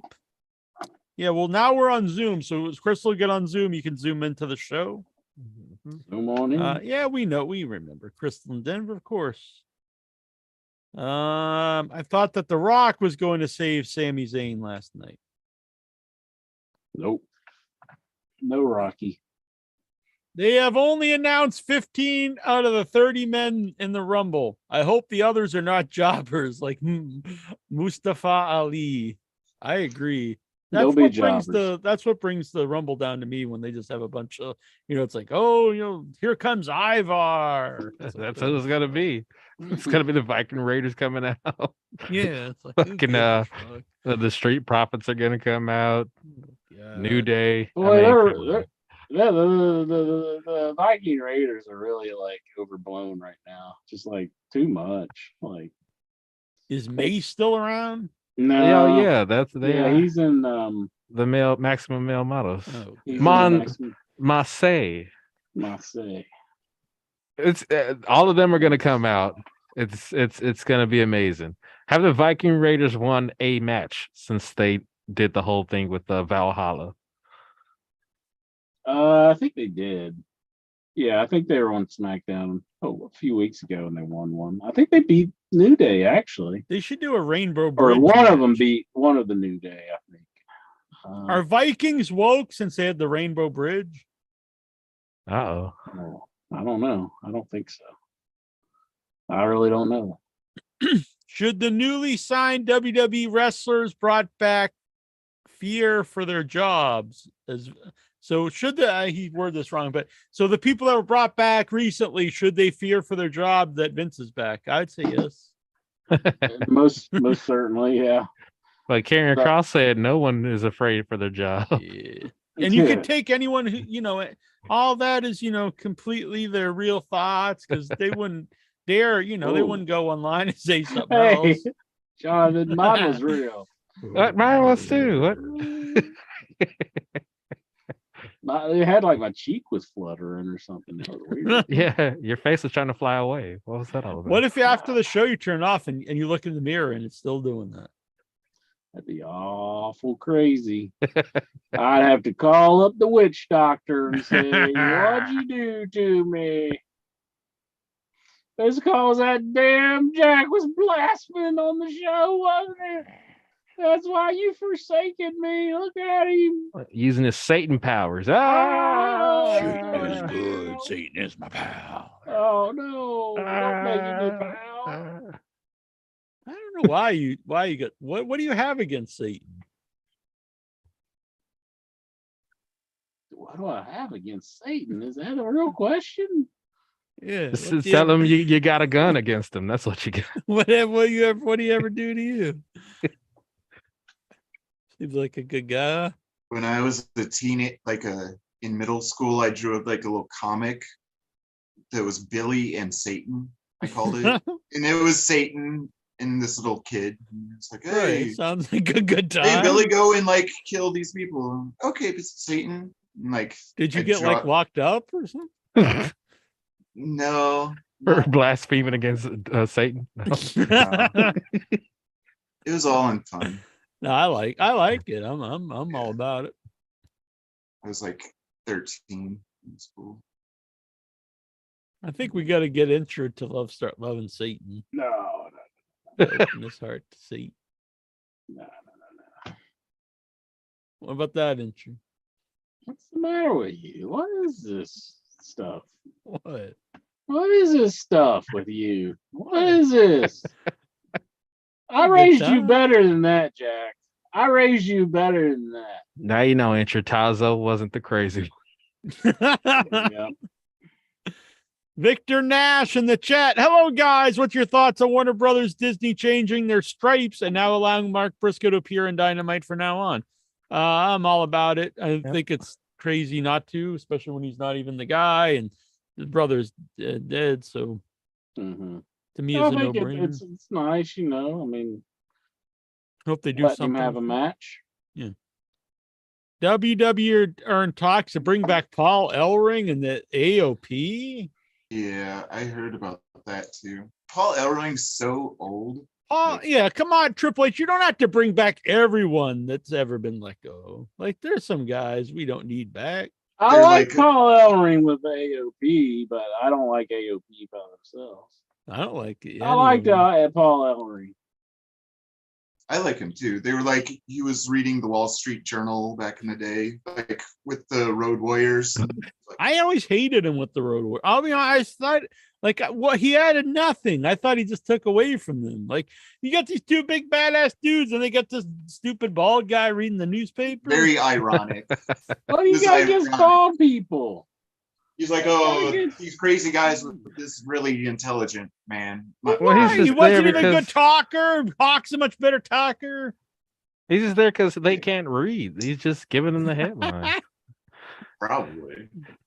I like Paul Ellering. I don't care what Jones says. Sucks. He was pretty jacked back in the day too. Yeah, but why does a manager need to be jacked? He was though. You gotta lift those heavy newspapers. Doesn't hurt to be jacked.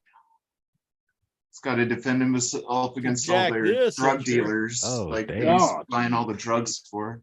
Hell yeah. I need to get some drugs. I think you are on drugs. March Doing all that will be 4 years since I've done anything. It's kind of boring. Maybe I just start. That's not a good way to look at it. Let's It's all see. gonna change in Atlanta. Have you seen the Eddie Murphy film Daddy Daycare? Of all the movies that he's made, that's the movie you ask about, Daddy Daycare. Daddy Daycare? I haven't seen it, actually, to be honest. I don't think I've Do the seen it babies either. talk like in all his Like, other yeah, movies where yeah, I he, don't know. he like animates everyone's face? Does he play all the babies? Probably, yeah. That's probably. Does he what- play a little Arsenio fat Hall's baby? one of the babies, though. Too. Does he play an old lady baby? And they all fart. And a donkey baby. Man. Oh, there it is. I'm Are they? sorry I missed this one, Nikhil. Nope, I haven't seen it. Do you think it's Heard of it. as funny as Spaceballs? I'd say Spaceballs I'll is better than Daddy Daycare. you know what, Incher? I'm gonna be with you. I bet Spaceballs is better. Thank you, Jack. Thank you. FTR is very uncertain about WWE return after Vince McMahon's comeback. Dak said, "You know what? Fuck these guys. I wouldn't even bring them back if they're all pine about going back to WWE and now Vince is back and like we don't even want to go back now." I'd be like, "Well, fuck you. There ain't no place for you here. You didn't want to be here. Now we're second choice because old man Vince is back. We'll hit the bricks." Nah, I say bring it back and give him like a stuttering gimmick. just screw the characters completely. You just wet your pants all the time. I mean, I don't see what That's they're one of so my favorite upset about. gimmicks is to give people stuttering gimmicks. Why are they wanting to leave AEW? I mean, they were booked pretty heavily as like, I mean, they had 3 sets of I think that belts. if they don't never sell to anyone and never lose a match, they're just being buried. Good God. I mean, they were pretty heavily promoted in AEW. I agree. And here they're all got their fifis hurt, wanting to go back. I to think it's WWE. really the one guy, honestly. I think it's Yep, Cole Cabana shouldn't have made fun of his accent. You think That ruined the whole deal. You think don't you know who I am? Cash? Don't is you just hear being- Jim Cornette praising me more? You think Cash is just being drug along? Like he's like, Yeah, I here think it he's goes just a again." follower. Ah, gee. Yeah, you never hear him say anything. He's Yeah, like, you don't yeah, say well, anything. Seems like an as long as easygoing I'm getting guy. paid. Tony Schiavone said this about Tony Khan. Tony is very demanding of a boss, and it makes at times the week very difficult. But wrestling has always been difficult. There's never been ease. Tony can be very demanding, as a boss can be. But because he's such a great person and such a genuine person and loves the wrestling business and takes care of his people, it's worth it. It's worth working for him. It's worth the stress as we go through getting the show on because of the person that he is. I know a lot of people give Tony a hard time, but the people who give Tony a hard time online are, as human beings, not worth a fuck. Damn. Hell yeah, Tony Schiavone. Yeah. Tony's spitting. You think Tony Khan is yelling in Shivani's ear like during Dynamite Rampage like Vince? There was a report saying he's worse than Vince, which I found that impossible. Yeah, I to can't believe. imagine, but who knows? But I mean, I don't know. I've never been in that position, but like, I can't. Wasn't Vince like telling like Michael Cole? he's gonna fuck him notorious up for yelling at afterwards? people, and that's why I'm gonna like, murder you Tony- for saying that, you asshole. How does it get worse than that? I can't imagine. Are you enjoying Probably the that map? FTR guy. He was on the headset. He's like, Tony's really mean to me. I'm going to get on my podcast and bitch about it. That damn Tony Khan. Who Are the you- fuck does he think he is? Making fun of his accent. You should be I'm ashamed. Dax Harwood. My God. Can't wait to bury that motherfucker on my podcast. Are you enjoying the Matt Hardy, Ethan Page story? Good God, no. Is that still going on? God, Kinda, fuck yeah, it both is. those assholes. What the hell? Ego's Edge. I'm going to give Jack the Ego's Edge next time. I'd like to see you try. You think anyone's ever done one of those at a real fight?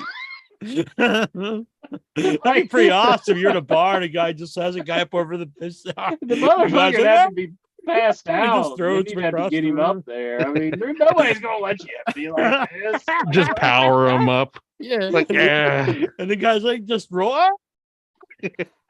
Maybe if you just snuck up on them and did it, like you have to like have your back and just grab their arms real quick and just toss them. I mean, there's like no way you could do that. I want to do that in like a movie, in like a fight scene. The guy just gives a guy a real like razor's edge. Then he climbs up and does like a 450 off like a stool. Yeah. And some 300-pound guy just does. It's like, how do you pull that off? Have the shot start with like his foot slipping and then he does the 4, like whatever. Yeah, you don't have to, he doesn't have to really do it. He can just stand there and be like, and go like this, and then you just cut to him just land on the guy. You think it was a splash then? Yeah, you can just have a dummy flip, which I actually would make it even funnier to me. Like it's clearly just the Victor like a Nash scarecrow. here in the chat room. He says, "What if WWE brings Nia Jax to be a part of the bloodline?" all right, works for me. Cool. Yeah, then she can unify the women's titles. Exactly. Put them all in the bloodline. Bring in Manu, he can win some belts. Everybody's clamoring for Manu's return. We didn't get enough of him last time. This is new up here. Someone sent them to me. It's a Bigfoot. He's got like big crazy eyes. Oh, what's with the crazy eye? I like it. Speaking of Manu, Does he Manu have crazy eyes? I don't know. I thought I'm really not even sure what Manu looks like anymore. What? Let's see. When WWE announced the draft was coming back in 2016, did you think it was a good idea? Nope. the what? The draft. I always hated the draft. So stupid. Holy shit! Somebody did a drawing of Manu. What a fucking loser that guy was. It says deviant. That's art. like literally the last person I would probably ever draw. I was like, I've drawn every wrestler that's ever lived. Guess I got to draw Manu. I just finished my rock and roll Buck Zumoff portrait. Is that Only one guy Manu? left. Is that him? Jesus Christ. Let's see. I've Does it look done like the Big Show? I've done Horace Hogan. Looks like the Giant in WCW. Like Just every shorter. time I see DX reunite, I find it very depressing. They all look like shit except for X-Vine. Well, they're old. But the DX coming back when they're old is kind of weird to begin with. Even their run in the 2000s when it was Triple H and HBK, after you knew HBK was like religious and stuff, it was always just weird to me. I think I've seen this guy at the Golden Corral. Pretty hot. It looks like Nicolas Cage. A little bit, yeah. Like a big Nicolas Cage. You're like the headhunter, like Manu and Fatu, right? No, this was Manu. He was with Cody and Oh Cody yeah, okay. Is that Priceless? Yeah. No, they were what was it, like Legacy or something? Legacy, yeah. Yeah, he was the one who did not fit in. Yeah. He was not cut as hell. He was just there. But yeah, He when was like when the they other were guy on, I was praising for a minute. Cody when everyone else was talking about Ted. I was a Cody man. Barbie was a Ted DiBiase Jr. man, and Inch was all about Manu. The only thing I remember about Manu is Hey. I think one of them was cutting a promo and Manu was just really close to him, like grunting and shit. It was fucking hilarious. He's like, I was like, just kiss him then. I mean, I If don't know. Manu was a VP of AEW, you think he'd piss it away like Cody Rhodes did? Hell no! He'd be like, I Hell gotta no. get Of course he did. He'll say he needs to win the one his daddy didn't. yeah. And Ted Jr. would have took the money and then put it into some illegal activities. Yeah. I'd probably look over that a little more so than what Cody did. I just feel like, oh yeah, he did some illegal stuff, but what? Fucking Cody Rhodes. For the Royal Rumble, I'm going to a WWE party in London. I'm looking forward to being with 200 marks. Who's saying this? Hey, yeah. Nikhil saying it? Nikhil, yeah. Nikhil said that? Mhm. Just let him know that I'm the king of all the marks. So He lives in like Europe or like England or something. Yeah, I met him in London. Oh, wow. We hung out. It was me, him, and Dobbs. We went to the bar, and I had a club soda, well, sparkling water, and Nikhil had a lemonade, and Dobbs had iced tea. So we were pretty heavy partiers, is what I'm saying. Yeah, I quit drinking, so I don't drink. So I'd You be got to there. drink something, or else you'll be dehydrated. mm-hmm. There's a You got to drink barcade. water or something. Yeah. I had water in my thing here. But I got some water in this thing extra for you. Whoa. you and your hose again. Water. I actually I have this, which is like, Pepto Bismol? Oh. no, it's like Pepto-Bismol. deer piss.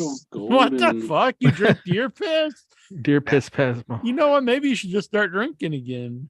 No, Yeah. don't drink. I haven't drank That's either for a while. like I could keep that forever because I'm not going to drink it. Like, Yeah. How much would it cost for you to take a big drink of it right now? I don't know. If someone actually puts money in my account, I'm kind of broke. There's a Jason way to send me like $20. I'll take a sip. Jason Oh, man. Minton sent me this. Hmm. It's this coffee that comes out. I forget the animal. It's like a little weasel, and it shits out the coffee beans. Like seriously, Oh, it it's goes like and a eats the- serval. Or Yeah, something. and so Serval. it's like a delicacy, but I'm not. I've never drank it because I'm not drinking something that came out of an animal's asshole. Yeah. Call me crazy. Like intro. What if I told you like, all right, I swallowed all these green peas, and then I pooped them out, and I was like, but they taste even better now, intro. So eat them. Would you be like, hell yeah? I think I'll pass on that. Exactly. Why would they taste better? Because they were shit out from an animal. Because it's got all that flavor in it now. Like if Taylor Swift did that and she auctioned them off to her fans, she'd make a lot of money. Probably. Take a I'm gonna master start get doing in it. on that. Be like, we gotta charge. Yeah, just save them $1,000. for like later. Yeah, nasty Just deal like coffee have a beans. stockpile. Just shit out coffee beans like Yeah. everywhere. We're gonna get I into gotta start find drinking. another closet. This one's full. Mickey James to Mercedes Monet. Come on over to Impact Wrestling. Wow, what a message. Then she went, hardcore country, hibbida how. Hardcore Come on country. over. It's like, oh, okay, I'll think about it. I don't think they could afford her, to be honest. Nah, she's asking pretty hefty fees for her appearances. They ain't got the Monet. They need to give the Monet. All right, that was it for Nikhil. So that was question number one. Yeah. Thank you, Nikhil. A 50. Alexa wants to know, there's a report that the Forbidden Door will be open at the Royal Rumble. Which sign wrestlers from other companies do you want to see? Nick Gage. Yep. Mm, Who would they open? Who would they do anything with though? You're not going to see AEW guys in there. Kenny Omega. I want to see. Who would it even be? I want to see Some Japanese dude? I don't know. Like, hell yeah, cool. if the Forbidden Door is really open. Let's get Seth Rollins in there. In the Rumble? He's gonna run around. Oh, the Rumble's the Forbidden Door. Oh, I see. Frankie Kazarian. Carlos Colon? Let's get, Viano number 15. Yeah. K-Dog? get the legend back in there. The legend. Moving to The Guerrero. man, the Maybe myth. they're gonna open the real forbidden door, and we'll see EC3 Oh. opening the forbidden door to control your narrative. Yeah, going after Braun Strowman. Like, why the fuck did you leave? Maybe they'll just get some Manu. midgets. Oh shit. Hell yeah. Manu. Lex so Dave Meltz reported The Rock won't be wrestling Roman Reigns at WrestleMania because he doesn't have time to be in ring shape. He did actually not report that. I listened to Yeah, what the hell? He said that he probably won't because they're running out of time. Lexar's I just will say making stuff up. people like say he reports stuff that he doesn't actually say. Why are you making it up, Lexar? Lexar, if WWE does sell it, will reportedly take many months. Are you relieved? It don't Sell what? matter to me. I think they're just saying that. They're just biding their time so he can get control of the company again. And if Nah. they do sell it, it's going to go to somebody that's going to let him run it. They can do it overnight on a Tuesday. I mean, who's to say they can't? How about right now? That'd be nice. I'm gonna Oh, go buy it shit. right now. I'm gonna call Vince. Say, hey, buddy, Breaking news. I'll give you this this candle up here. This candle bust. What do you say, buddy? 5.8 million. You do that? I'll let you touch my girlfriend. Do that on the He said, show?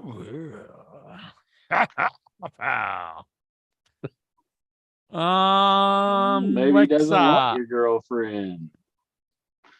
how many photos do you take at wrestling events? 83.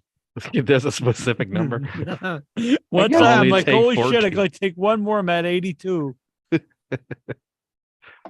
Yeah, I normally don't take a whole lot until the girls come out, and then I'm like, Oh man. Intra crawls up next to ringside and he's getting the photos up their skirt. He's that guy from that article. Till they kick me Lexar, he out. just takes pictures of random dudes in the crowd. They're looking like, who the fuck are you?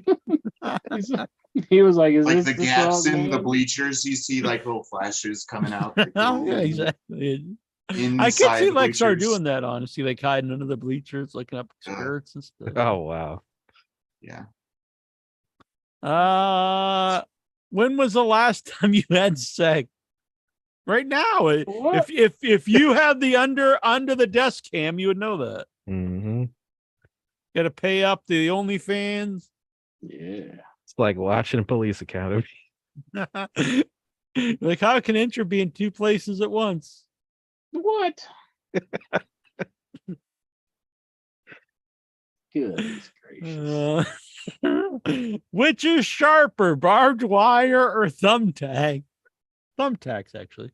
I'd say Okay. thumbtacks is sharper because it's a slimmer thing. You know, it could puncture. But I you. would think barbed wire would actually do more damage to you. Yeah, it's still pretty darn sharp.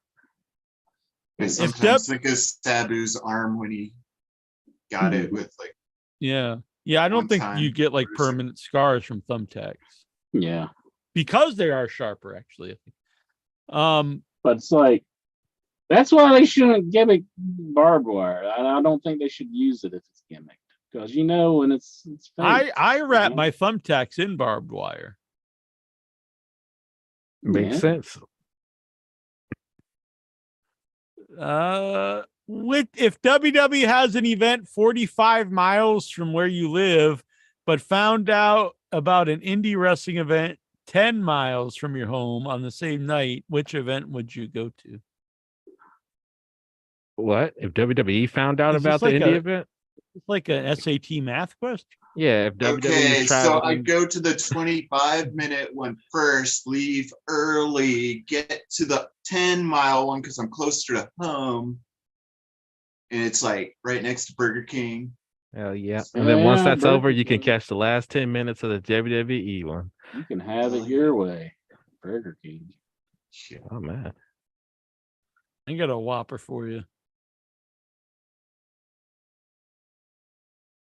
Where No, I is mean it? an actual I'm sandwich. hungry. I'm too, actually. Yeah, give me a Whopper.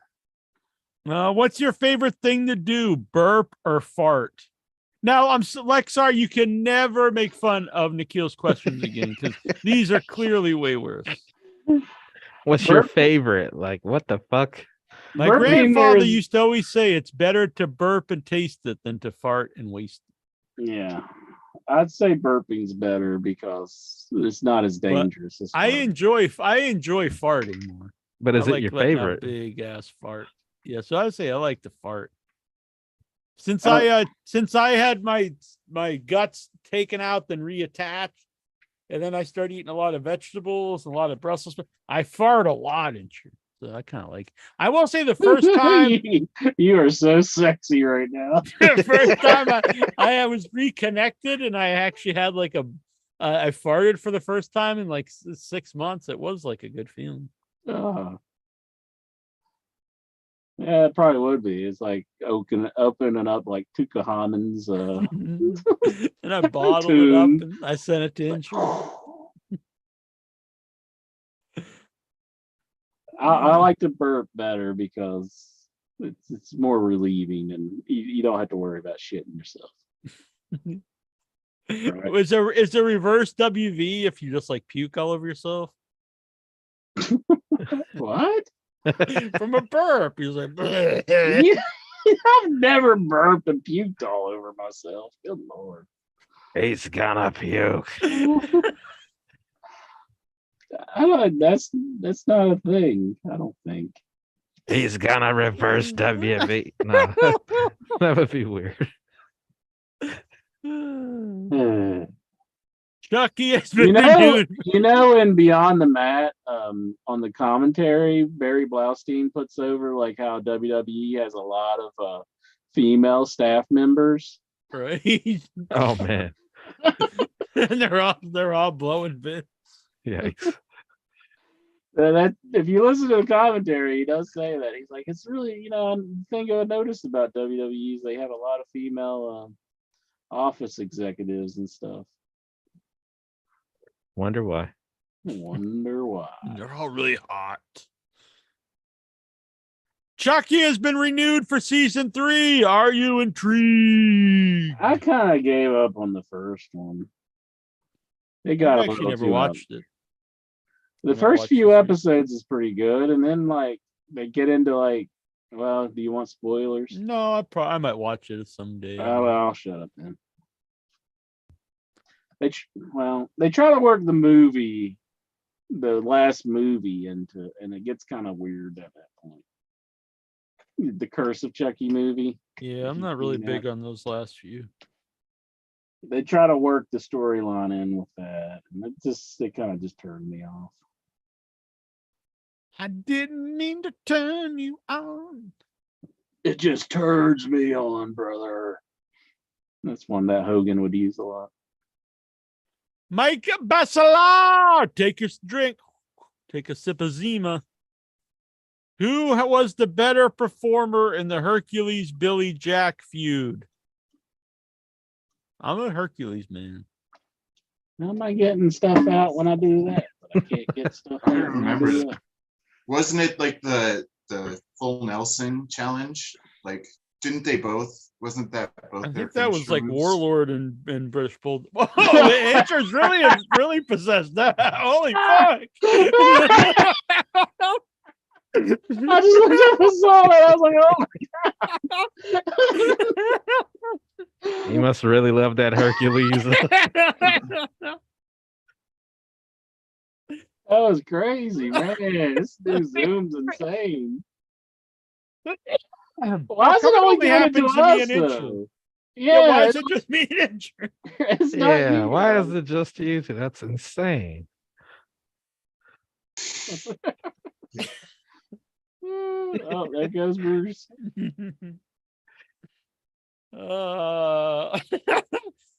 Do you like to shit or piss better?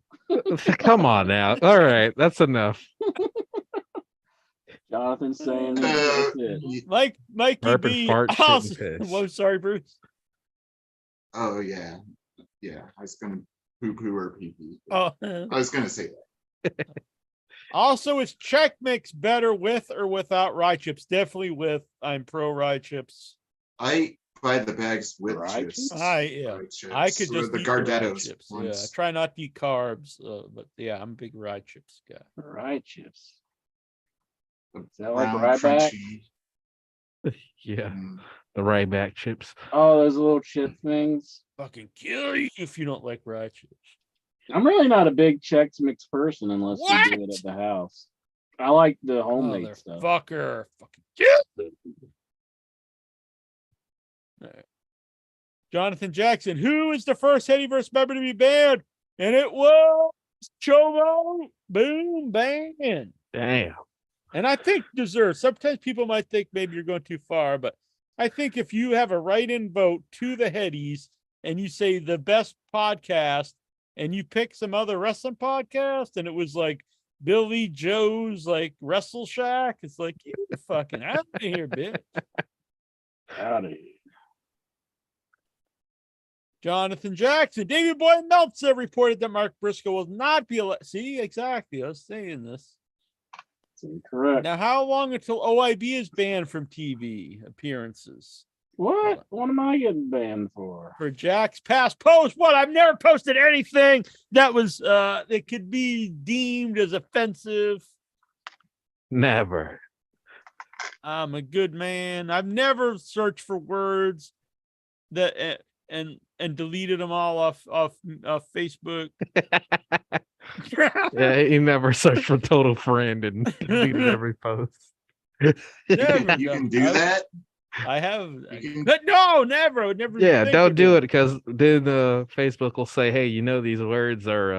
I have been kicked off for stuff I posted like fucking 10 years ago. Yeah, I have like 6 accounts. Like when I Oh. forget the password, But I now just they start a connect new them one. all. Now they connect them all. So if you get kicked off one, they kick you off all of them. Yeah, they'll find you, Bruce.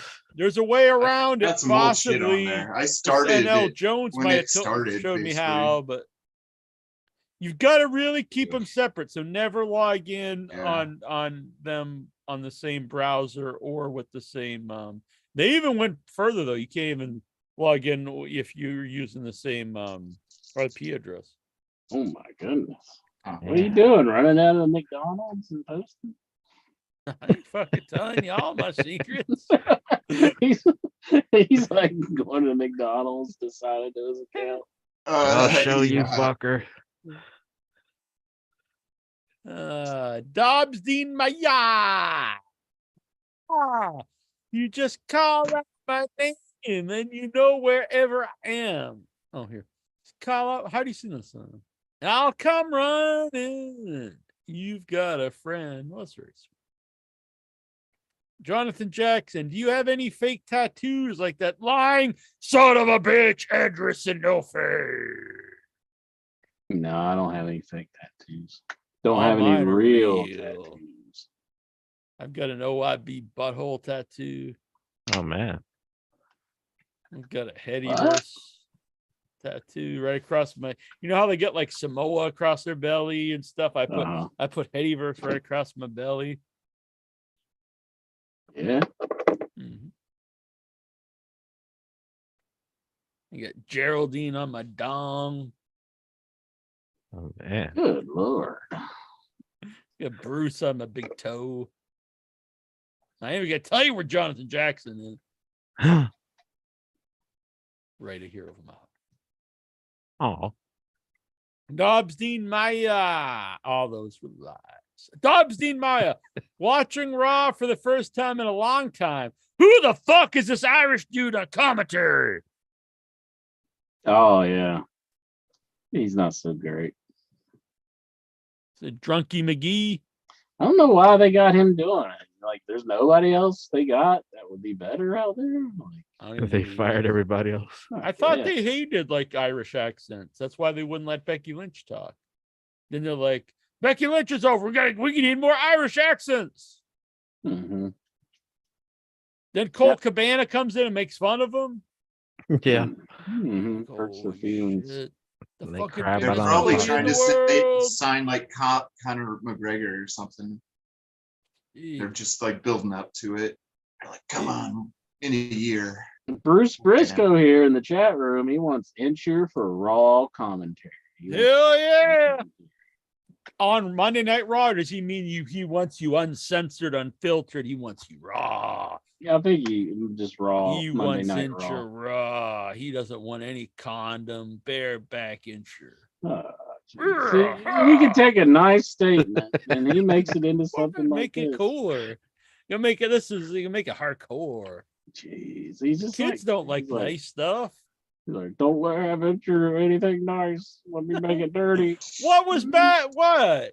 There was nothing Make bad it about raw, dirty, no condom, raw sex. Ah. Why is that bad? That's the way God intended it. Yeah, the condom fell off inside. God didn't intend you to Just have shut up sex with with your the- stupidness. Jesus Christ. Go on.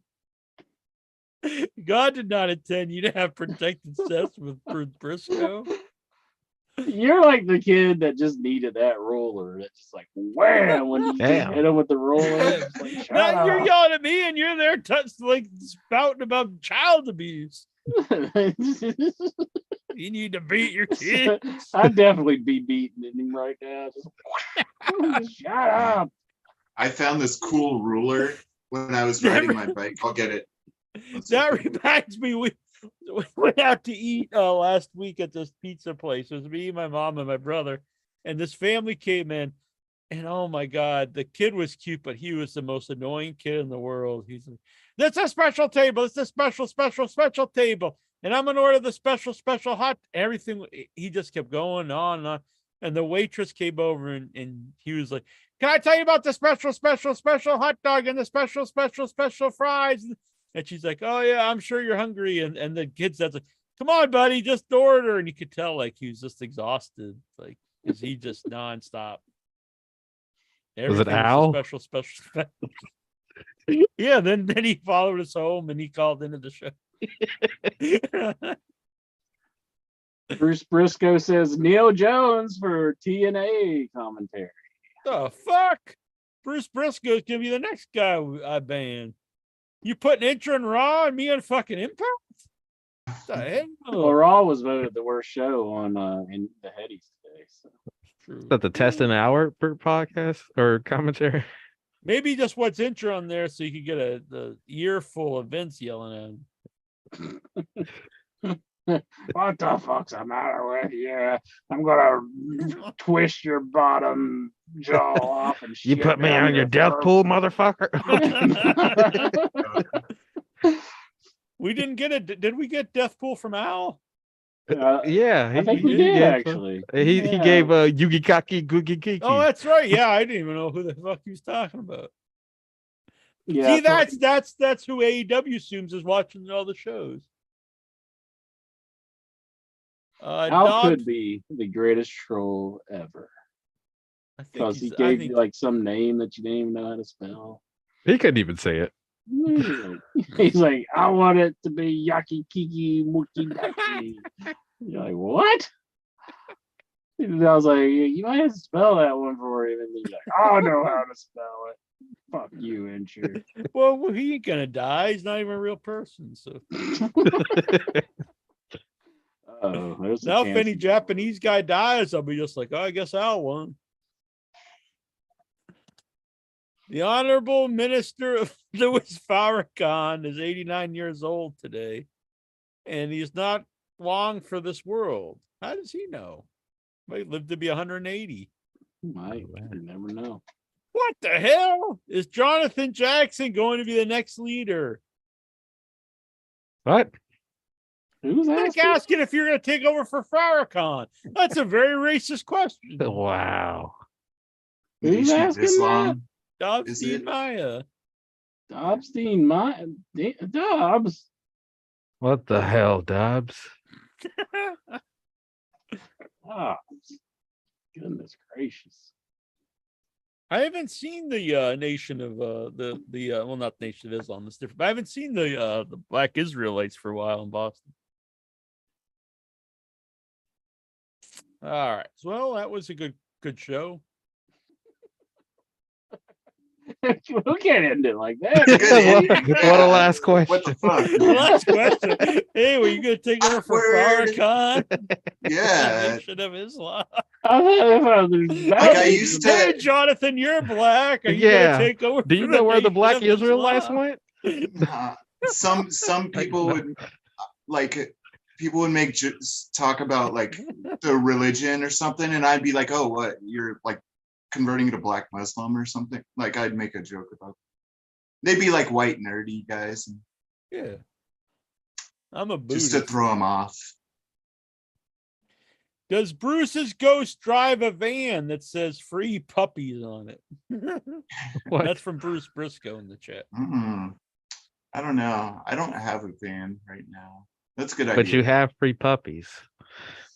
I have a sign that says it. Free hugs. Yeah, and then a recording of just dogs. So I just need the van. Yeah. Just crank it in my van. All right. Bruce Briscoe, what's with the one pigtail, Bruce Briscoe?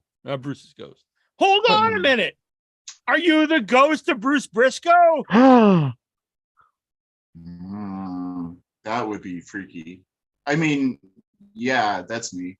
Yeah, that's pretty sweet. We got all kinds of stuff going on tonight. We got possessions, we got ghosts. Whoa. We got Zoom going crazy. We got it all. And we had the Headys. We got the Headys. Headys was good. What do you think? I think it was great. Yeah. You think it's worth going off Facebook too? I don't know. I used to listen to him. Now I got to listen to him now again. Yeah, it's awesome. We'll be back next week. When's the Rumble? Is that this weekend? Yeah, it's this weekend. Holy Saturday. shit.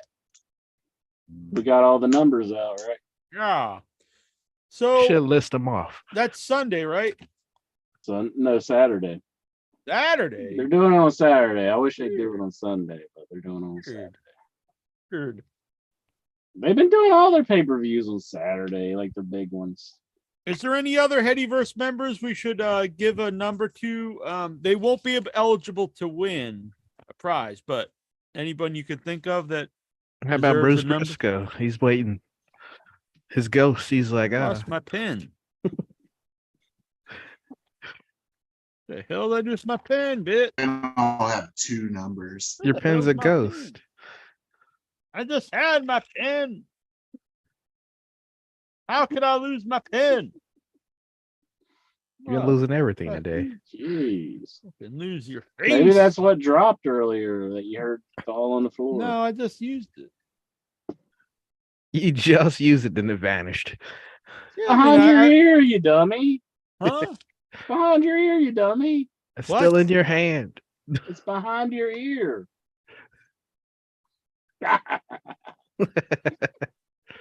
Up your rear. Oh, whatever. Oh, it is. I said, did you check your hand? Man, what the hell? How the hell did I lose my pen? I'm pissed now. Fucking bitches. How the hell did I lose that? No. It was the last pen in the world, too. Weird. The only why I don't get any other pens down here. Could you be? Fucking kill you. Now you got to use that rabbit bone. God damn it. All right. Well, I'll have to just, I don't know. I'll text these to myself and write them down after, I guess. Oh, damn. What a pain in my balls. You might want to get that checked out. All right. So we're going to give one to Bruce Briscoe.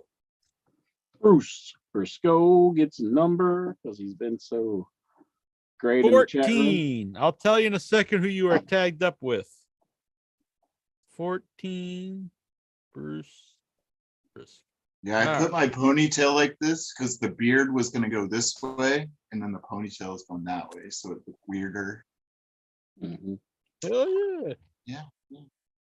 And sometimes I do this just for like, so girls would like look at me. Jeez, I didn't wasn't do it for even girls doing tonight. anything. this time. Do they like the real bearded guys and names? Yeah, kind of. They like weirdos here. What? Bearded guys are weirdos? Mhm. All right, here we go. I used to have a beard, like kind of long, like this, actually. And I used to shave up here, so it was like kind of long. Like that. God damn It's it. all good. I got a lot of junk laying out here. This is entertaining for the show. Fuck entertainment. All right, here we go. Number 1 for the Royal Rumble, Mike Bessler and Jackie Jones. Yeah. Number 2, Dobbs Dean Maya. Number 3, Geraldine. Ooh, she tagged with Patrick Howell. Patrick Howell get a number? No, you want me to give him a number? Give Patrick Howell a number. Tag Number him with Geraldine. 26. Nope. You cannot fuck with the headies. That's got to be, I mean, well, that's The you. Royal But Rumble. you can't fuck with the Rumble. No, the Rumble. This has been around. We invented this. Other people have copied it, but A lot of people have copied it. That's for sure. for Anthony Alston. I don't even know who that is. Yeah, who is that? Number 5, Tazo the Greek. Number 6, Josh. Number 7, Goose. Hell yeah. Number 8, Pasito. Number 9, Juju of the Bee. Juju Love B. Number 10, Owl. Actually, it's Al. Number 11, Jonathan Jackson. Yeah. 12, Vic Schiavone. 13, the mighty Lexar. All right, we're going to give David Matthew also a number. He is getting 15. Oh, we were just coming up to it. Yeah, that's weird, isn't it? So, David Matheny, you are tagged with 14 is Mike Hawk Hertz, and he is tagged with Bruce Briscoe.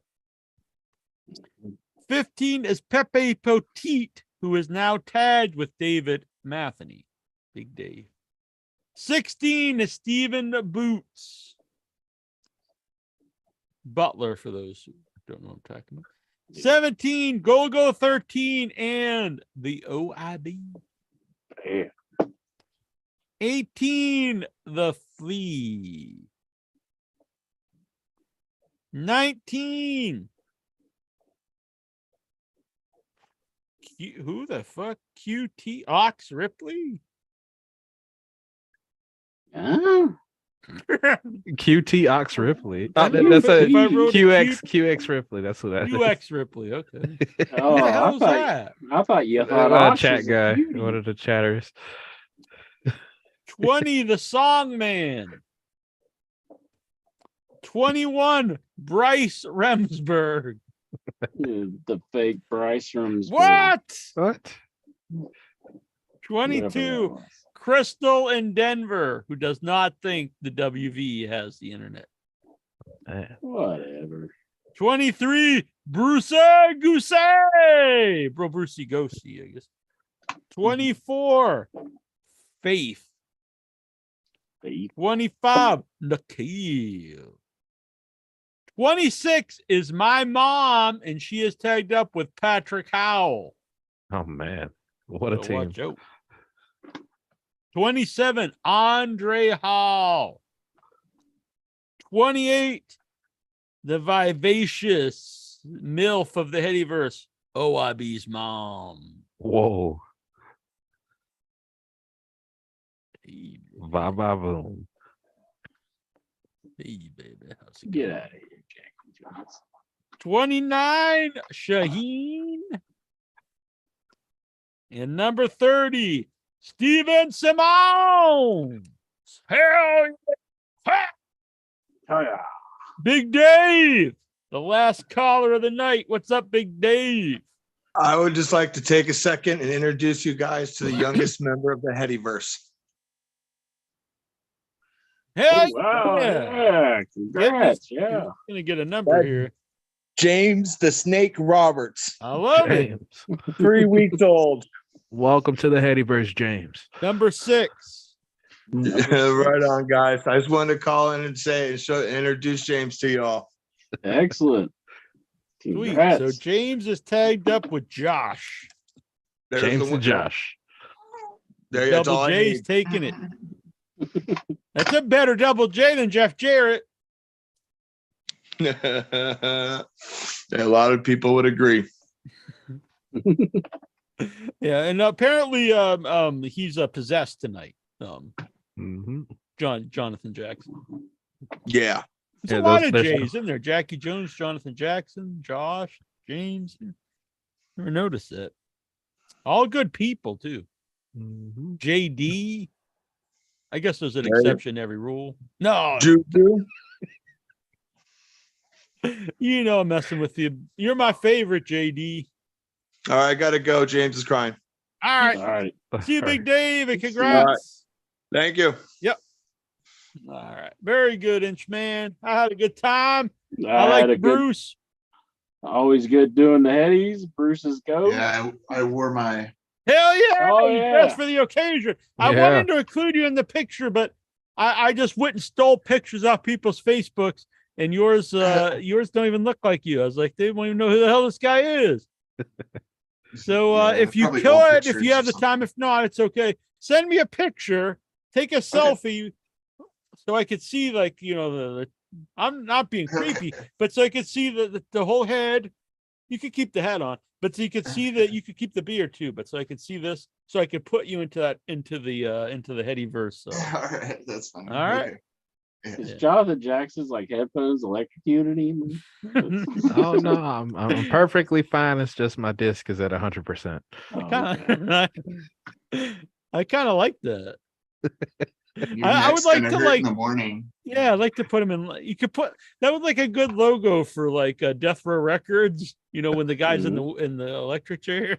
Oh man, just make this an NFT. Exactly. NFTs. That's the talk of the town still, right? Yeah, It's sure. real big. Yeah. Yeah, everybody does it. Go 13 keeps James away from Wacko Bob. That's very wrong. Very wrong. All right. I'm very upset about my I can tell. We better end the cool. show so you can find your pen. it was a cool pen. I got it free and it says in your head on it. They sent it to me free trying to get me to buy a bunch of pens. Just Oh, stand up for 1 second, see if it's like in the folds of your pants. You're just trying to see my cock. Yeah, I think Satan Anything? reclaimed it. He's like, "Yep, I'm gonna take this as payment." Nothing felt. What? Whoa! He's trying to be like a heady winner next year. Making sure it's not down here. He's taking Tazo's route to the heady. Yeah, he saw how Tazo cleaned up Is this this year. cool intro? Look at this belt. The seatbelt. Yeah, Cool. it's Friday the 13th. Awesome. I need a Jason Goes to Hell one. All right. Enough nonsense, Itcher. You got to clean the show up. I know. You're always dragging us down to the dirt. Well, I'll get out of here if that's the case. All right. We'll be Guys back going with next week. We'll be talking the wrestling. We'll be doing the deeds. We'll be reviewing Royal Rumble.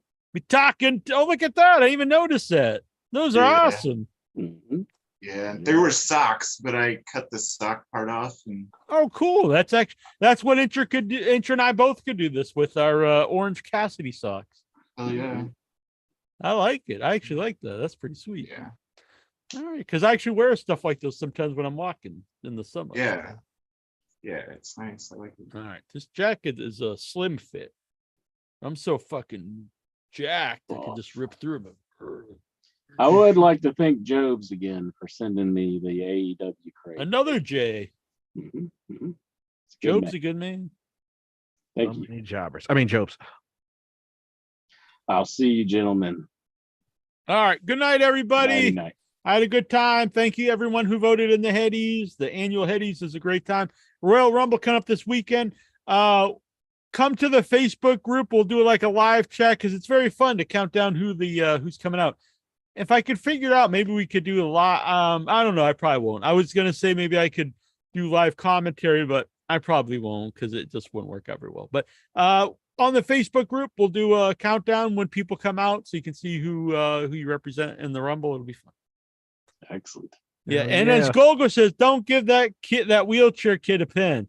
Exactly. For people who don't know this story, we're at the Fan Fest in Charlotte, and I was giving out in your head pens. The same company sent me this one, and I gave it to this one guy. He's in a wheelchair, and he threw it on the ground. He went, and the moral of the story is, just because you're in a wheelchair doesn't mean you can be an asshole. Nice. All right, let's get out of here. Oh god. I fucking push that guy down the ramp. Is that going? All right, night, everybody.